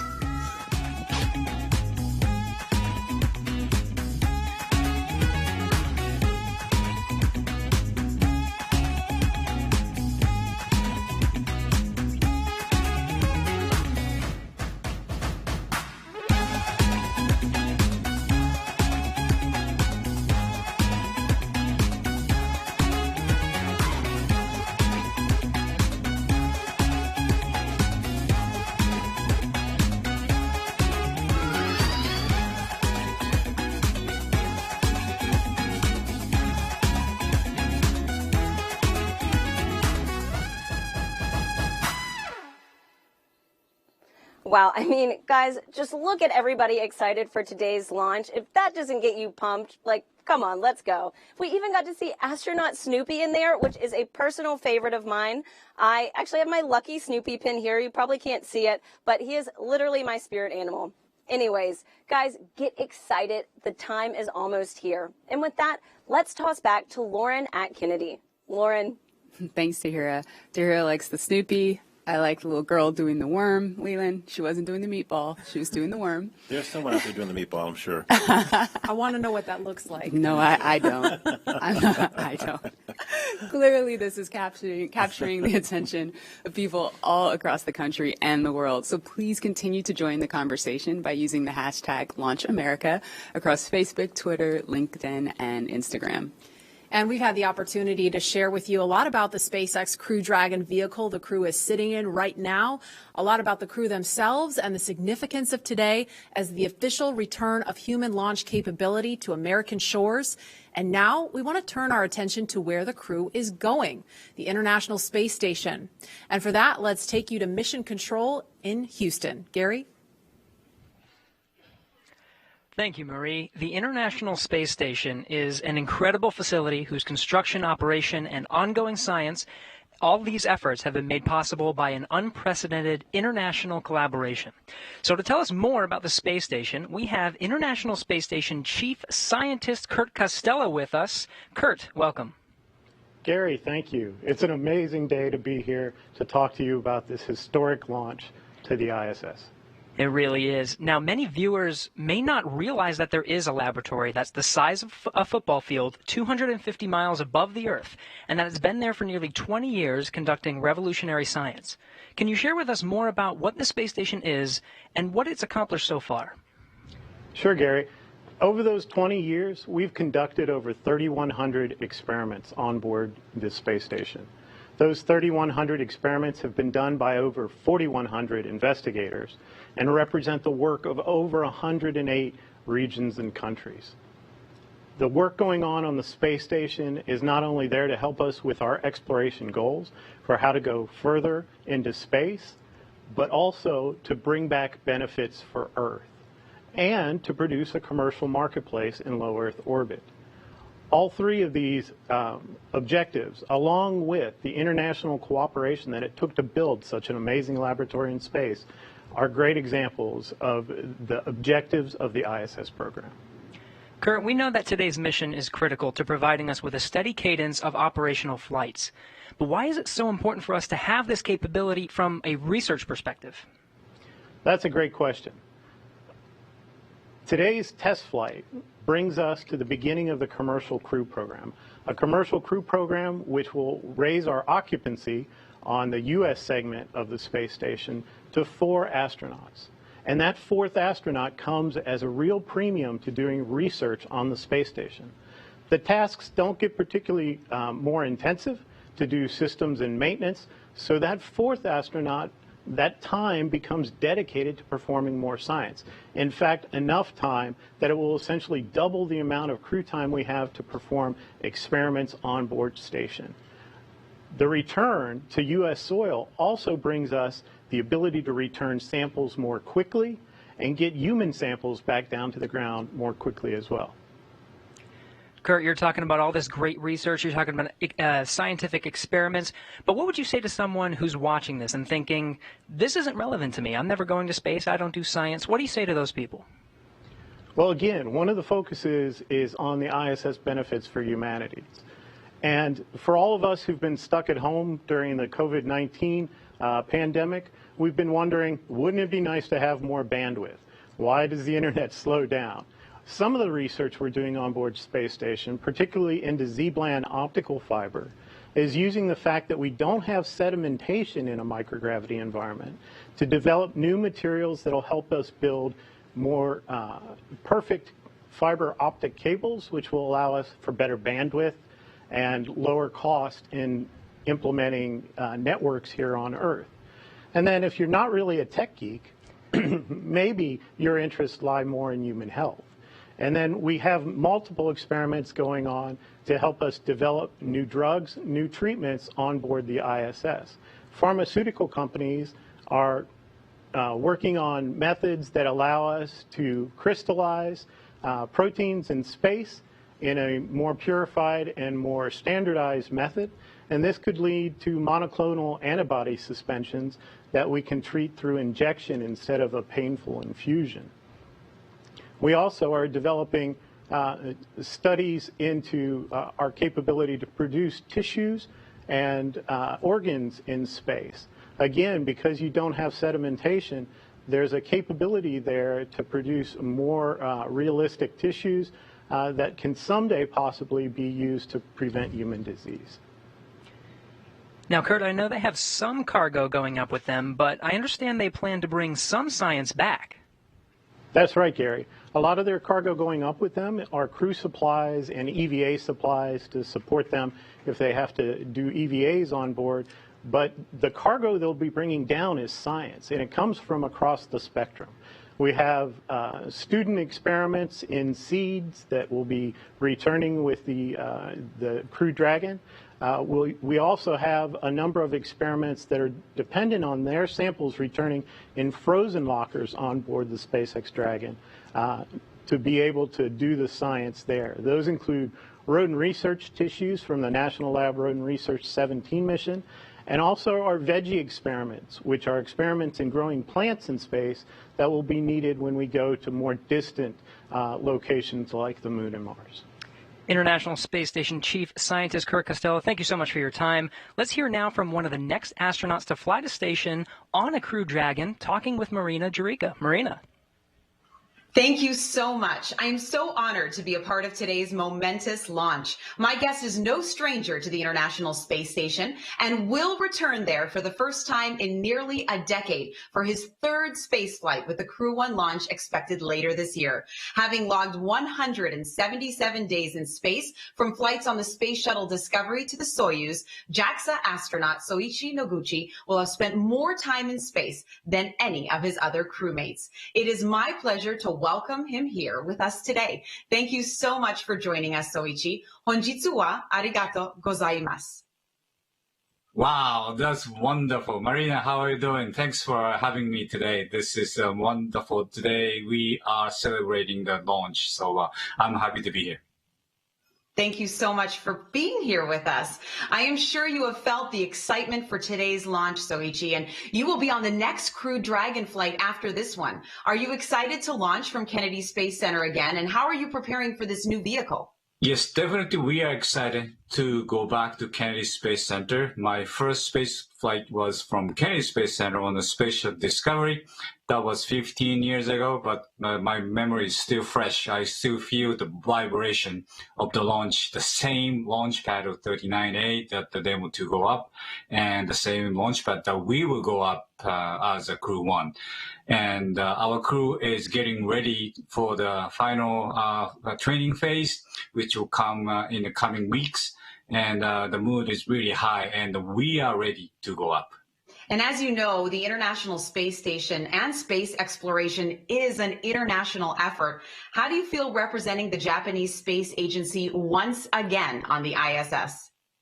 Well, I think the strengths of the International Space Station is the diversity of all the participating countries, and adding diversity is definitely gives a rigidity to the program. And the same applies to our crew 1. Our Crew 1, we are 4 of us, but quite a different background, quite a different ethnicity, and definitely the diversity is the key word of our success to the Crew 1. And I'm sure it will be very successful. What are you looking forward to once you get back to the ISS? Well, this will be my third visit to the International Space Station. I'd like to see the things my colleagues keep saying, hey, you got to visit the space station again because it's getting more comfortable, more roomy, and I cannot wait to go back to my sleep station after 10 years. And nothing beats that view, does it? Oh, definitely. My last flight, we actually installed a big window called the cupola, and that was a big hit, obviously. This is the #1 leisure time for astronauts, and I'm ready to shoot as many photos as I can this time as well. Amazing. I will look forward to seeing those photos. I'm sure you remember exactly what it feels like in these moments right before a launch. What do you think Robert Behnken and Douglas Hurley are feeling right now as they prepare to head to the ISS? Well, Doug and Bob's space shuttle veterans, they know the drill. They have launched, they experienced the launch before. So I think they're pretty relaxed. And so far through my training, I learned that most of the steps before the launch is quite similar to what we have in the space shuttle days. So, different suit, different vehicle, but all the necessity steps to go up into the capsule should feel similar. So I'm pretty sure they are relaxed. Of course, they are very excited. I'm sure they are. Gokatsu yaku wo oinori shite imasu. Honjitsu wa arigato gozaimashita. Thank you so much, Soichi, for joining us today. Oh, Marina, you are so good. Domo arigato. And we'll both enjoy the beautiful lunch today. Thank you very much for having me. Bye-bye. Bye-bye. Good luck with your launch later this year. And as the excitement builds towards launch, I will send it back to you. Thank you, Marina. I now have the distinct pleasure of being joined by one of NASA's record-setting astronauts and a recent resident aboard the International Space Station, Christina Koch. Christina, thanks for joining us. Great to be with you, Dan. Christina, we're coming up on 20 years of continuous human presence on the space station, and you were one of those humans. What's it like to see a new milestone like this launch unfold after so much history already?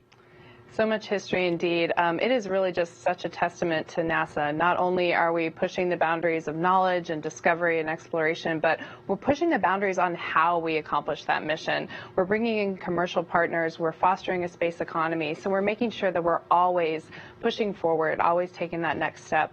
I think it's such a privilege to be part of an organization that recognizes if we're not actually making steps and innovating every single time we do this, then we're not truly answering humanity's call to explore and to push those boundaries. Christina, I know Bob and Doug are veterans themselves, but what advice do you have for Bob and Doug, given your experience as a long-duration station crew member? Well, being able to live live on board the International Space Station and work there is just such a privilege. You know, you're a steward of this amazing laboratory that's bringing so many benefits down to Earth and also learning how we can push farther into the universe. So it is quite an honor, and I think that's the main thing about how it feels to be up there for a long duration.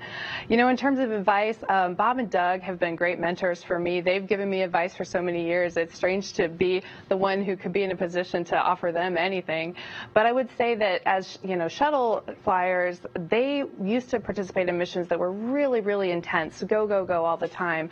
Long duration space flight is more of a marathon than a sprint. So I would tell them to take that moment, enjoy it, and, you know, really welcome the opportunity to have part of your mission be taking it all in and sharing that with the people that got you there. Thanks again, Christina. Always a pleasure to hear from you and fantastic words. Thank you for sharing. Thank you. My pleasure. So once again, once Bob and Doug arrive at the station, they'll be greeted by astronaut Chris Cassidy. But before we do that, let's toss to a briefing.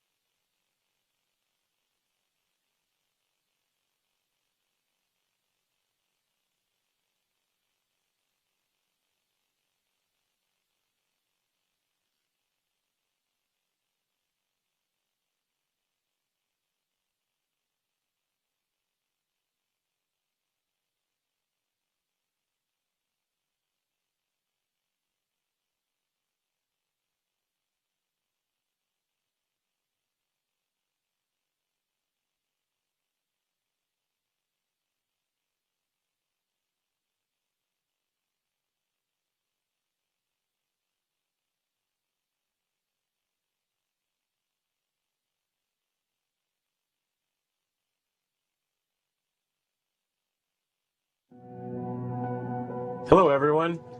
I'm astronaut Chris Cassidy, commander of Expedition 63 on board the International Space Station, flying 250 miles above the Earth. Like you, I'm excited about today's launch and the possibilities it will bring to America and to the world. But also, I'm very excited that two close friends will be arriving and joining the crew. I had the privilege of flying with Doug Hurley on both of our first shuttle missions back in 2009. Together, we came to the International Space Station and helped construct the amazing facility that it is today.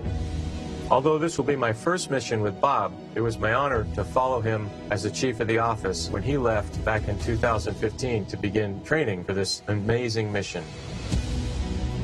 Personally, I've been very fortunate to fly in two different spacecraft. Launching from America on the shuttle, and most recently launching from Kazakhstan in the Soyuz. But I can't tell you how exciting it is to know that we're once again launching Americans from the coast of Florida. And finally, here's a story I'd like to share with you. Back in 1981, John Young and Bob Crippen launched on Space Shuttle Columbia, the very first space shuttle flight, marking the last time we flew Americans on a brand new vehicle.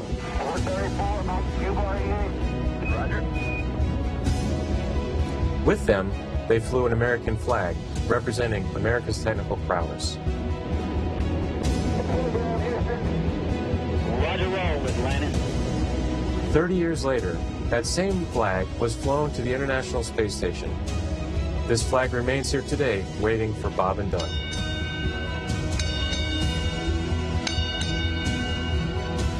Our flag means so many things to our country, and this small piece of America represents what we'll be able to achieve together. We'll never stop exploring. And so Bob and Doug can take this very special flag home to Earth, where it awaits its next journey to the cosmos. In a few years, the First Orion crew will take this flag with it around the moon. All of this starts today. I'll be watching outside the window, along with everyone else in America and around the world. I can't wait to look out the window and see my friends on close approach. Go Falcon 9, go Dragon, and go Bob and Doug. I'll see you soon.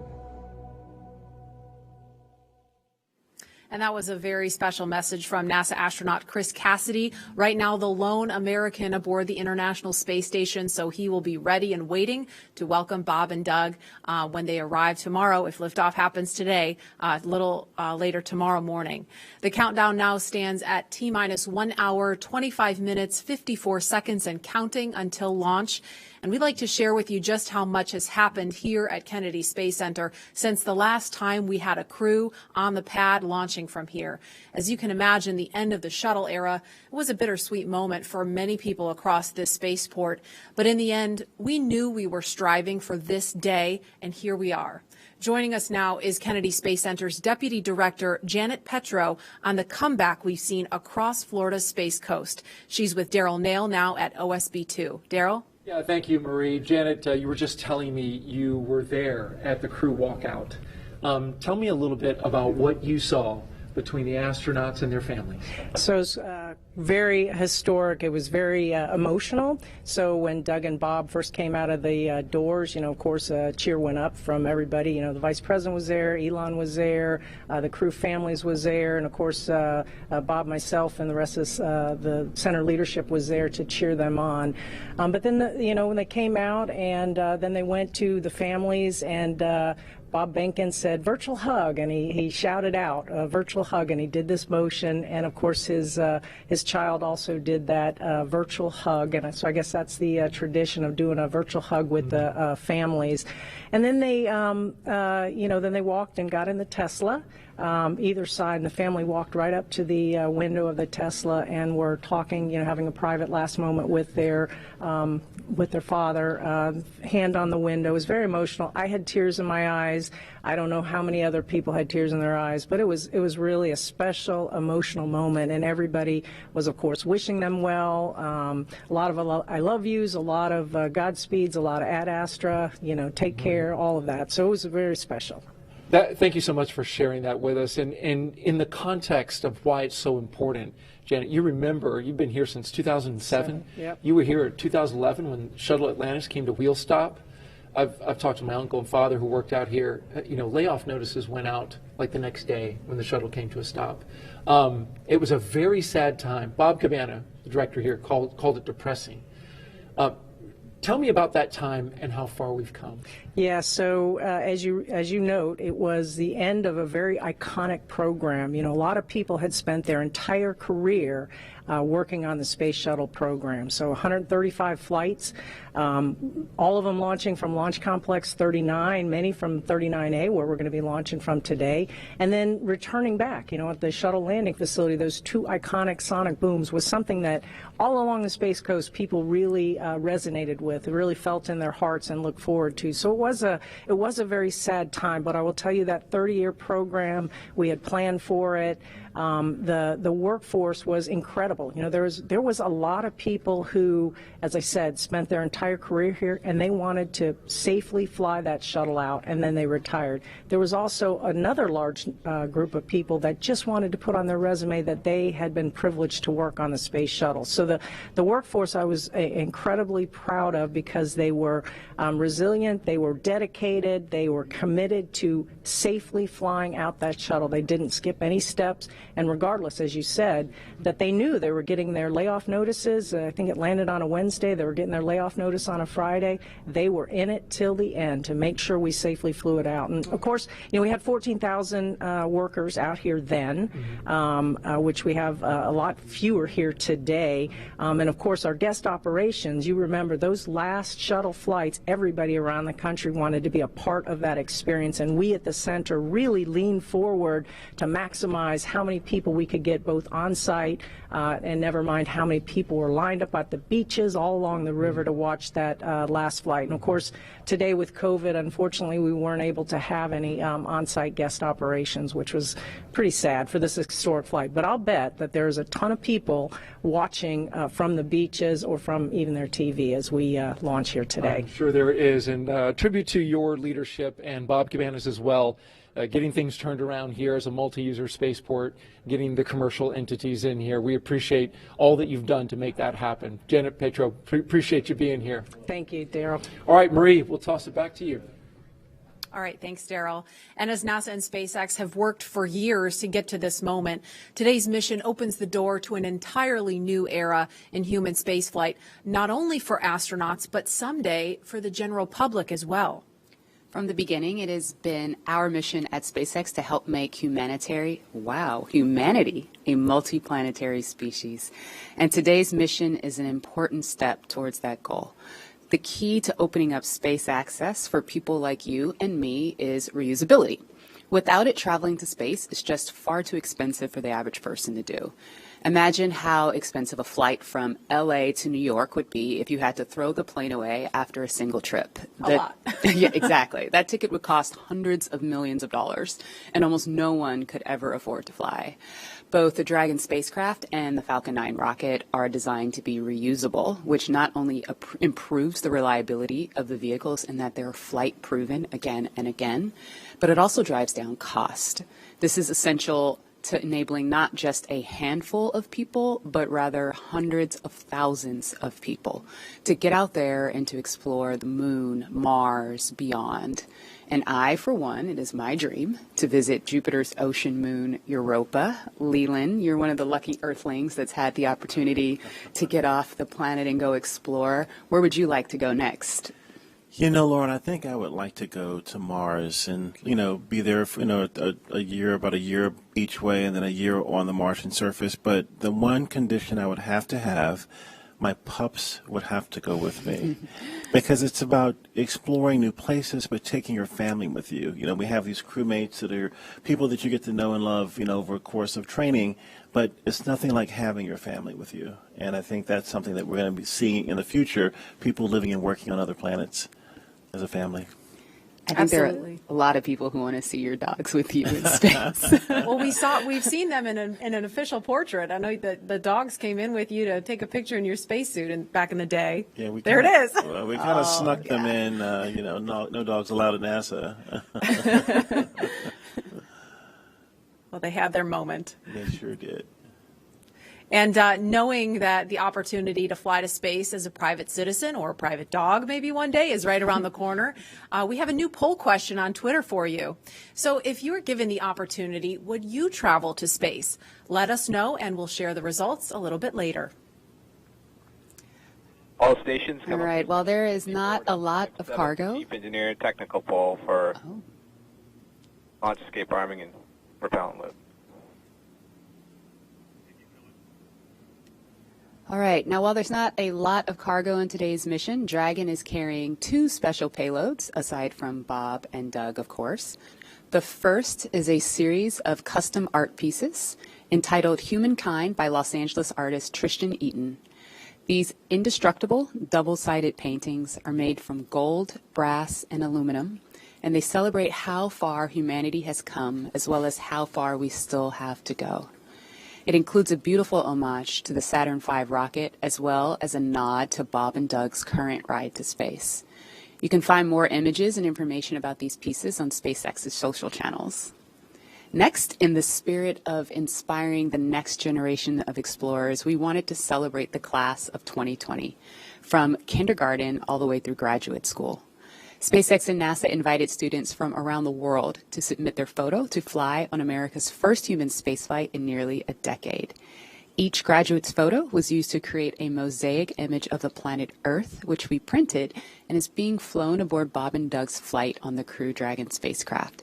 We received nearly 100,000 photos. So thank you and congratulations to all the world's graduates. I am so proud of what we're doing today. And I think about regular people flying in space on a SpaceX rocket one day. When I first went to space, I thought my primary task of installing the Columbus laboratory would be my aha moment, but it was when Peggy Whitson invited us over to the Russian segment to have a meal. She said, "You guys bring the rehydrated vegetables, we'll have the meat." And we're doing this, having this meal, and it's with African American, Asian American, French, German, Russian, the first female commander breaking bread at 17,500 miles an hour, going around the planet every 90 minutes. And when I think of that perspective shift that I got looking out the window, flying over my hometown, flying over Leo's hometown in Paris, flying over Yuri's hometown in Russia, it brought us all together as a civilization. And I think that's what spaceflight does for us. The more people that have the opportunity to go to space will feel like it's an international family of people working together for the good of humanity and all humankind. Absolutely, and it's exactly what that piece of art was all about. Yeah. And following today's mission, we will be one step closer to a future where we can all have that experience. We can all have that orbital perspective and the ability to explore new worlds. In just over an hour from now, Bob and Doug will be the first people to launch on an American vehicle in almost a decade. For the team at SpaceX, it's really hard to put into words how honored we feel about the trust that Bob, Doug, and NASA have put into our team to carry out this critical mission. I worked on Crew Dragon for 2 years, and I can just imagine what all of my friends and colleagues are thinking right now as they sit in anticipation and excitement for what's to come. Absolutely. And speaking of those who have carried the hopes and dreams of science and exploration, we have a few shout outs to share with you from some big fans of NASA and SpaceX. Wow, we're making history again. The NASA program. I am there with you guys in spirit. Bob, Doug, good luck. I know you'll be fine. I'll be watching and got everything crossed, arms, legs. I'm tied in a knot. Can't wait for you to get back safely. This is the first time a U.S.-built rocket has taken people into space in 9 years. It's quite an accomplishment. So for us at the Planetary Society, more rockets means more exploration. More people in space means more exploration. More countries involved in the endeavor of spaceflight means more exploration. This is how we know the cosmos and our place within it. So congratulations, SpaceX. Here's wishing your team, and the crew especially, a safe journey and the joy of discovery. Let's go. And a big thanks to William Shatner and Bill Nye for those well wishes. And while we're keeping an eye on the pad, we want to bring in NASA astronaut Rex Walheim. If that name rings a bell, it's because he flew 3 space shuttle missions to the International Space Station, including the final one by Atlantis, STS-135. He was one of the last 4 people to ascend the tower at Pad 39A and head to space. And he currently is Deputy Director of Safety and Mission Assurance at Johnson Space Center in Houston. Rex Walheim, thanks for joining us. You and Leland actually flew together. Hey, Rex We did. Dog. Great flight. Really enjoyed flying with Leland. Hey, old dog. Rex, you flew on the final shuttle mission, we said STS-135 with Doug, in fact. What's it like seeing him in Crew Dragon right now? It's great. This is what we've been looking forward to. You know, after the end of the shuttle program, you know, it was a very important time where we wanted to transition to this commercialization of space flight to allow these commercial companies to take our astronauts to and from the space station. So in the 9 years we've had since we last landed on Atlantis, we've really worked hard for that. We've worked with our SpaceX partners and our Boeing partners, and here we are. Today's the day. We're taking that first step in this new era. What do you remember most about launch day for STS-135? I think it was just you felt the weight of it. The space shuttle was a storied program, 135 flights, and thousands of people had poured their lives into this program to launch probes to the planets, to launch the Hubble Space Telescope, and then, of course, to build the International Space Station. So you knew the incredible accomplishments of this program, and so you wanted to finish strong. And then when it finally became launch day, you'd finished the studying, you'd worked really hard, and now it was time to kind of soak it in. And I think that's what Bob and Doug are doing right now. They're sitting on the vehicle, talking to each other, listening to the sounds, and feeling the vibrations as it starts up. And it's going to be a great experience for them. Hi, Rex. What is your take on private astronauts going to space? I think it's great. I think the more we can do to commercialize space, to make access easier, the better we are. And I think that's part of this whole program. You get the cost down, then more people can afford it. And you get the cost down, you can do more things in space, more science, more research. And it is a transformative experience to fly in space, and I wish more people could see that. When you look out on the planet, like Leland was talking about earlier, with your crewmates from different countries all around the world, it gives you different perspective. It gives you a perspective that we're all crewmates on this planet Earth, and we kind of get that now with the pandemic. We understand that we're all in this together, and that's what the space program does, and I want to see more people get a chance to see the Earth from that vantage point, and I think it'll bring us all closer together. Hey, Rex, a very serious question here. The worm or the meatball? Leland, I saw you dissing the worm earlier. How can you do that? The worm is awesome. I'm so glad to have the NASA worm insignia back. It's great. All right. Well, thank you very much, Rex. We appreciate you.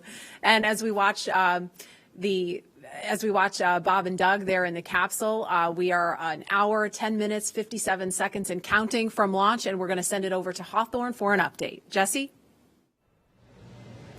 Thanks, Marie. We're just an hour and 13 minutes away from launch, and things are really getting ready to pick up here.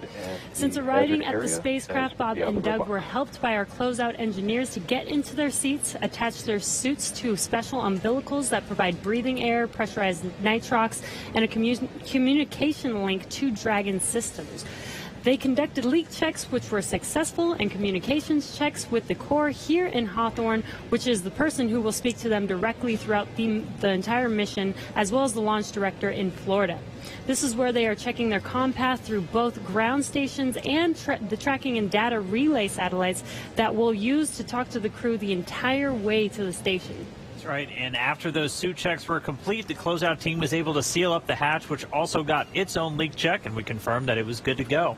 The closeout team at this point has already departed the area around the pad. They're about 25 minutes ahead of their schedule, and right now weather operators are kicking off their final check on wind speeds at the pad, which are going to be used, and they're really important for that final go, no-go for launch.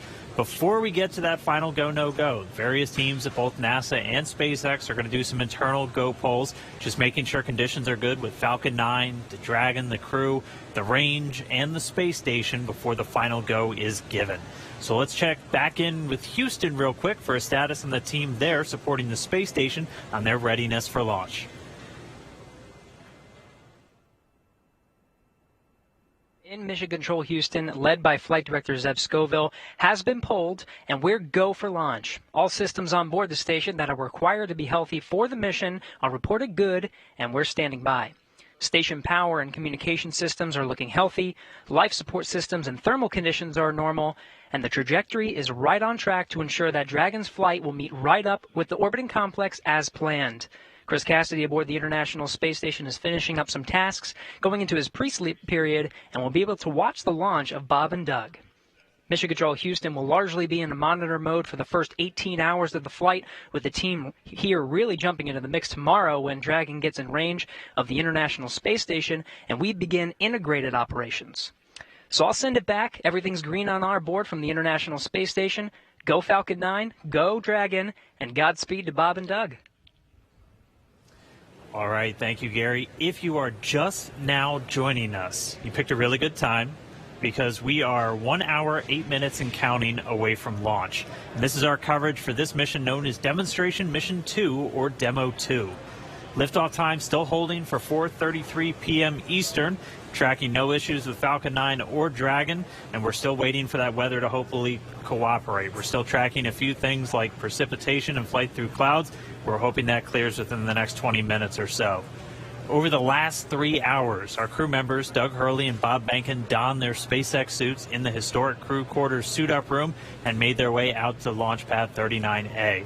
They walked out of the crew quarters building just as every astronaut to fly from this spaceport has done since Apollo 7. They were transported to the pad where the crew now on board the Crew Dragon spacecraft, and we're continuing to get views of them inside that cabin live. Today is a historic launch. It will be the first time a commercially built spacecraft will launch people into orbit, and the first time since the U.S. has sent people to the space station from American soil since 2011 with the retirement of the Space Shuttle program. Over the next hour, we will conduct a series of polls to get ready for launch, have Bob and Doug arm the launch escape system, and begin fueling Falcon 9. Launch is set for 4:33 p.m. Eastern. This will include a 12-minute flight to orbit and then a 19-hour flight to dock with the International Space Station at 11:30 a.m. Eastern Time tomorrow. Today's mission is the culmination of years of work between the teams at SpaceX and at NASA. Demo 2 is going to be an end-to-end flight test. We're going to start with launch today, go all the way to docking with the space station, and then when Bob and Doug come home, splashing down in the Atlantic. And this is going to be the final test for NASA to certify SpaceX for regular crew flights to the space station. And we've been hearing a little from the crew on board Dragon, which they are currently strapped into their seats, as you can see on your right screen. They're already through their seats, or they've already been strapped into their seats, and through communications and leak checks, they're able to follow all the milestones still ahead on those displays just above them that you can see there. Go ahead. Yeah, we're going to equalize the pressures in the common manifolds just to raise them a little bit. So we will be momentarily cycling the tank isolation valves. I just wanted to let you know for awareness. Just wanted to take a pause to listen into the nets. Okay, we appreciate that, Jay.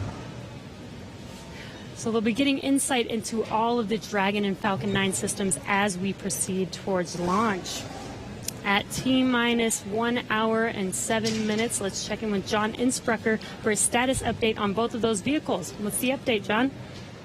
Well, the good news is we've had a smooth countdown this afternoon. SpaceX team is working no technical issues on either the Falcon 9 or the Dragon spacecraft. For the Falcon 9, operators have they're actually still in work. They're going to complete in a few minutes propulsion checkouts that are being done on both the first and second stages.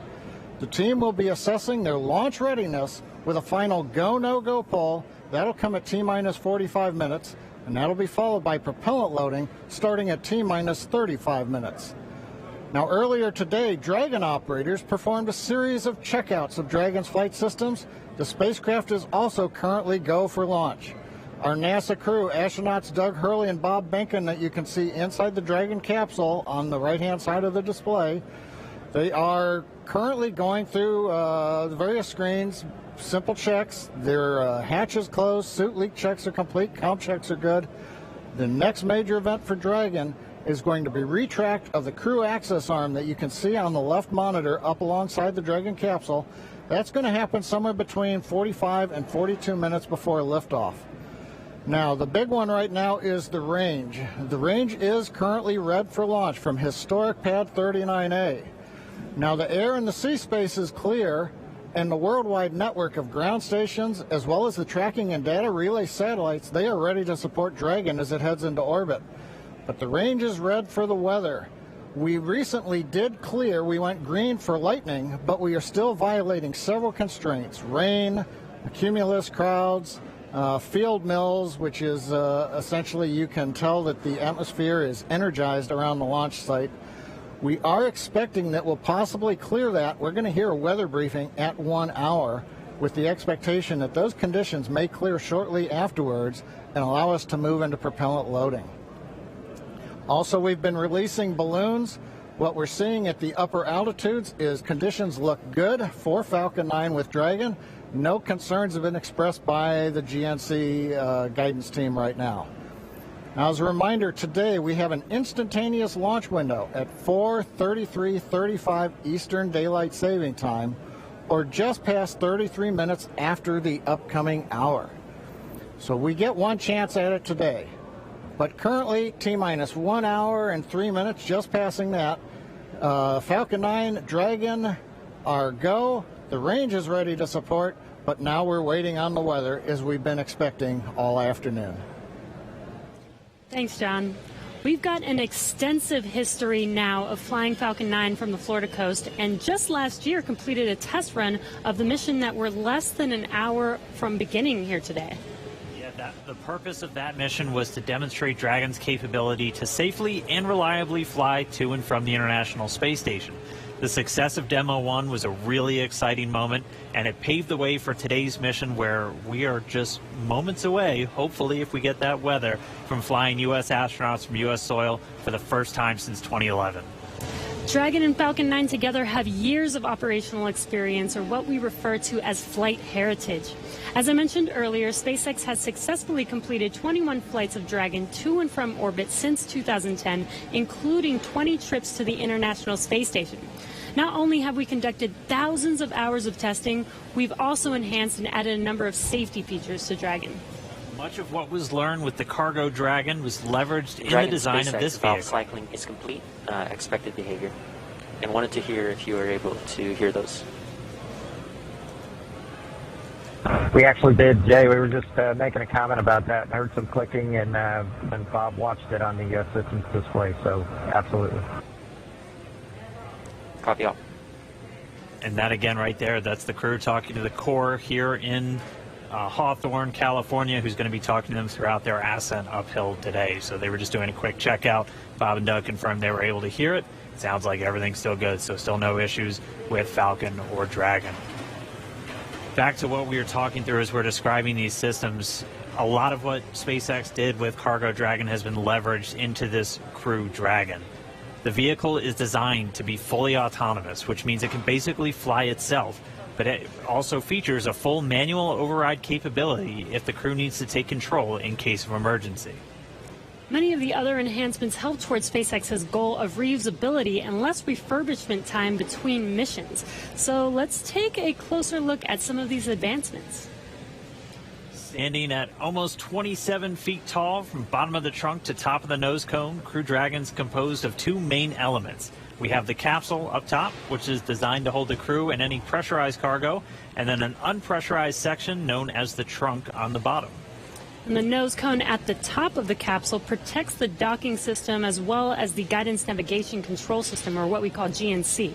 The nose cone opens for docking and remains attached to the Crew Dragon spacecraft, unlike the previous version of Dragon, and that helps towards our reusability Dragon efforts. SpaceX, we are at T-minus 1 hour. You are go for section 6. When ready, we report go for launch. SpaceX Dragon, we'll put section 6 in work. So the crew just has a couple checks, Copy. and when they are ready for launch, we're going to hear them report to the Corps that they are go for launch. Continuing to walk you through the Dragon spacecraft, opposite of that nose cone is the trunk. We can see it on the left-hand screen there, where it's kind of split right down the middle with the left side black and the right side white. The trunk provides an attachment point to Falcon 9, the Dragon capsule, and can carry any cargo uphill. On the outside, one half of the trunk contains a radiator that rejects heat from the active thermal control system into space using SpaceX's new Pica tiling technology. The other half contains solar cells that are used to charge the spacecraft's batteries during flight. SpaceX Dragon, Bob and I are go for launch. And you heard that call out right Copy, there. go for launch. Next up will be the go no go pull at T-minus 45. Bob and Doug are go for launch, and Okay, next copy. up, We're holding in step 6.5. you're hearing it live from the nets. This is amazing, very exciting. The spacecraft is designed to accommodate up to 7 crew members with modular seats that can be removed and replaced by additional cargo. The seats are made of carbon fiber and will be custom sized for any crew members flying on board. That control panel that's centered between the pilot and commander seats consists of 3 touchscreen displays, and that just again allows the crew to operate the vehicle and fly it manually, but also look at all of their procedures, relative position over the Earth, the space station, any alarms, alerts, anything that they could possibly want to do on Dragon is through those touchscreens. And lastly, our Super Draco launch escape system is a key safety feature of Crew Dragon, giving the crew the ability to safely escape from the time of launch all the way to orbit. And that launch escape system was put into work a little bit earlier this year, again on that in-flight abort test. As we look to the future beyond this test flight, the first operational SpaceX crewed mission for NASA will be a little bit later this year after Bob and Doug come home. NASA astronauts Mike Hopkins, Victor Glover, and Shannon Walker, and Soichi Noguchi of the Japan Aerospace Exploration Agency, or JAXA, were chosen to support this mission, being called Crew 1. But today, Doug Hurley is the spacecraft commander for this mission. He previously flew on 2 space shuttle missions as the pilot on STS-127 and STS-135, which was the final space shuttle flight. Here's a closer look at Doug Hurley. Please review your launch commit criteria. Again, this is to review and confirm a violation of launch commit criteria. We are tracking one issue with weather still. And I think we'll need to track that all the way down to launch to clear that.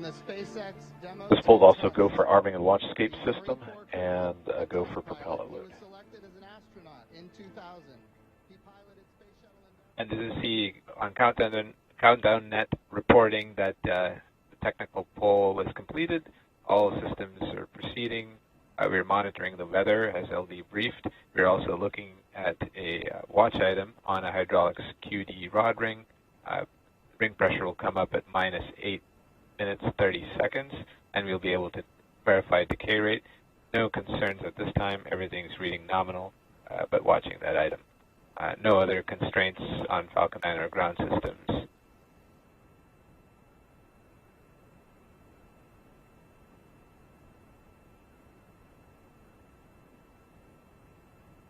Stage 2 RP1 bleed is complete.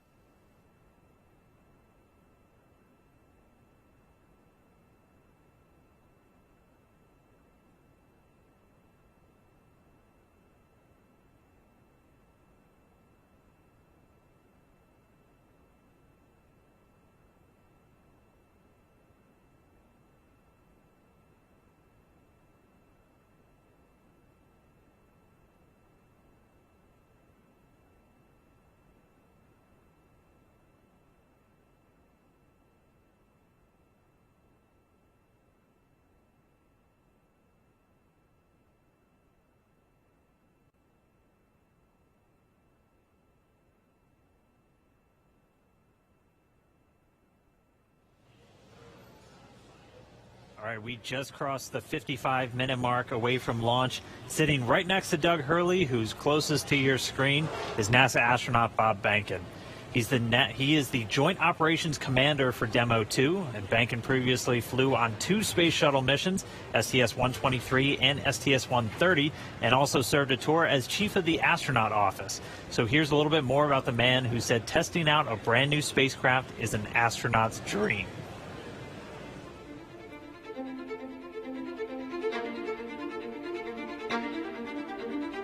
When you go through the launch day preparations, there's a lot of moments that kind of stand out to you. One is the kind of the celebratory piece of it, which is that you're walking out of the suit up room and getting in the vehicle that's going to take you to the launch pad. When you close the hatch, that's really when Doug and I are in the vehicle, and it's our vehicle, and we're really in control of the mission at that point. Test pilots, their task proved that man could fly into orbit around the Earth and return live and well to talk about it. There's always a balance of managing risk as you go forward to execute a test point and figuring out a way to collect the data. We hear a sound. Okay, is that sound an expected sound? Or we see a light, is that light an expected light? What's the source of it? Does it sync up with something else that's going on or not? So trying to dissect all of that in real time in your head is, a lot of things happen like that on launching of a vehicle. From St. Anne, Missouri, he is an Air Force colonel and flight test engineer. He flew aboard Space Shuttle Endeavour twice. Introducing NASA astronaut Bob Behnken.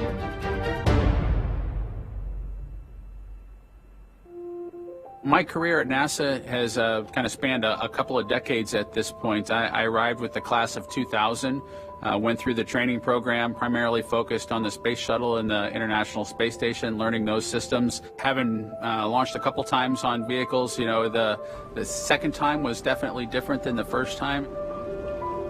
You can feel a little bit guilty of, hey, should I study one more thing? Or is there one more piece of information I should get? Am I really prepared or not? So that's definitely different between where I was on my first flight and where I'm at right now. It's been really interesting, I think, for both my wife and I to have gone through the process of seeing each other launch in space. I've seen her take that risk and had it be in front of her, and I've done that to her. And there's just something different about watching a rocket launch when there are people on board. You feel a little bit differently about the pit of your stomach, and I can only tell you it's multiplied significantly when it's somebody that you know, and then somebody, of course, that's a family member. It's even multiplied more. For me personally, as a spouse, watching everything that Bob has put into this over the last 5 years, the dedication that he's shown, the perseverance is pretty special. For both of us, though, the way our minds work, it won't be until sort of the mission is complete that you have really a chance to savor it and celebrate it. This is a huge accomplishment for an Air Force flight test engineer to be part of the demonstration mission of a brand new vehicle. It's going to be amazing. Without a partner that has that same appreciation, I think it can be challenging for some folks. There's a lot of work and a lot of time that takes away from family that that my spouse appreciates, and I love her for that. Really, my role on the Demo 2 mission is to make sure that we get this vehicle tested and evaluated so that we can move on to more operational missions at the International Space Station. We've got a lot of objectives on board the vehicle that we need to accomplish to really make sure that it's good to go. We'll make sure all those systems are working during the test flight so that the future missions will have them available even if they don't plan to utilize them. Through years of the NASA team, helping to share that experience and teaching them the lessons that we've learned by going through this. Now there's another capability in the U.S. besides NASA to operate something of this magnitude. When is the last time humans launched on a new vehicle? Certainly on the American side, it's been several decades. Now we're in a time when we've got multiple vehicles under development. It's a great time from a space exploration time frame just to see all that happening, and it's because of this nurturing of the environment, being able to pull in a wider group of people who can contribute towards human spaceflight. It's a super cool time. On a deeply personal level, I'm really excited that my son is get a chance to see me launch into space. Being an astronaut has been a little bit of an abstraction thing for him because he's seen me do it in old videos, but he hasn't seen me do it for real. And so I'm excited for him to see this launch. I want to thank the entire Commercial Crew Program team that's worked together to get to this point where we've got vehicles in the launch pad ready to head to the International Space Station.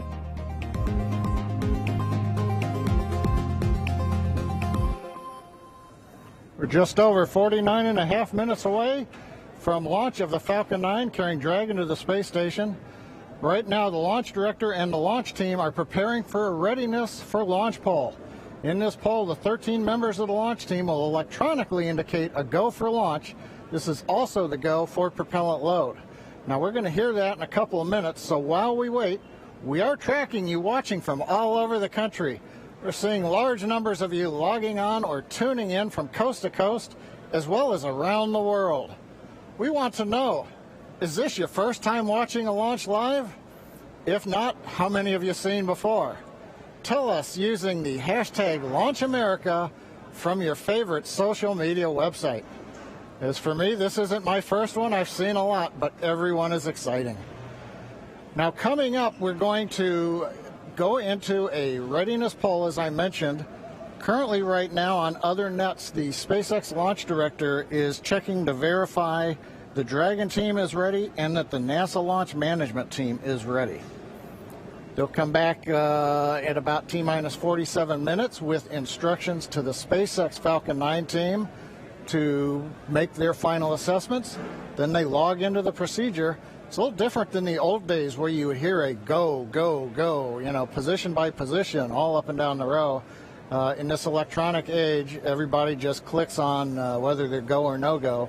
The launch director will then, at T-minus 45 minutes, summarize the end of the poll and will then provide instructions for the team.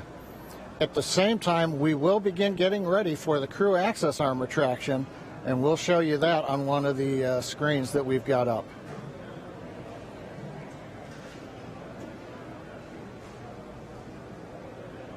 Now, currently, we are continuing to monitor the weather. The weather is still red. It is improving. We're looking at one cell between the radar and the pad. We're keeping our fingers crossed that conditions will improve, but we're going to be watching that for about another 15 minutes. So it looks like we're going to be good to begin propellant load once we hear the polls, but we still have to get the get the range green so that we can actually do the launch in just 47 minutes from now. Let's listen to the countdown net for a moment.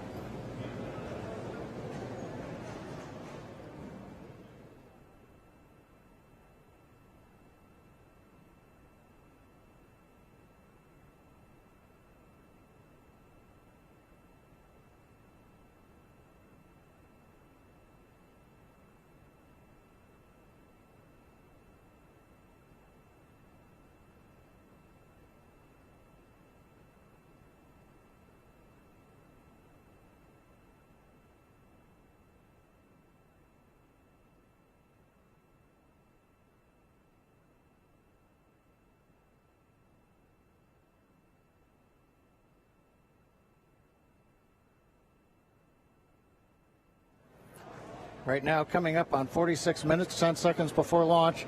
Didn't hear any significant chatter coming over countdown 1. Yes, launch director in the countdown net. Poll is complete, and we have a go to proceed with propellant load. Launch control, proceed with swing into crew arm. Arming crew arm movement for T-minus 45 minutes. Thank you, launch control. A reminder in control room on hold and launch escape protocol.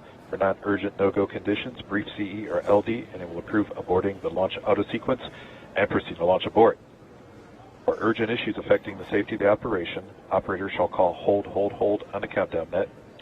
Launch control will abort the launch auto sequence immediately and proceed into the launch abort auto sequence. Operators shall also advise the launch director whether structural breakup or fire is imminent or occurring per Dragon manual escape flight rules. Remainder on fire alarm instructions. Here in Fire Room 4, in the event of a fire alarm, key operators, previously briefed, will remain at their post while the alarm is evaluated. In the event that personal safety is threatened, we will evacuate to the south-facing emergency exit, which leads directly outside. One final reminder, we'll be arming the launch escape system momentarily. Need all personnel, please stay in your seats from now through orbit insertion and Dragon separation from the second stage. Rear axis arm retractor started. And you've heard Mike Taylor, the SpaceX launch director, give instructions to the team. We've also just heard the call. The crew access arm retraction is underway. Great view from the camera inside the White Room as we see the arm moving away from the Dragon capsule, one of the major events necessary to get down to T0. The next one coming up will be arming of the escape system on the Dragon capsule. Now, right now, the next plan for Falcon 9, T-minus 35 minutes, we will begin loading propellant onto the first and second stages. Now, currently, Falcon 9's looking good. Dragon's looking good. The range continues to be go for launch in terms of the clearance around the launch pad, both the air and the sea space. Looking at the flight corridor, the ground stations, the NASA tracking and data relay satellites are ready to support. And we just continue to monitor the weather. Our team is getting constant updates. We're monitoring weather data sensors around the launch site, looking to make sure that we can get everything into the green position. The one that we're mostly looking at right now is how much rain we're going to get between now and liftoff, whether it's just going to be mild precipitation that's within the rules for loading propellant. That's what the expectation is, but we're going to continue to watch that. So fingers crossed, but right now coming up at T-minus 43 minutes, 18 seconds and counting, everything but the weather's go, and the weather is trending in the right direction. So we've got our fingers crossed here.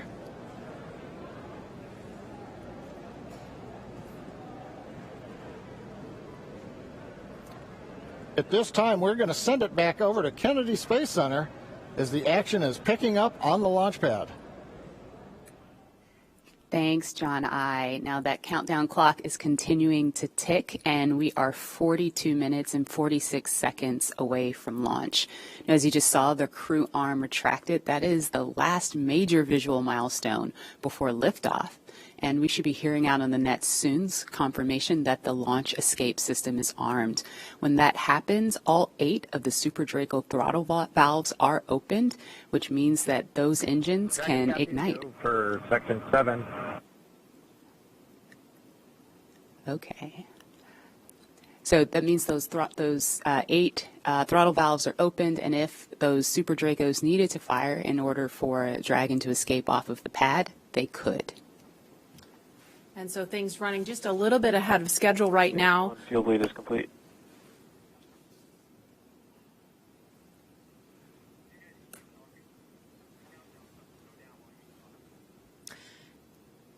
Now, we just saw the crew access arm retract just a minute ago.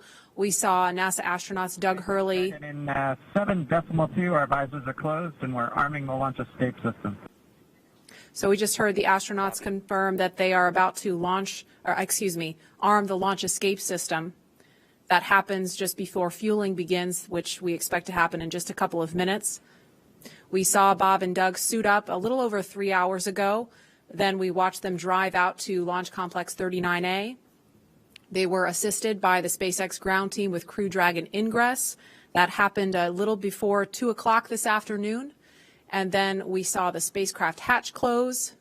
And again, just a minute ago, we saw the crew access arm retract. We just heard that the crew armed the launch escape system. And in just a few minutes, we are going to hear the call that they have started propellant loading.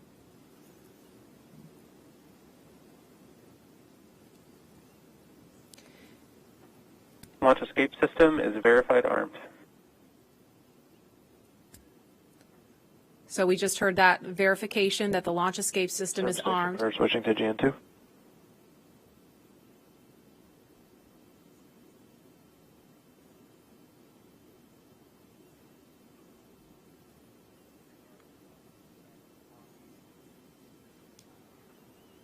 And we are going to send it over to Hawthorne to take us through prop loading. Jesse? From the parachutes to the launch escape system, SpaceX has designed Crew Dragon and Falcon 9 to be the safest launch vehicle ever flown. And joining us today, we have SpaceX's Nick Picone, who was our mission manager for our in-flight abort mission earlier this year and currently works on the Starlink team. Thanks for joining us, Nick. Hey, Jesse.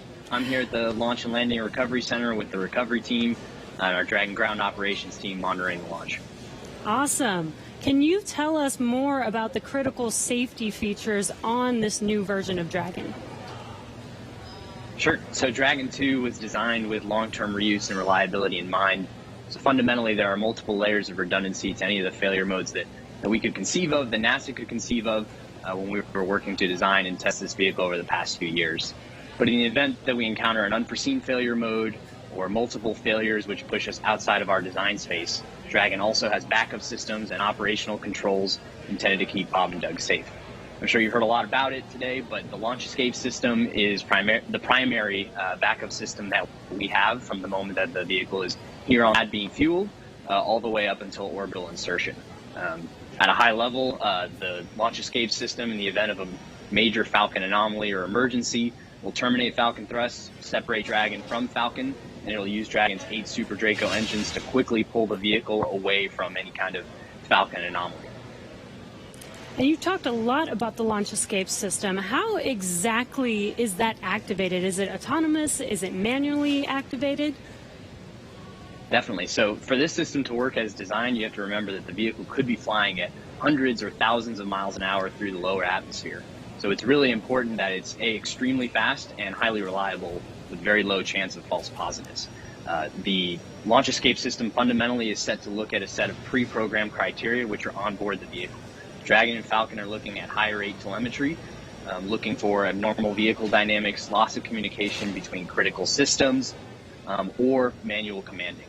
Our launch director and chief engineer, who you've heard a lot from today, are capable of sending a manual command to Dragon to initiate a launch escape, and Bob and Doug are also always able to actuate the launch escape handle and initiate a launch escape themselves as well. Now that the system is armed, all of this is currently active on the vehicle. Wow, it sounds like there's a lot that goes into it. And we did have an in-flight abort test earlier this year to test this out. Can you tell us what we learned from that test? Definitely. It was possibly the most flight-like test of an orbital class booster in history. It was a fully flight-like test using a full Falcon 9 rocket, which we had to knowingly destroy in order to get this fully integrated system. For folks who didn't get a chance to see it, the vehicle followed a normal crew launch trajectory about a minute and a half into flight. We had Dragon autonomously trigger the launch escape system based on a reconfiguration of those triggers I was just talking about. For propellant load. Thankfully, we had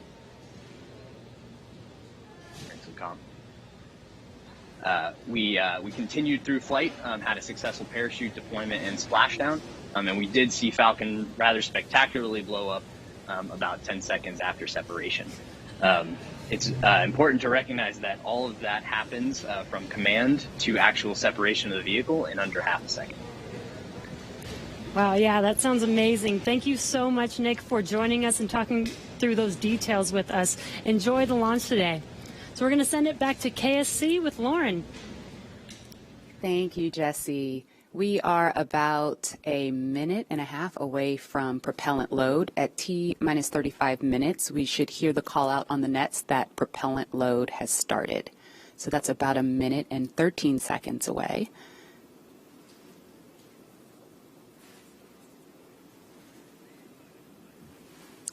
Hey, Marie and Lauren, I am getting goosebumps over here. This is an exciting moment. When I was sitting in the vehicle, when we retracted everything, when all the prop was getting loaded up, I was just going through my crew notebook. I was thinking about, what my first step would be if there was a malfunction, because usually everything goes nominally when you fly to space, but you have to think about the things that you have to take care of, the first steps you have to take care of. And on my mission, I was calling out the abort calls, like if we had lost an engine, where would we go next, when the different abort calls around the country and around the world. So I think that's what those guys are probably thinking about now, and just really getting ready for this mission to go off.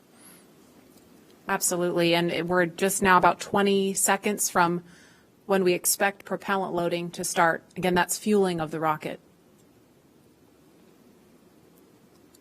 All right, we're getting close. We should hear that call out any second now on the nets. So let's listen in. Propellant load has started. Fantastic. So prop load has started. We've started loading liquid oxygen on stage 1 and stage 2. And yeah, liquid oxygen and RP1, which is our rocket grade kerosene.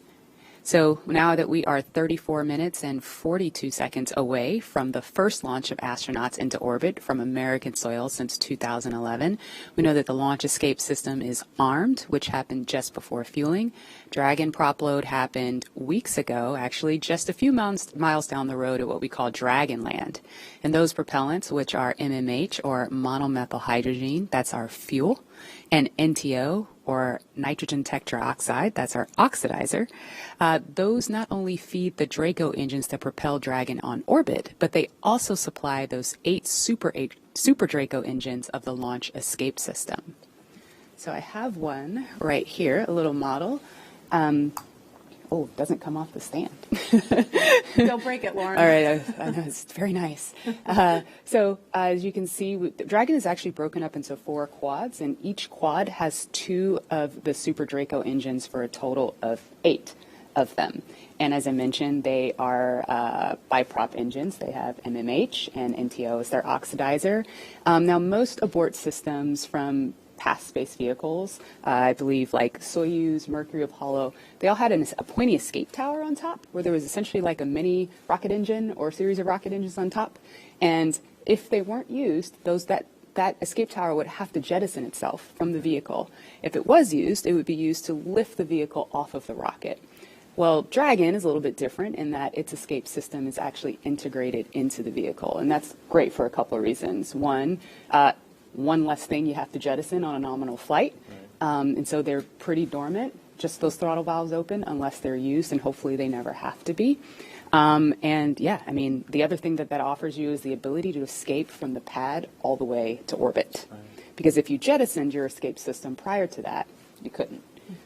So yeah, that's Little Dragon there. Again, All right. new era, much safer design. Yeah, absolutely. Thanks for walking us through that, Lauren. Again, the launch escape system is armed. That protects Bob and Doug so that if something were to go wrong, they can shoot off of the pad away from the rocket and parachute to safety in the ocean. That is such a crucial safety capability. And so now we want to go over to Hawthorne for an operational update with John. Thanks, Marie. We are counting down those final minutes. Everything is still looking good on the Falcon 9 and the Dragon vehicles for an on-time launch, but weather is trending the wrong way right now. We're keeping our ears open in case we hear that the weather is going to be no-go for the rest of the count. Right now, we are counting down at T-minus 32 minutes. Stage 1 locks and Falcon 9 RP1 did flow rates begin are nominal. propellant load at T-minus 35 minutes, right on time. The propellants we use on Falcon 9 are a fuel, which is rocket-grade kerosene, also called RP1, refined petroleum. We use an oxidizer, and that's the super chilled liquid oxygen, or LOX as we call it. Those two propellants come together, but they don't light, so we need an ignition source to complete the fire triangle. For this, Falcon 9 uses a fluid called T-tub. You might see that just before first stage ignition or maybe later in the second stage ignition. You get a green colored flame as the T-tub comes out into the oxygen, and that ignites the main engines right before the rocket takes off or the second stage engine lights. Now currently in the fueling, RP1 fuel is about 10% full on the first stage. That's the bottom 2/3 of the stack of the vehicle you can see on the left. The first stage is that long white cylinder at the bottom, plus that black cylinder called the inner stage. That's the entire first stage that we're loading with LOX and RP1 kerosene. That's the part that comes back to Earth. The second stage just above it, the white cylinder, and then above that will be the Dragon trunk and the capsule. Now currently, the second stage is also loading fuel with RP1. That's about 8% full right now. We are loading liquid oxygen on the first stage. The second stage liquid oxygen load will begin at T-minus 16.5 minutes if the weather cooperates. So LOX loading will then continue on both the first and second stage until the last few minutes of the countdown. Helium loading is also underway into pressure vessels on the second stage. We use that to pressurize the tanks in flight as the propellant is being pulled out by the Merlin turbopumps.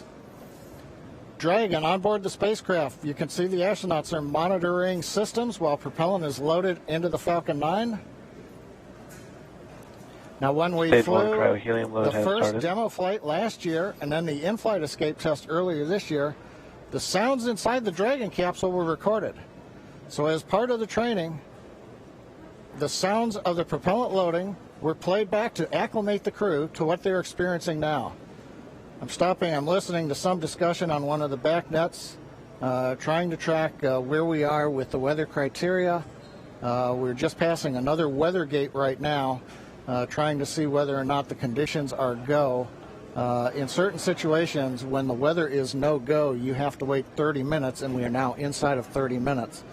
But if the cloud moves away, if the conditions improve, we may be able to continue the countdown for another 14 minutes and reassess. So we're waiting to see whether or not we can continue the count.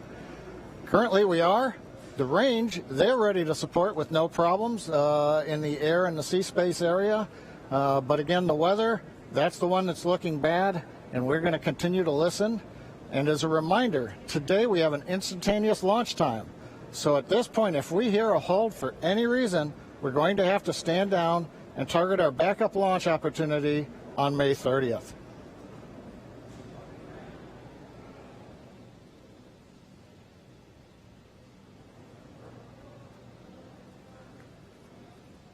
For Demo 2, Bob and Doug's flight to station will take about 19 hours, and their journey is fairly similar to the trip our Cargo Dragon makes back and forth to the International Space Station, with two noticeable differences: docking and splashdown. As we await T-minus 0 in just a little over 28 minutes from now, ground operations teams just doing those final series of system checks, making sure both Dragon and Falcon 9 are ready for liftoff, and really keeping an eye on that weather. And you're just continuing to get live views of the teams. You've got Falcon 9 and Dragon on your left, and then Bob and Doug on the right as they prepare at the Cape for liftoff. Once we hit T0 and a successful launch occurs, we will watch Falcon 9 and Dragon make their ascent until Falcon 9 and first and second stages separate and send Dragon on its way to the space station. And once it gets on orbit, mission operators will prepare Dragon for on-orbit operations, where Dragon will execute a series of burns that are going to gradually raise its orbit to align more closely with the International Space Station. And you're seeing some of that track in the animation on your screen right now. After doing enough of Dragon those burns, SpaceX they'll for put weather Dragon... Oh, sounds like we're going to get a weather update real quick for the crew. Go ahead, Spacer. Yeah, we're currently just evaluating a constraint on the field mill rule, which looks at lightning energy dissipation. We expect to have an update at about T-minus 20, and more information there on whether we would be able to continue into the prop load or scrub at that time.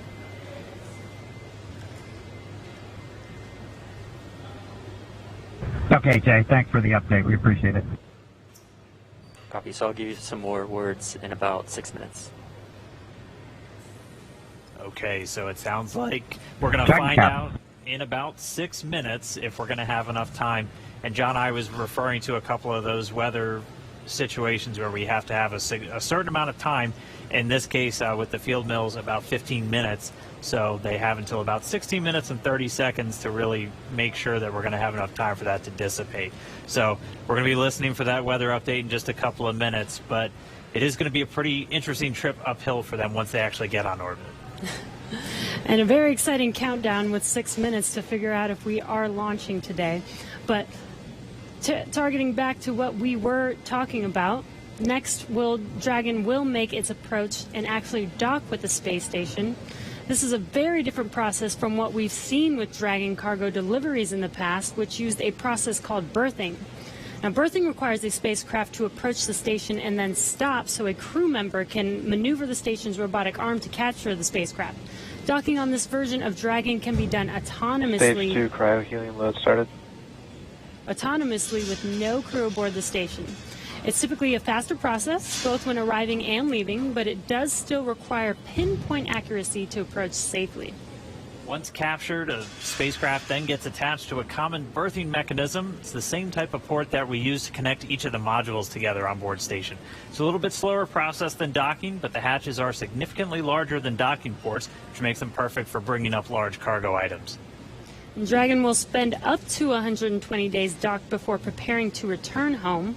Following successful completion of Dragon's test objectives and cargo loading operations, the crew will close out the cabin, perform final system checks, and configure the vehicle for undocking. Once the automated undocking sequence is complete, Dragon will complete 2 departure burns using its Draco engines, pushing it away from the space station. And then after Dragon departs the station, it's ready for its trip home. And that'll have deorbit entry and landing and a number of other operations. If you're looking at this animation, it might look like we're playing the one we played originally in reverse, because that's kind of how it goes, but just a little bit quicker. All of the operations following the final departure maneuver will include things like trunk separation, closing that nose cone again, executing a deorbit burn, and once they're inside the atmosphere, deploying drogue and then main parachutes, and then finally splashing down off the Florida coast, at which teams will move in, get Bob and Doug up out of the water, and get them out of the capsule once they're on the boat. So we have 4 minutes now until we get that next expected weather update. Let's go down now to the team at Kennedy. Marie? All right, thanks, Dan. If you're just joining us, we are now T-minus 23 minutes and 48 seconds from the first launch of astronauts to the International Space Station from U.S. soil in 9 years. We're going to find out in less than 4 minutes if the weather looks good for that. And this will mark the beginning of a new era where more people will be able to fly to space than ever before. In fact, we took a poll a little bit earlier to ask you if you had the opportunity to fly to space, would you go? And 86% of those of you watching answered that you would go to space. That's an incredible number. I think, realizing that you don't have to be a military astronaut or a NASA astronaut to fly in space. You can be a regular civilian, just a regular person going up to space on a SpaceX type rocket. So I think that's why the numbers are so high. Yeah, and we are really thrilled to see all the folks watching along online. I know we certainly hope that that this is a go, but we're going to hear a little bit of a weather update in less than 3 minutes now. And Leland, I know they're waiting for a weather update, and they've come, almost all the way down the count. What do you think Bob and Doug are thinking about right now? We on STS 129, we were having some weather problems, and I think we were getting close to the countdown. And then it seemed like the sky just cleared up right above our heads. We saw it and we knew where we were going. And, we always know that, you can have any types of delays, fuel prop delays, all kinds of things that can happen. But we've trained over and over and over again for these types of scenarios. And so, we want to be safe. We want to be safe for our families. And we'll, do this another day if it doesn't work with the weather. I love that John I always says weather. It's that thing that everybody talks about, but no one can do anything about it. I know. And it is this interesting thing of just, succumbing to Mother Earth. She's going to tell us if we can go or not today. Right. Yeah. Well, if it happens, look at it this way. Bob and Doug got one really great rehearsal in, right? It's always best to practice and practice and practice, yes. So again, we're less than 2 minutes now from that weather update that is going to go directly to Bob and Doug, and we will quiet down so we can listen in for that, because I know we can't wait to find out what that is. And those of you watching that have been following along, we are eagerly awaiting to hear whether the weather is going to be a showstopper today.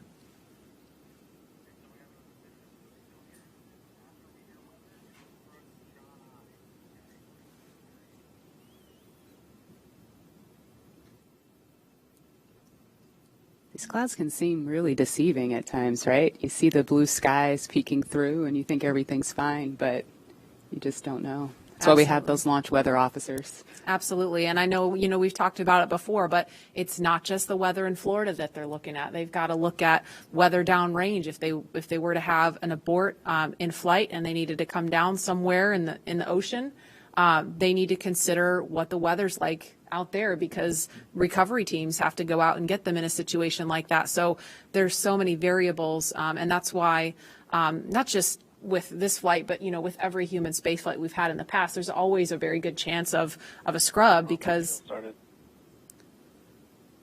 you do have so much criteria that you have to meet. And we're going to listen in now. We're just seconds away from a weather update. Stage 2, RP1 load complete.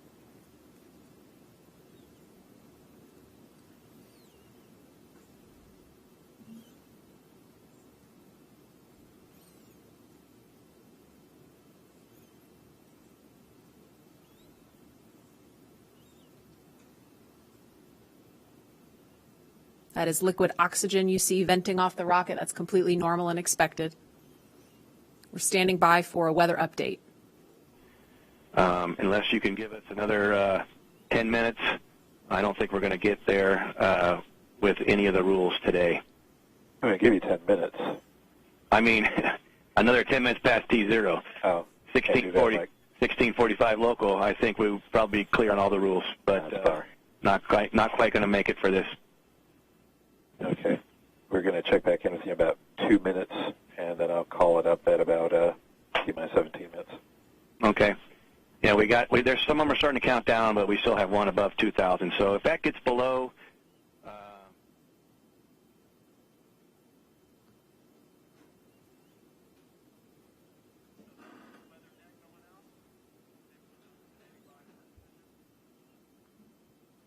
And that didn't sound great right there. That was the weather net going out, but we're still standing by for a final decision.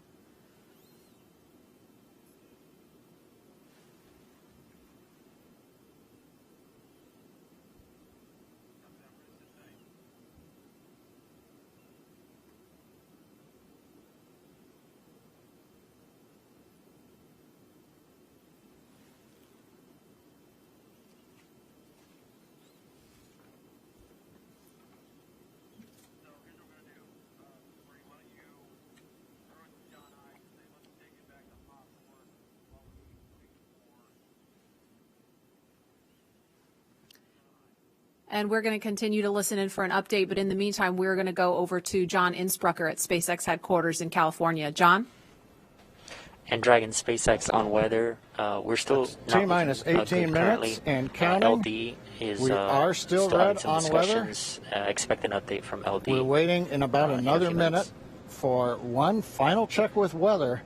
We're going to check at T-minus 17 minutes possibly. We don't really expect that things will have improved. The weather officer was not optimistic that the weather would clear up that rapidly. We did hear the launch director, Mike Taylor, joke that, you know, if we could move 10 more minutes past the T0, weather conditions may improve, but Mike was not able to do that. We have an instantaneous window today. So at 17 minutes, we want to make that call because shortly after that, we will begin loading liquid oxygen onto the second stage.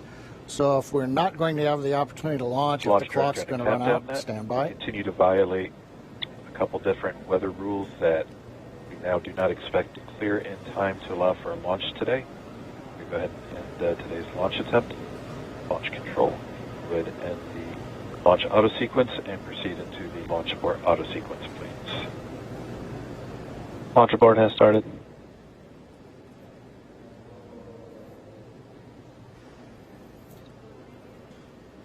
And Dragon SpaceX, unfortunately, we are not going to launch today. You are go for 5.100 launch scrub. 5.100. It was a good effort by the teams, and we understand, and we'll meet you there.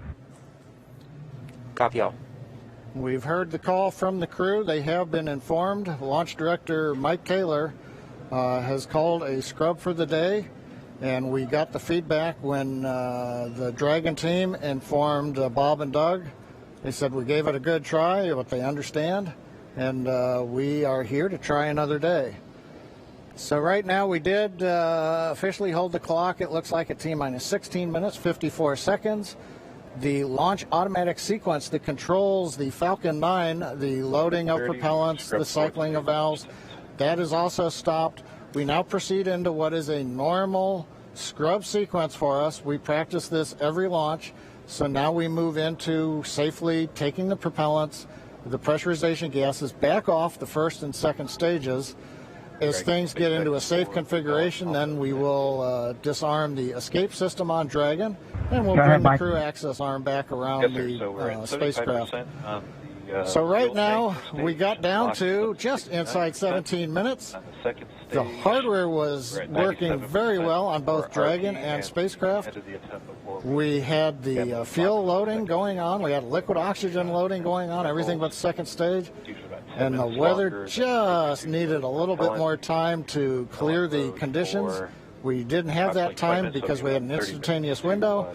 And so with that, SpaceX launch director had to call upon the input from weather, Dragon, had to all call about 30 a minutes. scrub Thank for you, the bye. day per the safety rules that we have for this flight. So right now the team is undergoing the post-scrub operations on both Dragon as well as Falcon 9, working with the range. No issues being reported right now as we start to go through that sequence. Everything looks good.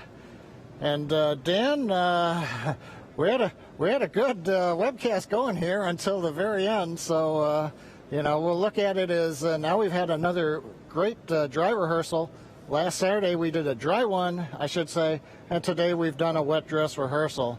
But sorry, we just couldn't get there, Dan. Yeah, thanks, John I. And obviously, we can't control the weather. We came right down to the wire there, hoping we could just squeeze in between those cloud systems to get a launch today, but it wasn't to be. But it doesn't mean we're done. We're going to have another attempt coming up in just 3 days, so we're going to be doing this all over again, essentially, on Saturday, on the 30th. And that launch attempt is going to be coming at 3:22 p.m. Eastern Time, so a little bit earlier in the day. It's going to look largely the same to everything that we saw today, with the crew waking up, going through suit up, making their way to the pad. So we're going to feel a lot of deja vu, I think, on Saturday. Yep. But still exciting. Safety is always first, so if weather was not there for us today, hopefully Saturday it will be there for us, and we will have a safe launch on Saturday. Yeah, the initial weather report still had us at about, I think, a 40% possibility of violation. So weather a little bit better, but we're still going to be kind of rolling the dice. It is Florida in the spring and summer, so storms are always a possibility. One of the good things, though, the vehicle appeared to be in great health throughout the day, both Dragon and Falcon 9, so we didn't have to scrub for any technical issue. We're going to continue and follow along with Bob and Doug until they're out of that capsule, as again, they had started loading fuel onto the Falcon 9 rocket, so they'll have to wait until all that fuel comes off. They'll disarm the launch escape system, which still stays armed because they're still sitting on a partially loaded rocket, and then once they're able to disarm that launch escape system, the crew arm will swing back out. They'll make their way once again back the way they came, and then it'll be back to crew quarters for Bob and Doug for a few more days.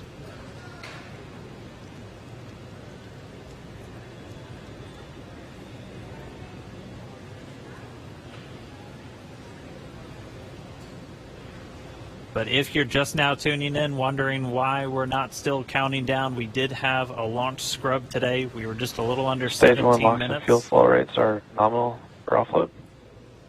Expecting about a 40-minute offload time. And so that call out, the LOX, the liquid oxygen fuel pumping out of the first stage of the Falcon 9, everything looking good with that. Expecting about 40 minutes for all that fuel to come off. So again, once that fuel comes off, Bob and Doug will be able to disarm the launch escape system, and that crew access arm will swing back out. They'll be able to make their way back down and then over to crew quarters. So unfortunate scrub today because of weather. That was the one thing we were tracking from the moment we started today, watching Bob and Doug get suited up for their launch. We did abort today's launch, or scrub today's launch, with a little under 17 minutes to go until our T0 time, which was 4:33. So that's going to move us to our next attempt, which is coming up on Saturday, and that time is going to be 3:22 p.m. Eastern time, so a little bit earlier in the day for Bob and Doug and for everybody else watching around the world.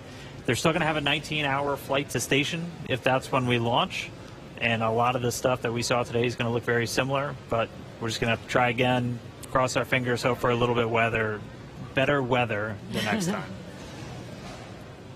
And again, this goes with every launch. We do track everything all the way down to T0 to make sure that everything is go, making sure that the range is go, weather is go. So this is standard procedure.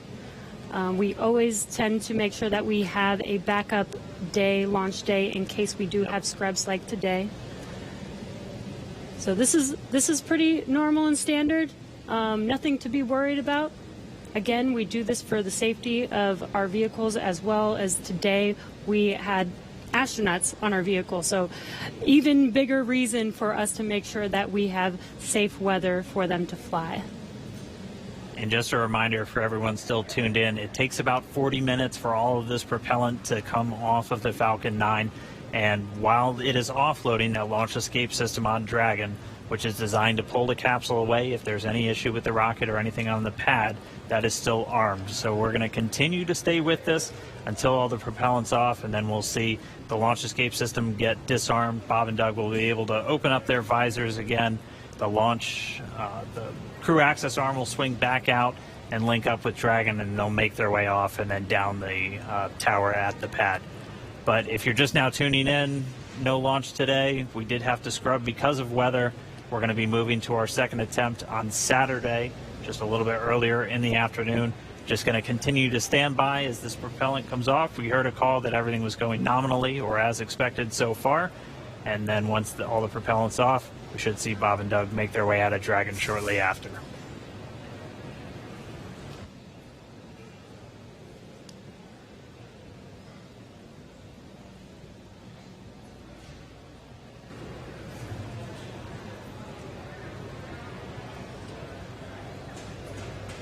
And what you're seeing on your screen is a live view of Bob and Doug on the right side inside of Dragon as they're waiting for propellant to be removed from the vehicle so that it is safe for them to disarm the launch escape system.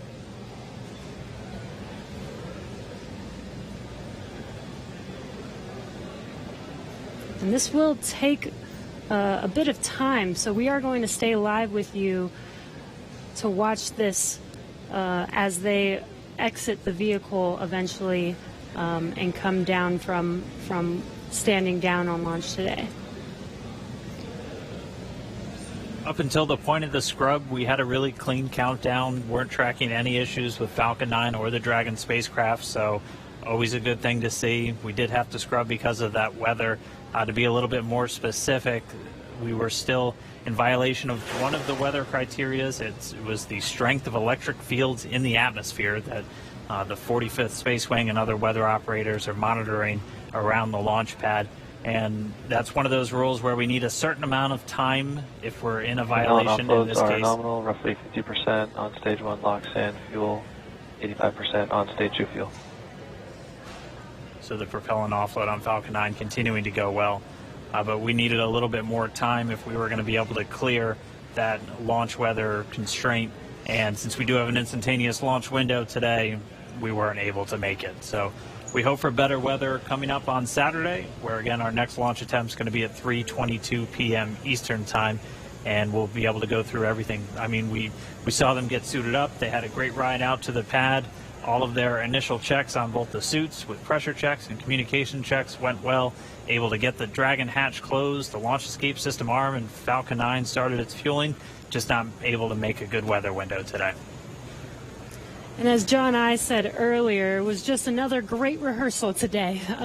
I don't think you can get enough practice doing this. So when Saturday comes, or when the day that we can actually launch the vehicle, Bob and Doug and the NASA and SpaceX team are fully prepared with just an extra rehearsal on the belt now.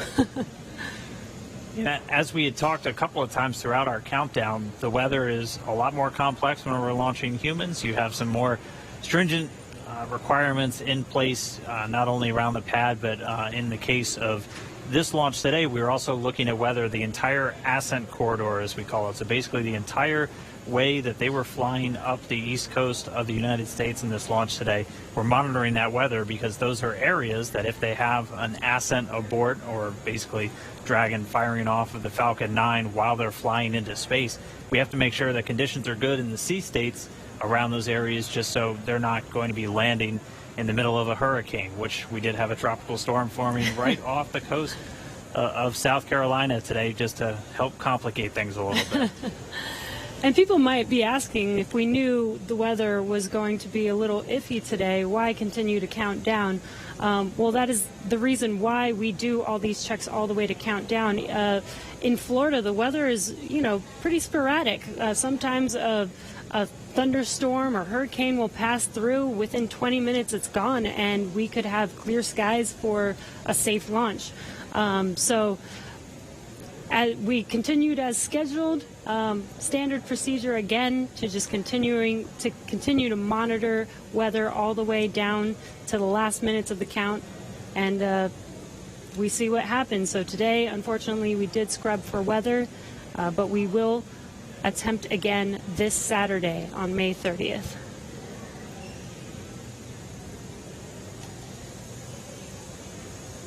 And Dan, Jesse, a couple of things to add on there. Right now we are 11 minutes after the scrub was called. Liquid oxygen and fuel are coming off of the first stage. Hard to tell from the view. It's still a little misty around the tank because there's LOX on board. But we're between half and a third of each of the fuel and LOX tanks filled on the first stage. So propellant coming out right per plan. The second stage fuel tank is offloading. That's going slower, but it's also a smaller tank. It doesn't take very long to either load it or to offload it. The other thing that we're working on is the high-pressure helium spheres, as well as the nitrogen spheres for the landing leg system. The pressure will be brought down on those, eventually getting it down low enough to where people can re-enter the pad area. So right now, the team is preparing, once they get a permission, the SpaceX ingress-egress technician team will come back inside the caution area around the pad, make their way up when conditions are right, open up the hatch and assist the astronauts out of the Dragon. I'd like to point out that for those who are wondering whether or not, having gone through this, putting propellant, pressurization gases on, getting fairly close to launch, whether that has done anything to wear out the Falcon 9 or the Dragon, the answer is no. If you can recall, the Falcon 9 is designed for at least 10 flights, and about time we get up to a 10th flight, we'll be doing testing to find that we probably got enough margin to continue keep flying. So this is the very first flight of a new first stage and a new second stage. So we haven't even gotten through the first flight. And in all of our margin calculations, we also take into account the fact that we may scrub a launch. So even today's operation, where we have pressurized and we have stressed the vehicle a little bit, that's taken into account in our design and our qualification testing. The other good thing is that the most stressing part of the flight for the Falcon 9 on the first stage is the reentry. So we didn't even get through that. So we're sitting here on the pad. It's a fairly straightforward situation and not stressing on the Falcon 9. And on the Dragon spacecraft, with the human rating factors to carry crew, there is enough factors of safety, margins of safety, redundancy, that just having 2 people on board and closing the hatch and even pressurizing the propellant system does not eat into the margins of the Offloads continue nominally, 30% on stage 1 So launch, right now everything's 35% continuing to stage offload. The automatic sequences that we use routinely, both at the launch sites, Kennedy Space Center, Cape Canaveral, even Vandenberg Air Force Base, as well as in our Texas test site for first and second stage. Those sequences are running. Propellant is coming off of the vehicle per plan. And we see Bob and Doug up in the Dragon spacecraft, just waiting when we can get up there, open the hatch, and help them egress and come on back down the tower. And the other thought I had, Dan and Jesse, is right now we are coming up on what would have been T0. And I'm wondering 10 minutes from now whether the weather officer would turn around and say, yes, it turned good. You just didn't have a long enough window. We only had 1 second and we needed 10 minutes. So we'll have to ask offline and say, hey, did the weather conditions improve? And one thing I'll tag on to that Dan was mentioning and Jesse was talking about, the launch opportunities. The launch window does move earlier on Saturday a little bit. So it just happened to be Orbital Dynamics said today, if you want to go to the International Space Station and you want to launch northeast, which is the approved trajectory, you have to go right at 4:35 p.m. Eastern Daylight Saving Time. You pick another day, the T0 moves. It's just luck of the draw. We might have been doing this at 8 in the morning when we were getting lightning, or we could have been doing it a few hours from now when conditions may have been acceptable. So in the end, we can all look at Isaac Newton and Johannes Kepler for Orbital Dynamics telling us when do we launch, and that stuck us right in the middle of a period of bad weather. So there's my science lesson for today, Dan and Jesse. Appreciate that, John. That helps soften the blow of just moving past that T-0 time. But for anybody, if you're just now tuning in, wondering why Falcon 9 is still sitting there on the pad as we move past that T0, we did have a scrub for weather today, just not able to clear all of those constraints. We keep a very close eye on the weather around the pad and their whole way Dragon uphill. SpaceX for weather.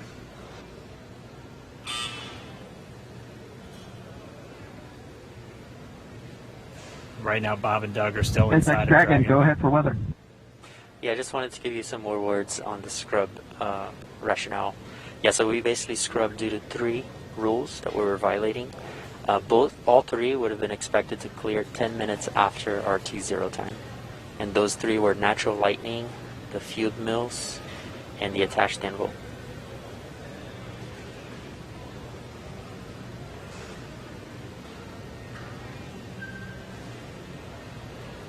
Yeah, we copy, Jay. We appreciate that update. We could see some raindrops on the windows and just figured that whatever it was too close to the launch pad at the time we needed it not to be. So we appreciate that and understand that everybody's probably a little bit bummed out. It's just part of the deal. Everybody was ready today, and we appreciate that. And the ship was great, and we'll do it again, I think, on Saturday. Copy all, and yeah, we concur. And appreciate your resilience sitting there in the vehicle for us. We got the easy job. Nothing better than being prime crew on a new spaceship.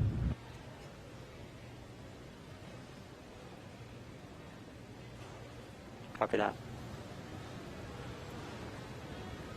All right, some great words from Bob and Doug. They're feeling good inside Dragon. They'll be ready to go when we make our next attempt on Saturday. Right now, we're just still waiting for all of the fuel to come off the Falcon 9 rocket. After Stage 1 that, LOX and fuel roughly 20%, and Stage 2 fuel 36%.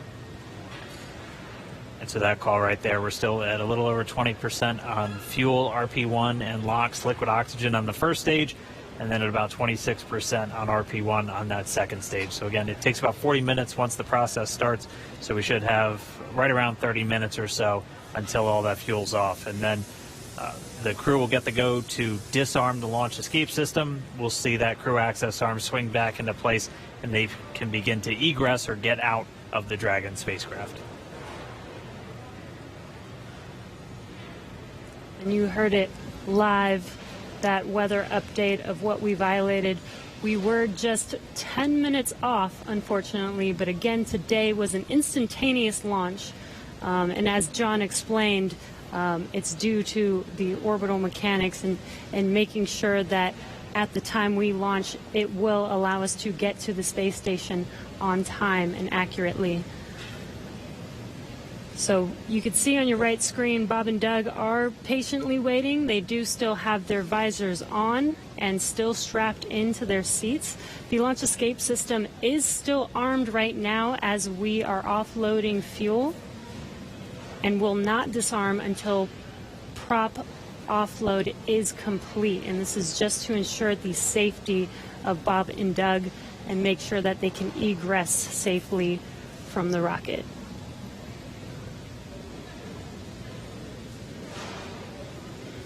And just a reminder, today, just this first attempt, we're going to be right back here looking like on Saturday for attempt number 2.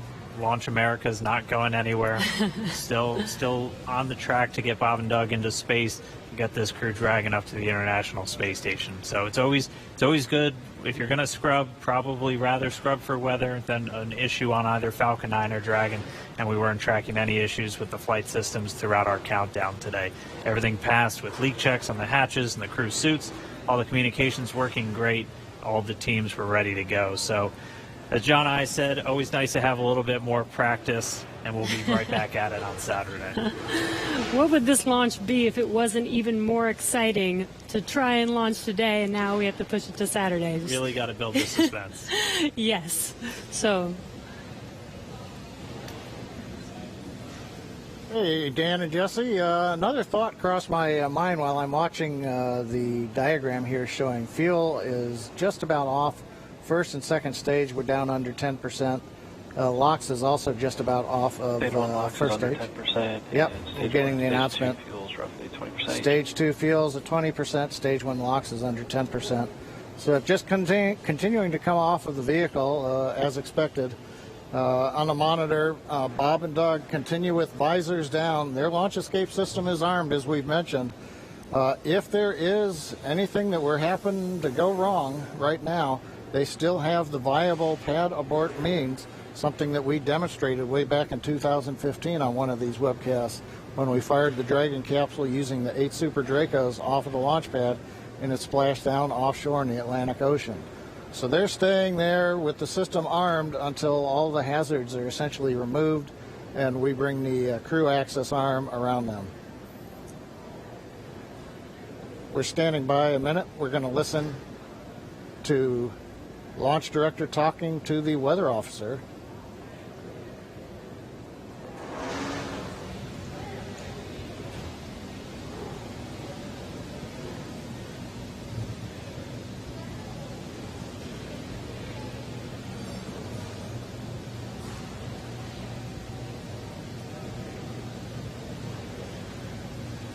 If you're just now tuning in, we did not launch today. We did have a scrub because of weather, but as we were saying, we are looking forward to trying this again on Saturday. Our launch time on Saturday will be another instantaneous window, so we'll have to have the weather cooperate again. And that launch time will be at 3:22 p.m. Eastern. I think our last weather update put us at about 40% probability of violation. John, I can check me real quick. Yeah, Dan, what I saw coming out of the Air Force was 40% probability of violation, I believe. It's always tough because they report in terms of violation, and the optimists have to subtract that from 100% to go, hey, 60% chance, I'll plan my picnic. We were listening, the SpaceX launch director, Mike Taylor, was talking to the launch weather officer asking about the 3 criteria that scrubbed us today. It sounds like in another minute or two, the Lightning and the attached Anvil cloud rules will clear. The field mill rule, charge in the atmosphere, is still bouncing around, and so, hey, we may need several more minutes before that one would clear. So we'd need even longer than 10 minutes in the window today, it looks like, for all the rules to clear. That brings up what I wanted to mention a little while ago. I got lost listening to the weather brief. But there are a lot of folks who are going, why an instantaneous launch window for Falcon 9 and Dragon? Now, typically when we go to the space station, when we do the mission planning, it's an instantaneous window. There may be enough performance in the rocket to launch somewhere in a 5-minute period, but you've got to pick a time in there. But in the case of Falcon 9, once we start propellant load at T-minus 35 minutes, it doesn't matter so much if you can move 5 or 10 minutes left or right, because the whole sequence is scripted. We do the flight analysis assuming that the temperatures of the propellants are below a certain amount so that we know how much performance is available to the rocket, how much margin we're going to have. So essentially, if you start the countdown, 4 hours, 8 hours out like we were doing today, and you have a very short window, once you get into propellant loading at T-minus 35 minutes, you have to go as soon as you get to 0. We don't have the ability to stop the countdown, wait 5 minutes.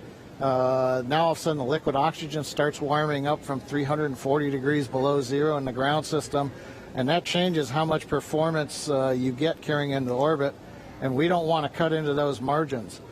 Now, if we had had something like a 4-hour window, which some communication satellites have, we could actually get down to almost 0, hold the count, detank the Falcon 9, wait a while, it takes us about an hour and a half, reload a whole new batch of cold liquid oxygen and fuel from the big storage tank that we've got there at Pad 39A, and try to launch again.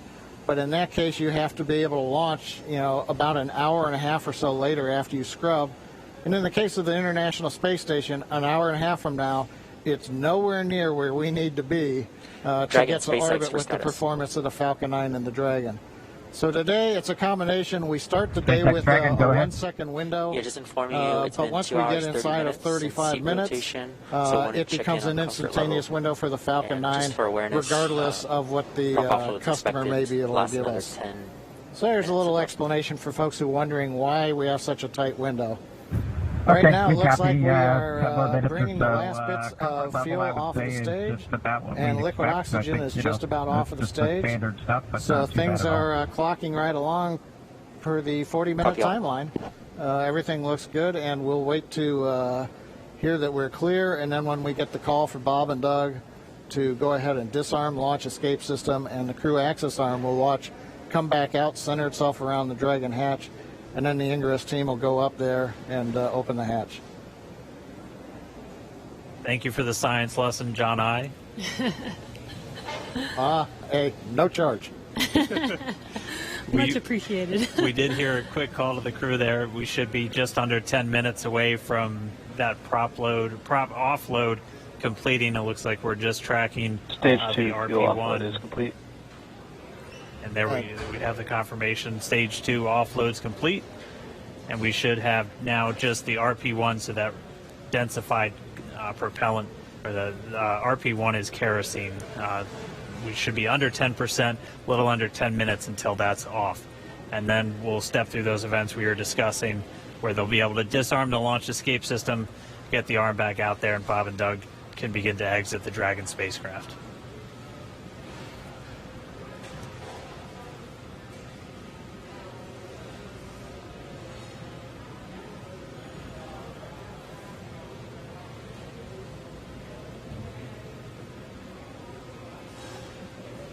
Still not the friendliest skies in the background. That is Florida, though. The weather is constantly changing over there, which is why we always have to keep an eye on it through every single launch that we have out there. And Bob and Doug are patiently waiting. As you can see, that is a live view of them on the Crew Dragon vehicle as they're waiting prop offload to complete. Second stage prop offload is complete. We are just waiting on first stage to complete. Stage 1 box offload is complete. Waiting on stage 1 fuel, roughly 5 minutes or so.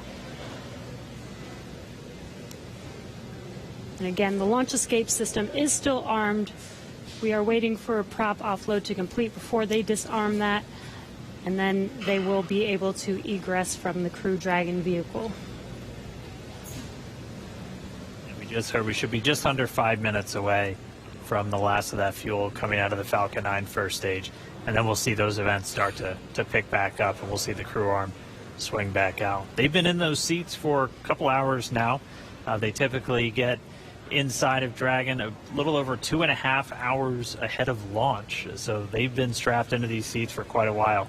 They are custom sized, though, so they're as comfortable and as snug as possible. Obviously, since they're going to be in them for a really long time. But most importantly, when you're doing that splashdown at the very end of the mission, it's your car seat, and splashing down or landing on land is not the most gentle of procedures in a capsule. So just really making sure that they're snug inside of that Dragon capsule. But we should be a little under 5 minutes away from the prop offload being completed. And as Dan mentioned, those suits are custom made, but the seats are also custom fit for each astronaut as well. They do remain on Crew Dragon for this mission for almost 24 hours so we do want to make sure that they are comfortable and make sure that the suits and the seats are comfortable enough for them to stay in that position for a while. I believe when they get into orbit, they are allowed to get out of their seats and get a little bit more comfortable, but it's a long ride for them. Yeah, once they do get on orbit, they are able to get out of the seats and actually out of their suits too, since for this flight path today, it was going to take them about 19 hours. So Bob and Doug would actually have had about 8 hours to sleep on board the Dragon capsule. So we weren't able to launch today, though. The rendezvous on Saturday should be very similar to what we would have had if we launched today, where it'll take them about 19 hours to get to the International Space Station. So they'll launch, and they'll have a number of different events that we'll be able to walk you through, including manual piloting of Dragon and just really putting the spacecraft through all of the paces before it arrives at the International Space Station. Because, again, this is a test flight. And this is this last test before we certify the Dragon spacecraft for regular crewed flights, which will just be bringing up those long duration, 6-month, maybe even a year-long missions. Right. And it should be a very exciting test flight because it's pretty much like an actual mission. When Bob and Doug get on the station, they will be performing some research while they're up there and performing tests and doing some final things for this demonstration mission. But, I mean, just for right now, we are just going to continue to stay with them until we see them come out of Dragon, because the launch escape system's still armed while we wait for this propellant offload to complete. That's just done as a safety measure. Anytime you have rocket propellants beneath you, you want to make sure that we have a good way for them to get out of the way. And so we should be within just a couple of minutes for that final bit of RP1 coming off the first stage, and then we'll hear the crew get the go to disarm that launch escape system. We'll see the crew access arm swing back in. But if you're just tuning in, expecting them to be in space, we did have a scrub today due to weather. Our next launch attempt is going to be this Saturday, May 30th at 3:22 p.m. Eastern Time. And just like we did today, we're going to be bringing you every single step of the way. It's going to look a little familiar if you watched all of today's, but it's going to be just as exciting. I can imagine it might even be more exciting with all the anticipation that we've hyped this launch up for, with already going through it all today. But again, the more practice we have, the better off we will be. Hopefully next launch attempt we will have a flawless launch and actually be able to lift off with good weather. Yeah, weather is going to be the big thing that we'll continue to watch. That was the culprit today for our scrub. And our initial weather reports already looking at about a 40% probability of violation. So as John and I was saying, the optimists in us have to say that's 60% good. So we're going to look at the good side of this, and that's roughly what we were in the days leading up to this. We won't have a rogue tropical storm forming off of South Carolina on us on Saturday, but Florida weather will always be dynamic, so we'll just continue to track and hopefully get a good chance hit that window on Saturday. And just a reminder, everything else on the vehicle and for the mission was looking good today. It was just the weather, which, as John Aya said earlier, and Lauren even referred to him mentioning this, weather is the one thing that we actually cannot control on our missions. So unfortunately, it did cause us to scrub today, but the vehicles are healthy. Bob and Doug were ready. And they should be ready to go again with the next launch attempt on Saturday.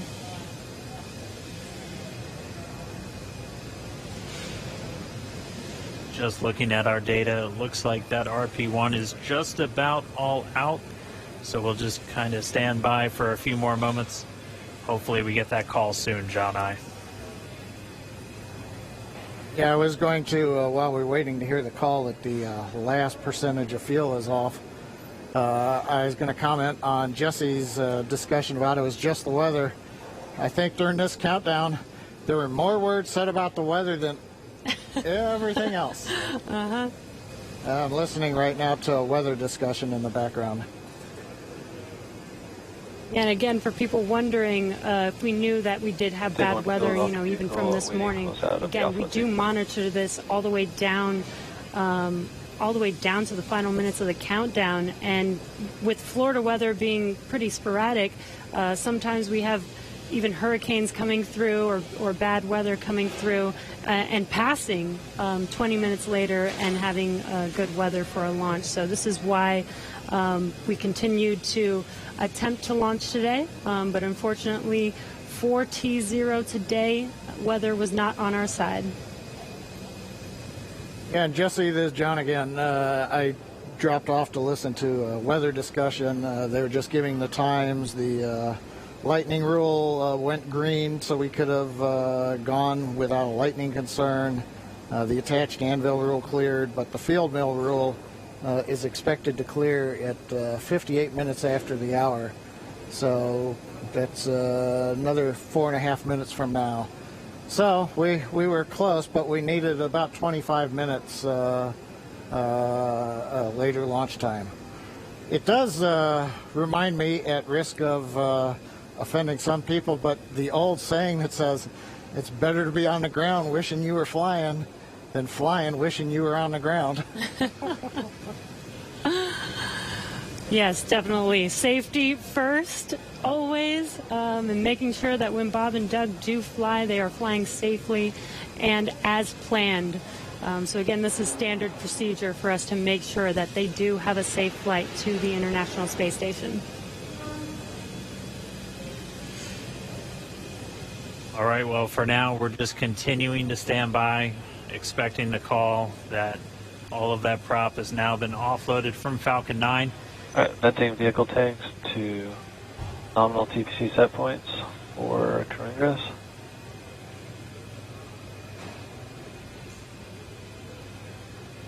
At this moment, the launch escape system is still armed. Once the prop offload is complete, that'll be the next step in our procedures to have Bob and Doug begin to make their way out of Dragon.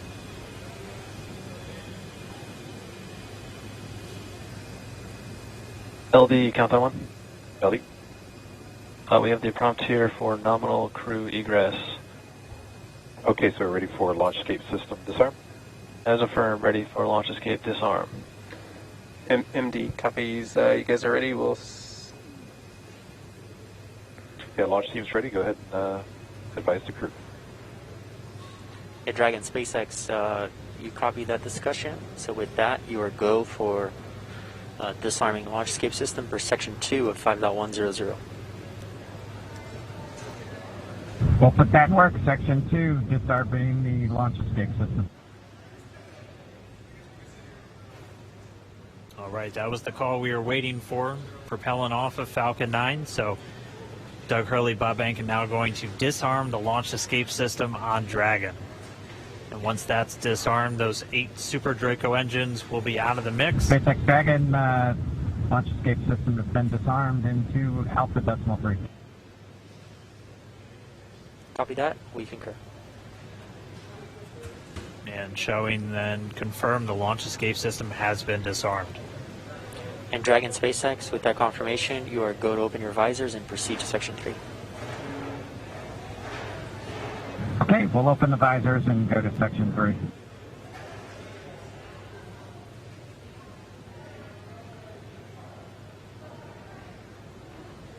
As you heard and you can see, Bob and Doug can now open their visors and get ready for exiting the vehicle. Again, they kept their visors on while the launch escape system was armed, while prop offloading was continuing, and that is just to make sure that they are safe.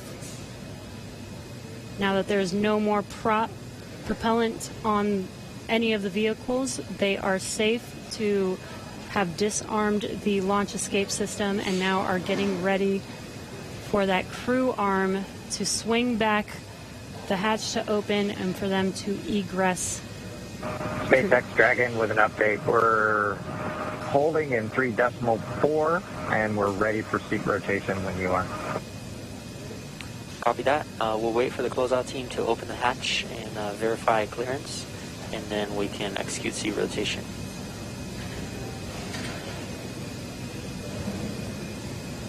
Dragon Cap.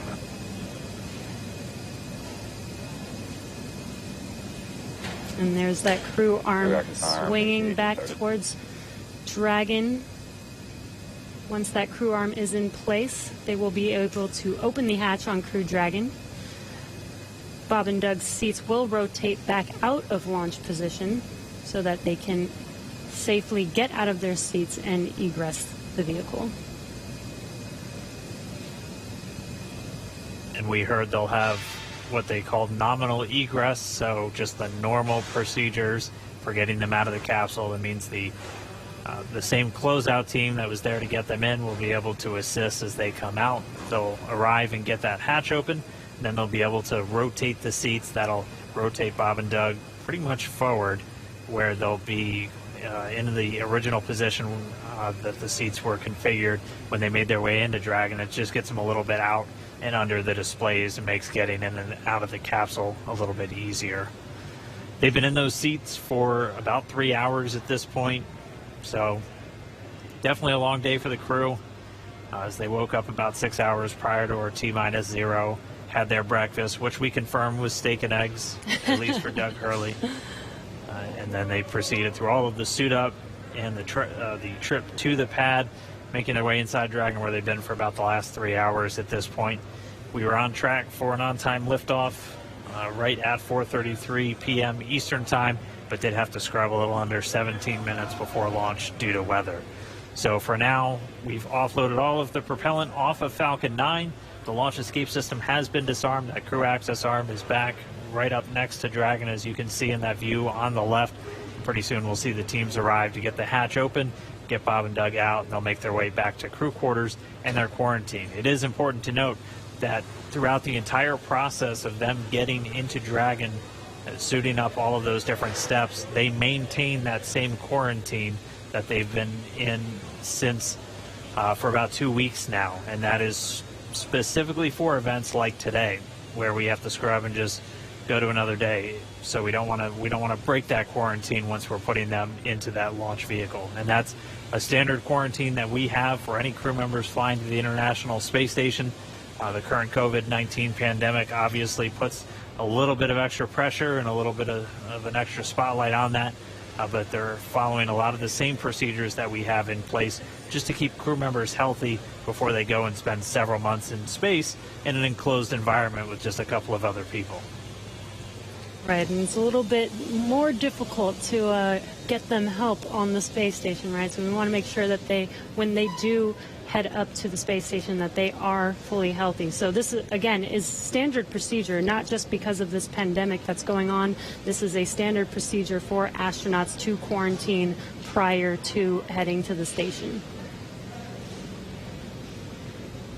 And as Dan mentioned, this is a standard procedure to exit the vehicle as well. We did scrub today, but this is not an emergency state. This is standard procedure. This is something that is practiced and rehearsed and made sure that we do follow our standard procedures to make sure that everything is still safe. Bob and Doug exit safely and go back into quarantine and get ready for our next launch attempt. Looks like they're getting a chance to stretch their legs, though. Yeah. Yeah. Dan, Jesse, I'm monitoring along in the scrub procedure right now. They're getting the goes to get the folks back to the pad, the crew that'll open the hatch. So they have notified the team chief, launch engineering, to return to the pad.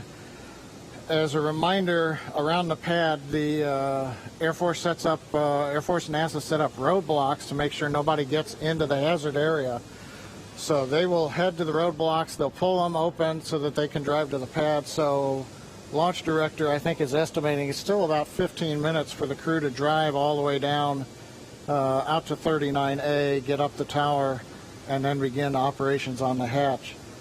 They have confirmed that the purge of the Dragon service section, which is nitrogen during the countdown to avoid an oxygen leak, that is back on air now. The crew access arm is on air, so they're ready for the egress team to get up into the tower.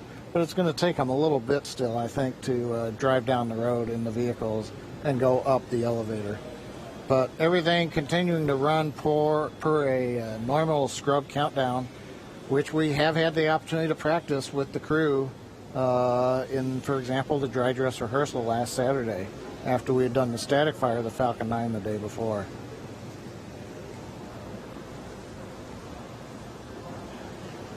I've been seeing a few questions, people asking why aren't we just trying to launch tomorrow? As John and I was talking us through, there's some very specific times you have to identify when you're going to be able to link up with the International Space Station. You'll only have so much fuel, which can only generate so much energy to make sure you're going to intersect with the station, which is flying at over 17,000 miles an hour. So you're hitting Dragon one bullet SpaceX with another comms. bullet. Some of our other launch attempts are able to make it Go to ahead. station, but have much longer Hey, Dragon, times. to prevent us from losing comms, we're going to be switching to umbilical at this time. I'm going to be unmerging Countdown 1, but we'll keep you updated here on Dragon Ground.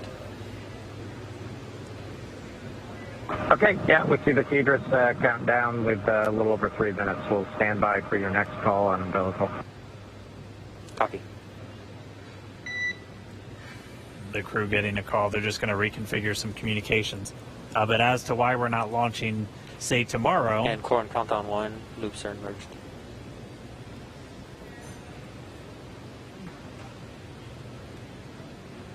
But when we pick our launch attempts, we also have to take in mind some of the human factors of these attempts. Some of these other launch attempts may exist, but it would require Dragon taking in excess of 30 or more hours potentially to reach the station, which could wreak some havoc with the sleep shift cycles, not only for Bob and Doug, but also for the crew on board station that has to line up their sleep schedule with Bob and Doug as they arrive. And the crews on station and Bob and Doug will be operating off of Greenwich Mean Time once they get there. Dragon SpaceX, comm check umbilical. SpaceX Dragon, loud and clear on umbilical. Copy, have you the same. Still getting good comm between the crew and the core here in Hawthorne. But really, just to sum it up, we pick our launch attempts for a number of reasons, not just can we make it to the station, but just how long is it going to take to get there. And that's why Saturday is going to be our best option. We're going to be targeting that one at 3:22 p.m. Eastern Time for our next attempt. And it'll be a little over 19, maybe a little over 20 hours until we actually arrive at the space station, if we're able to get off the ground on Saturday.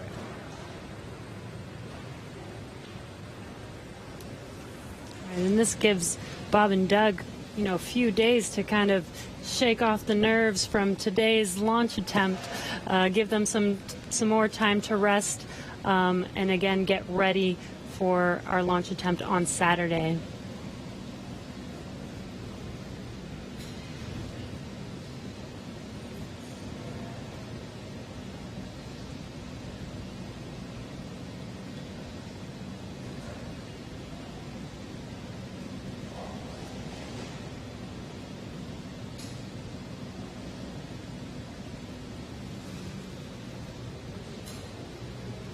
And if you're just now joining us, we did scrub our Demonstration 2 mission today. And as John mentioned, we are waiting for the egress team to make it back to the launch pad, head up the tower, and help the crew, or help Bob and Doug egress the vehicle.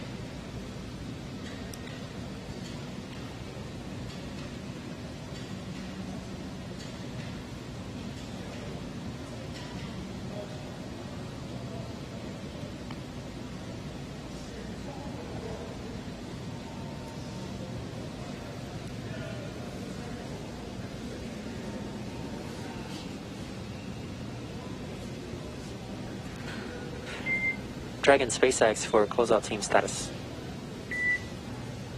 Go ahead. Yeah, the closeout team has arrived at the pad and they are proceeding to the White Room. Copy that. You heard that call out. The egress team is at the pad and are proceeding to meet Bob and Doug in the White Room, where they can open the hatch and help them exit the vehicle. Yep, and we'll continue to stick with Bob and Doug until we see that hatch get open and them start to make their way out. And then they're going to, and there we can get some views once more back at the pad. You can see that egress team moving back in. They were wearing the black clean suits that we saw as they were helping Bob and Doug get into the Dragon just several hours ago. They're now going to get on the elevator, make their way back up, down the crew access arm, and then we'll get that Dragon side hatch opened. And as we saw earlier, this is a very tall structure, but that elevator is pretty quick there. So we saw them enter the bottom of the tower. It should be a very short time before they make it to the top and are able to get to the White Room and open the hatch for Bob and Doug.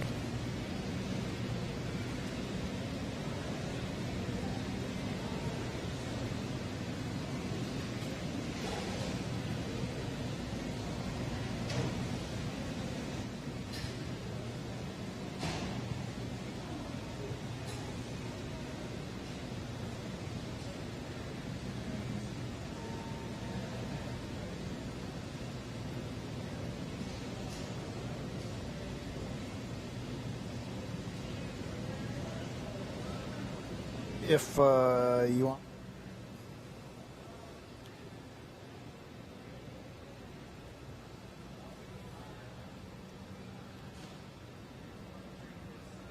And it should just be a few more moments. We'll see that closeout team make their way back into the crew access arm and down the hatchway.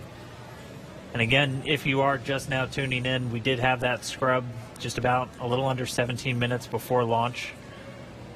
Our next launch attempt is going to be this Saturday, May 30th.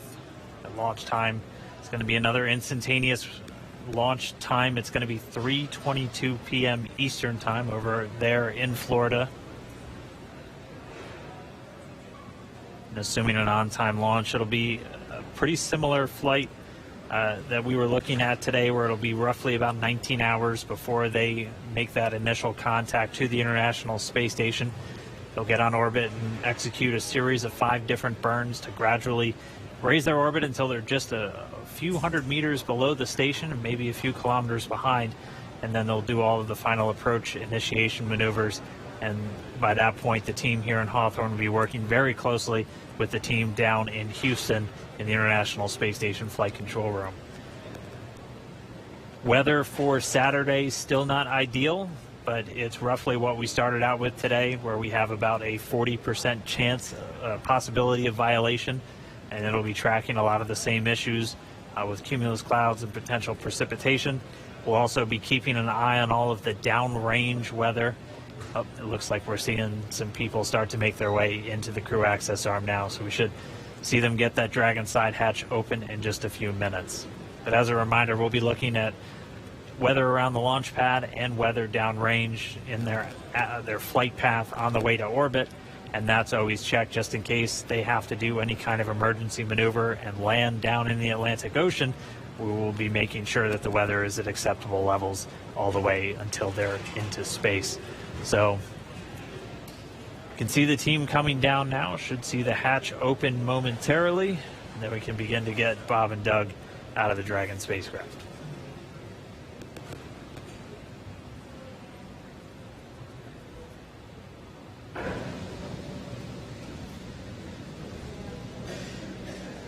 And again, we are staying live until Bob and Doug are safely out of Crew Dragon.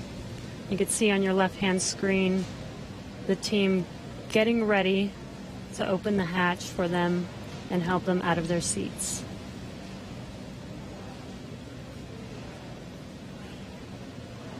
And at this point, the launch escape system has been disarmed. That was done after we successfully offloaded all of the propellants from the first and second stage of the Falcon 9 rocket. There are propellants loaded into Dragon, so the teams look like they were just doing what we call kind of a sniff test, so using a portable detector just to assess the atmosphere around the Dragon capsule itself before they get the hatch open and bring Bob and Doug out.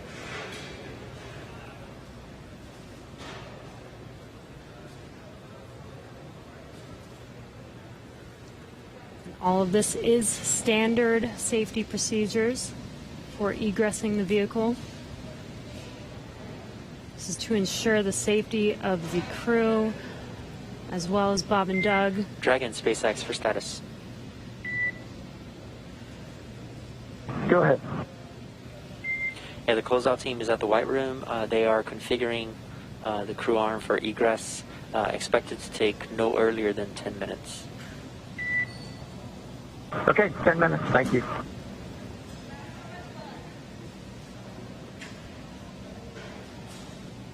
It should be just about 10 minutes. As a reminder, they're in the White Room. We walked through that a little bit earlier in our coverage this morning. The White Room name simply because of its color, and that's something that started all the way back during earlier Gemini missions. And that is literally the last place on planet Earth where astronauts are standing before they get loaded into this vehicle.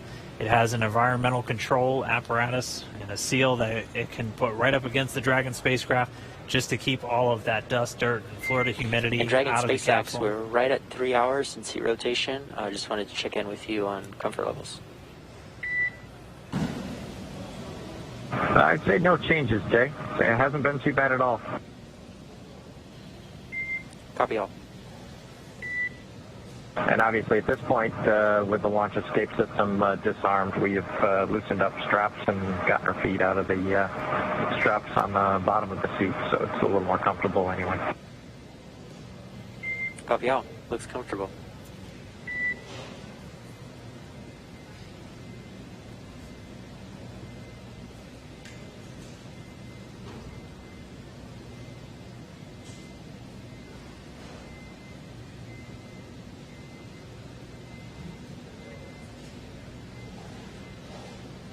Right now, the closeout team just going to take a couple of minutes to configure the White Room. They'll set up a seal between it and the Dragon spacecraft just to make sure we're not letting anything from the surrounding environment get into that spacecraft, which is kept very pristine, obviously, for the crew members once they're inside. They have a small bridge that just connects the crew arm to the capsule itself, just making sure they have a nice clear path for their entrance and exit from the spacecraft. So it should just be a few more minutes. We'll see that hatch get opened, and then our crew members can start to make their way out. And you heard seat rotation. They rotate the seats prior to their actual flight to where they're a little bit more parallel to the ground, and that just puts them directly in front of those displays. We'll see them rotate down, just giving them easy access to get out of the capsule.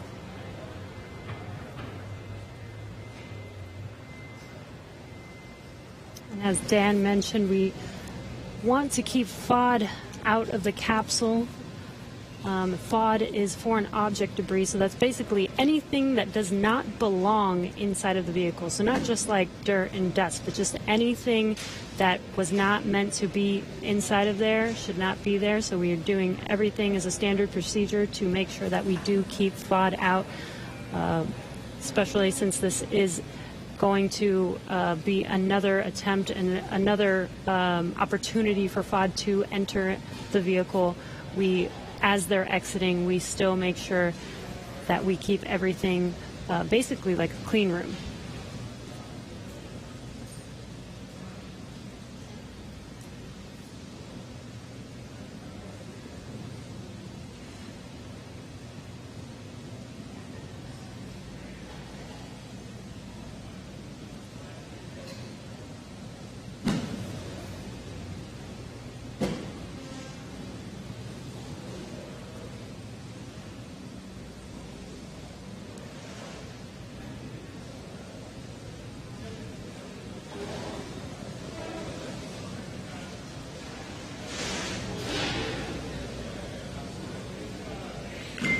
Dragon SpaceX, you may hear some vehicle venting in about 20 seconds.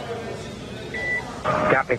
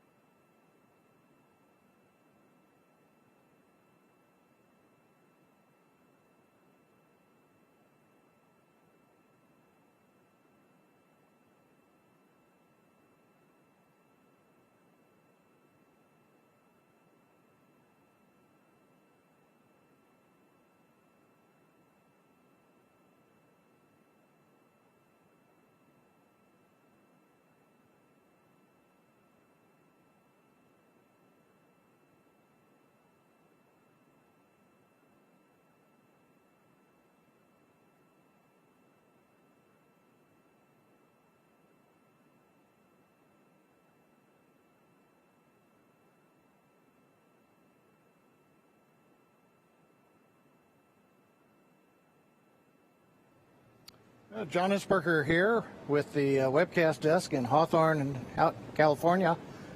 We are continuing to wait for the crew to open the side hatch.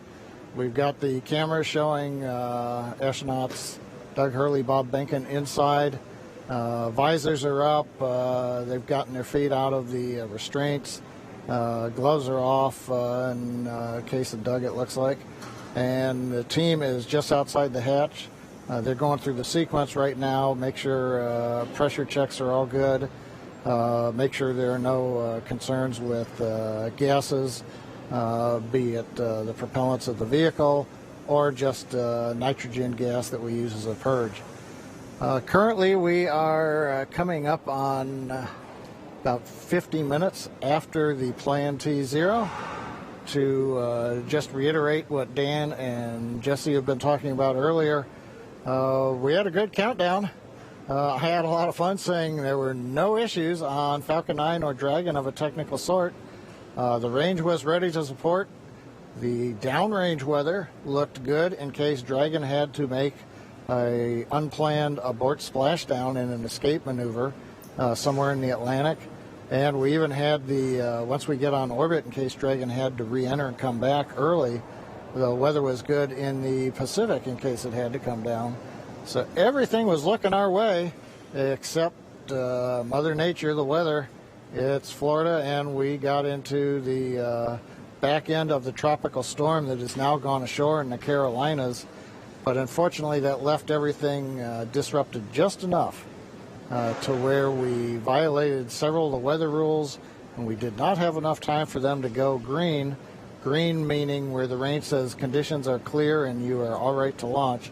We were still red on those rules, and that was the end of the countdown for the day. Again, we scrubbed at T-minus 16 minutes, 54 seconds. That was shortly before we were due to begin loading the liquid oxygen onto the second stage. That was both the logical breakpoint in the countdown procedure where we could take a scrub without loading one more propellant on the vehicle. And at the same time, that was when the range gave us the final bad news that we weren't going to get green conditions before the clock ran out at T0. So continuing to watch right now as the crew works to get the hatch open. They send final commands, making sure that everything's go. Once the hatch is open, the ground crew can verify that there's nothing in the way under the seats that Doug and Bob are sitting in, and we will get the seat rotation again, get them back a little bit more vertical. They're more on their backs right now in the launch position, so they'll rotate, then they'll help them out of the seats, and they'll come back out and down the arm and off of the tower.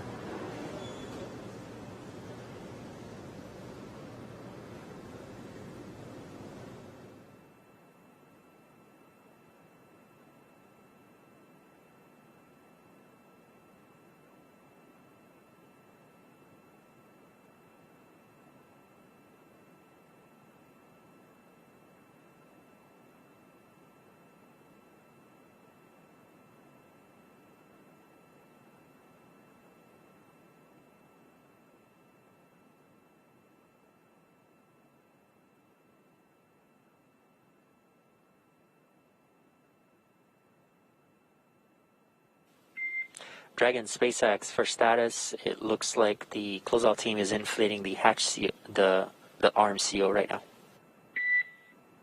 Okay, yeah, we can see some folks outside the window.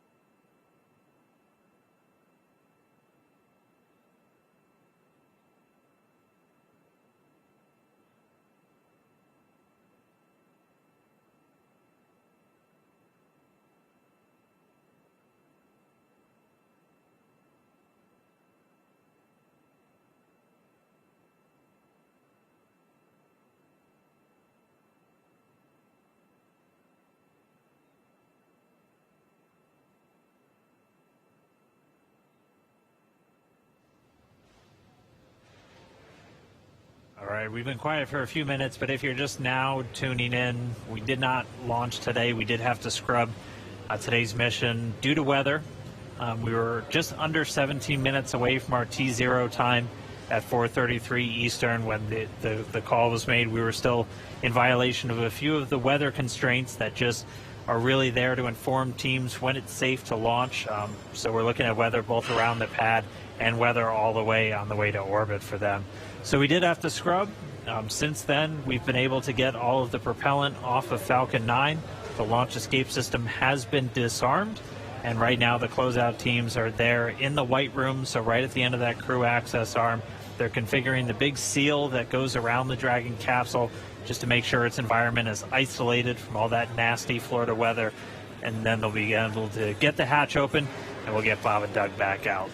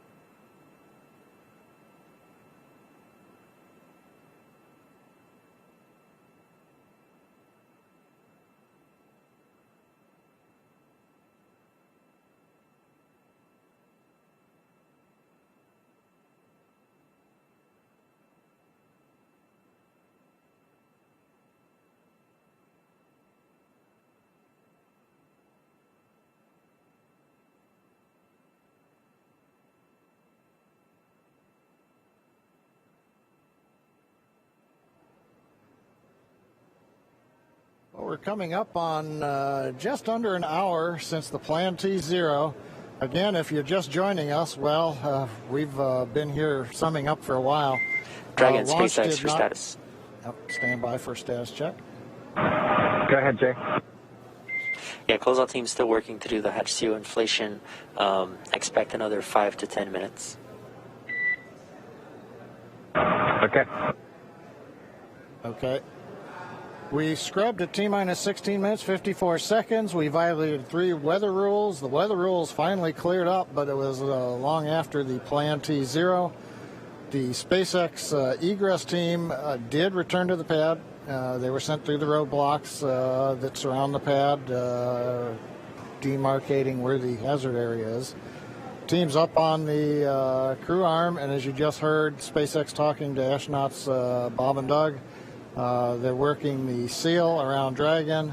Then we make sure that Dragon capsule pressure is equalized with the crew arm, and then we'll go into the hatch opening sequence. So we've still got several more minutes. We'll carry that as we go. A couple of points to bring up. Once the crew comes off of the Dragon and comes back down, goes back to the crew quarters to desuit, we will be Dragon leaving. SpaceX for awareness. We're going to command the vehicle into pad hatch open in preparation for hatch opening. Copy that. Okay, that's good. That'll get them into the sequence to make sure that the pressure is inside and outside. And note this will equalize cabin pressure, so you may notice something there. Okay, thanks. So as I started to mention, once everybody's off, we'll leave the Falcon 9 Dragon, the crew arm, where they are. That is in the launch support position. There's no plan to come back down to horizontal. The vehicle is designed to stay vertical. Now, if we were to find something wrong during the countdown as we go through data review, that could mean that we have to come horizontal, as we did late last night, early this morning, as we were working a ground issue on the transporter erector. And then we went right back up. But currently, no plans to come horizontal. We'll stay vertical up to the next launch attempt on Saturday. There will also be, as is typical, engineers will go through all of the data they collected today, and then there will be a report out in what's called a Delta Launch Readiness Review, probably this Friday before we get into the next launch attempt on Saturday. That's where the engineering disciplines will brief management, chief engineer, launch director, mission director, the NASA customer, where we stand on today's countdown, what we learned as well as our readiness to proceed into another countdown attempt. But currently at Kennedy Space Center at historic Pad 39A, we're getting ready for the hatch opening and the crew to be able to leave Dragon, come back down, get out of their suits, and wait to go another day, hopefully this coming Saturday, the 30th.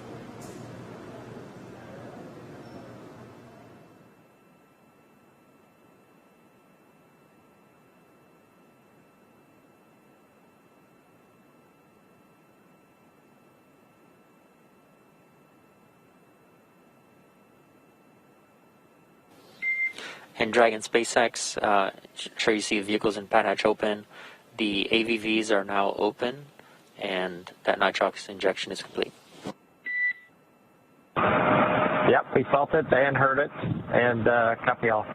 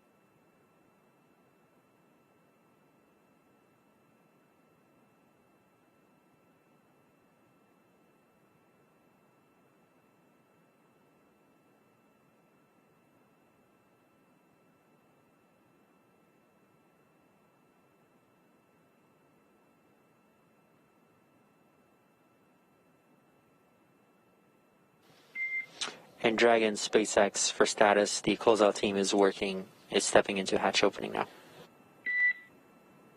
Copy.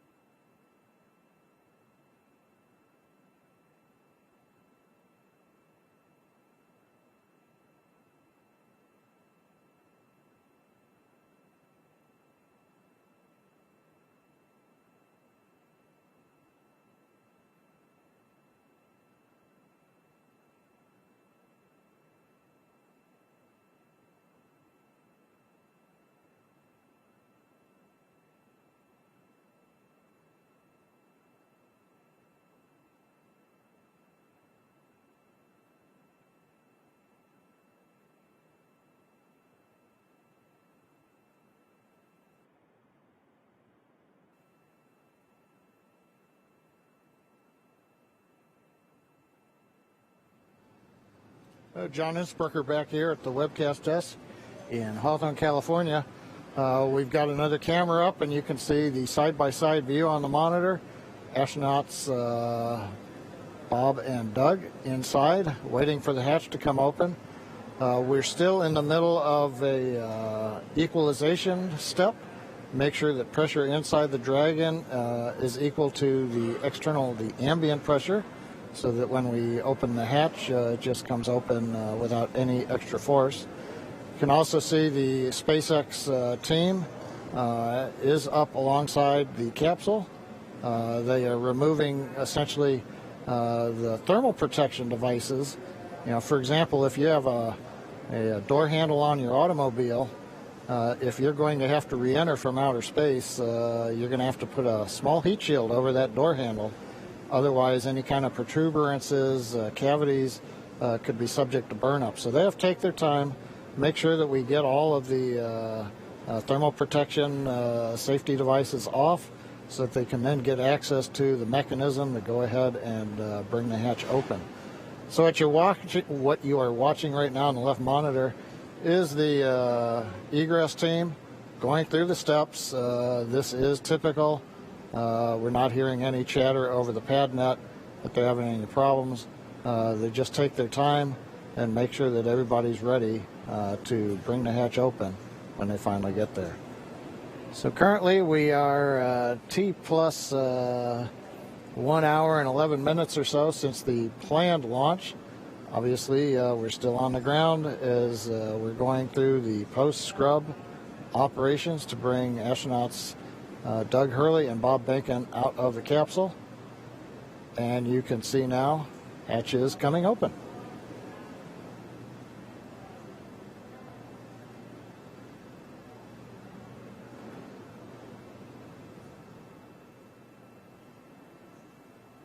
There's a view from the camera inside the capsule.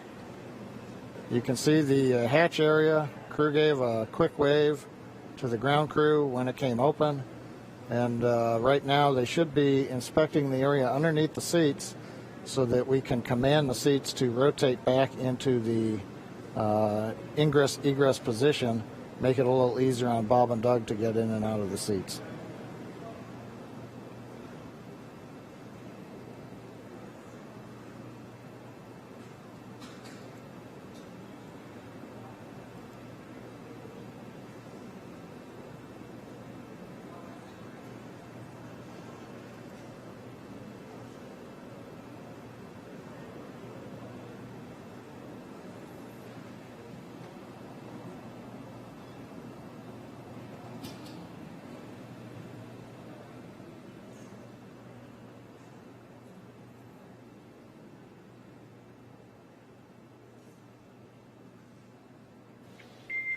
Dragon SpaceX, just for awareness, they have a few more steps in their procedure, and they should be calling to us for seat rotation shortly.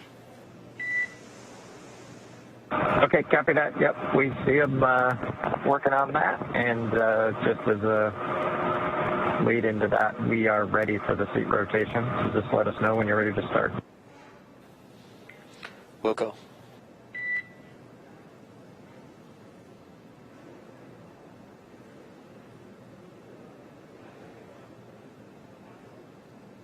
We have the confirmation from the Dragon team talking to the astronauts that they are just about ready to send the seat rotation command. Again, the ground crew is verifying, making sure that none of the cargo that's packed in Dragon underneath the crew, nothing is in the way, nothing came loose. You're looking at one row of crew seating, but there is, as we've mentioned before, Dragon designed to carry up to 7, but on this flight, for example, much of the cargo that we're carrying is loaded in various areas down below where the astronauts are seated. So they're just verifying nothing's in the way so that when they send the rotation command, the seats will pivot without encumbrance.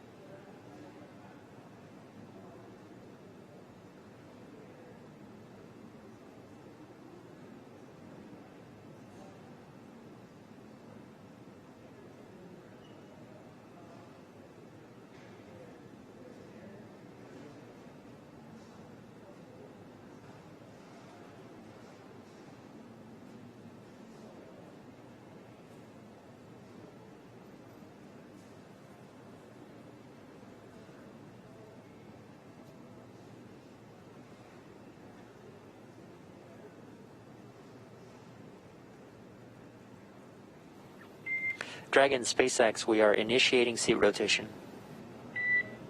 Dragon copies, we're ready.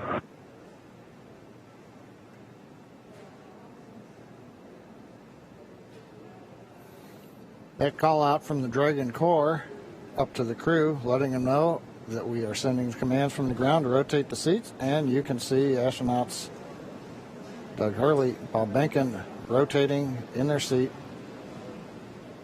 back to a more comfortable position to get in and out of the capsule.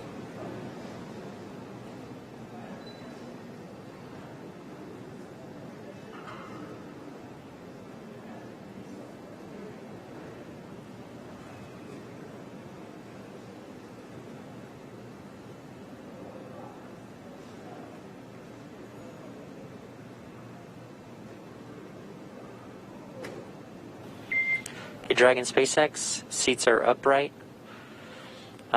Thanks for the valiant effort today, helping us test our scrub timeline, and we'll see you Saturday. Yeah, we appreciate those words. Everybody did great today. It was a great practice, and we'll do it again on Saturday. Everybody stay safe, and we'll talk to you on the loops. Likewise.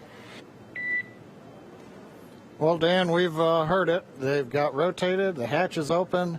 The ground crew is going to work to get the astronauts out. The SpaceX Dragon team, like the SpaceX Falcon 9 team, is going to be coming off of console now as we turn it over to the folks on the pad. So while we didn't launch, it was a pretty good countdown and scrub sequence. So we've got that good lesson learned under our belt. We look forward to Saturday having even better results when we get close to T0. That's right. Always great when we don't have any issues with the capsule or the rocket, which we didn't today. Just had to fight that weather. And we'll be doing the same on Saturday. We are looking at about a 50% probability of violation. That's about where we were today. We did see it was all just a matter of trying to line up correctly. And didn't make it today, but we're going to try again on Saturday. Right, and it sounds like we were just about half an hour away from making the launch attempt today with weather, with 50% weather chance on Saturday. Hopefully we have a better day at T0 for liftoff. But we're definitely going to all be back. Jesse, myself, and John I will be here in Hawthorne to take you along every step of the way. We hope everyone else tunes in also, because this is really going to be a monumental moment. We're now going to look towards Saturday for America once again launching U.S. astronauts on American rockets from American soil. With them getting out of the capsule, though, that's going to do it for us here at Hawthorne. We're going to send you back down to Florida for one last check-in with our teams there. So over to you, Marie, Lauren, Leland, if you're still sticking around, and we're going to be looking forward to Saturday. All right, thanks a lot, Dan. Yeah, we're just all sitting here. We watched Bob Behnken just climb out of his seat. Looks like he is out of Crew Dragon now, and Doug Hurley following suit. No pun intended. There we see Bob in the foreground and Doug climbing out of Crew Dragon in the background. Pad closeout team looks like helping them out. So any minute they're going to be basically just reversing course, coming back the way from whence they came. Leland, I know you had a scrub years back.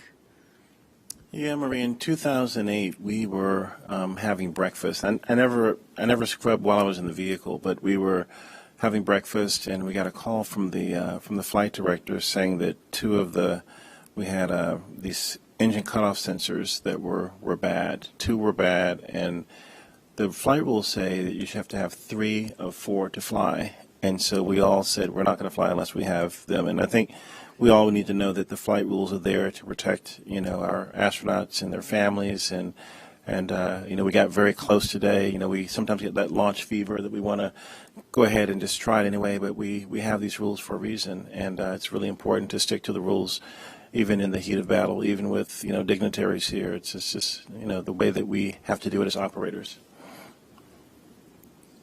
It's also a good wet dress exercise. Went through, exercised all the systems nearly to T0, which is incredible. I believe this may have been the first time Bob and Doug are sitting on top of in our vehicle with a fueled rocket. So that's pretty cool. Yeah, for sure. Closing the hatch, exercising the environmental life support systems, doing that flight leak check. I mean, all of this is a ton of learning that came out of here, even if we didn't ultimately go to space today. Absolutely. So we're getting a cool view that we wouldn't have seen if they'd launched. They're making their way back down the crew access arm. And they are going to be turning the corner there, heading to the stairs that are going to take them down to the elevator. Passing the worm. Passing the worm. So, yep, they're heading down the stairs now. It's going to take them down to the 255-foot level, and then they're going to be getting in the elevator, take them down to the ground level. And we'll do it again on Saturday. It's actually very reassuring that all systems were go. You know, there was no problems with the vehicle at all, as Lauren, as you said, and it was just some weather. And I think if we have that same performance on Saturday, and the weather gods give us some good juju there, we'll be good to go. Yes, please. I mean, we were so close today. It hurt my heart. If we had 10 more minutes, it sounded like we probably would have made it, but just was not to be today. And of course, we're going to always do what is the safest thing for the crew. And as they head into the elevator there, we do want to go over to Operations and Support Building 2 now, where the NASA Administrator Jim Bridenstine is standing by. He would like to provide his own thoughts now. We'll go to him. Well, thank you, Marie. I know there's a lot of disappointment today. The weather got us. But I also want to say it was a great day for NASA. It was a great day for SpaceX. I think our teams worked together in a really impressive way, making good decisions all along. So here in this particular case, we had just simply too much electricity in the atmosphere. There wasn't really a lightning storm or anything like that, but there was a concern that if we did launch, it could actually trigger lightning. And so we made the right decision. We had the parameters set ahead of time. The teams worked together. And in the end, the right decision was made. I will tell you, I've done a lot of interviews over the last 2 days. And in those interviews, I get asked over and over again, is there undue pressure here?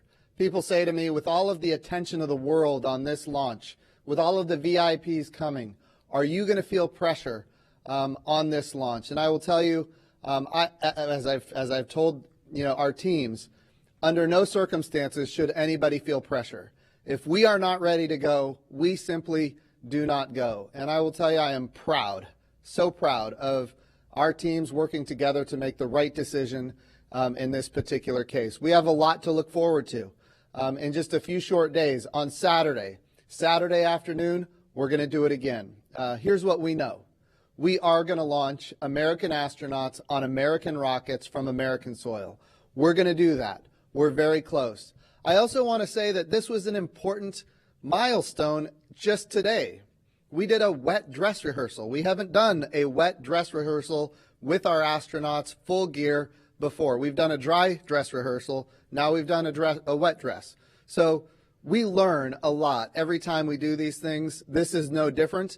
And we get a lot of great data from doing what we just did. So today was a good day for NASA. It was a good day for SpaceX. And we've got a lot to look forward to. So I want to say congratulations to both of the teams. And let's go. Let's go get this done. I know we're up for it. Saturday is going to be a great day. And here we go again. So thank you to everybody for all the great work. Marie, back to you. All right, thank you so much. Those were some great insights from Jim Bridenstine, the NASA administrator. The crew's making their way back to astronaut crew quarters, where they're going to remain in quarantine until Saturday. They've been in quarantine for 2 weeks, and there they will stay to keep them safe and healthy for our next launch attempt. Again, we had to stand down from launch today because of unfavorable weather conditions around Launch Complex 39A, but we're going to be ready to do this again Saturday, May 30th. The new launch time will be 3:22 p.m. And our coverage will begin live here on NASA TV at 11 o'clock in the morning Eastern Time, Saturday. So be sure to tune back in on NASA television and nasa.gov/live if you're watching along online. And we will be back here to take you through it every step of the way. Thanks for sticking with us, and we will see you back here Saturday.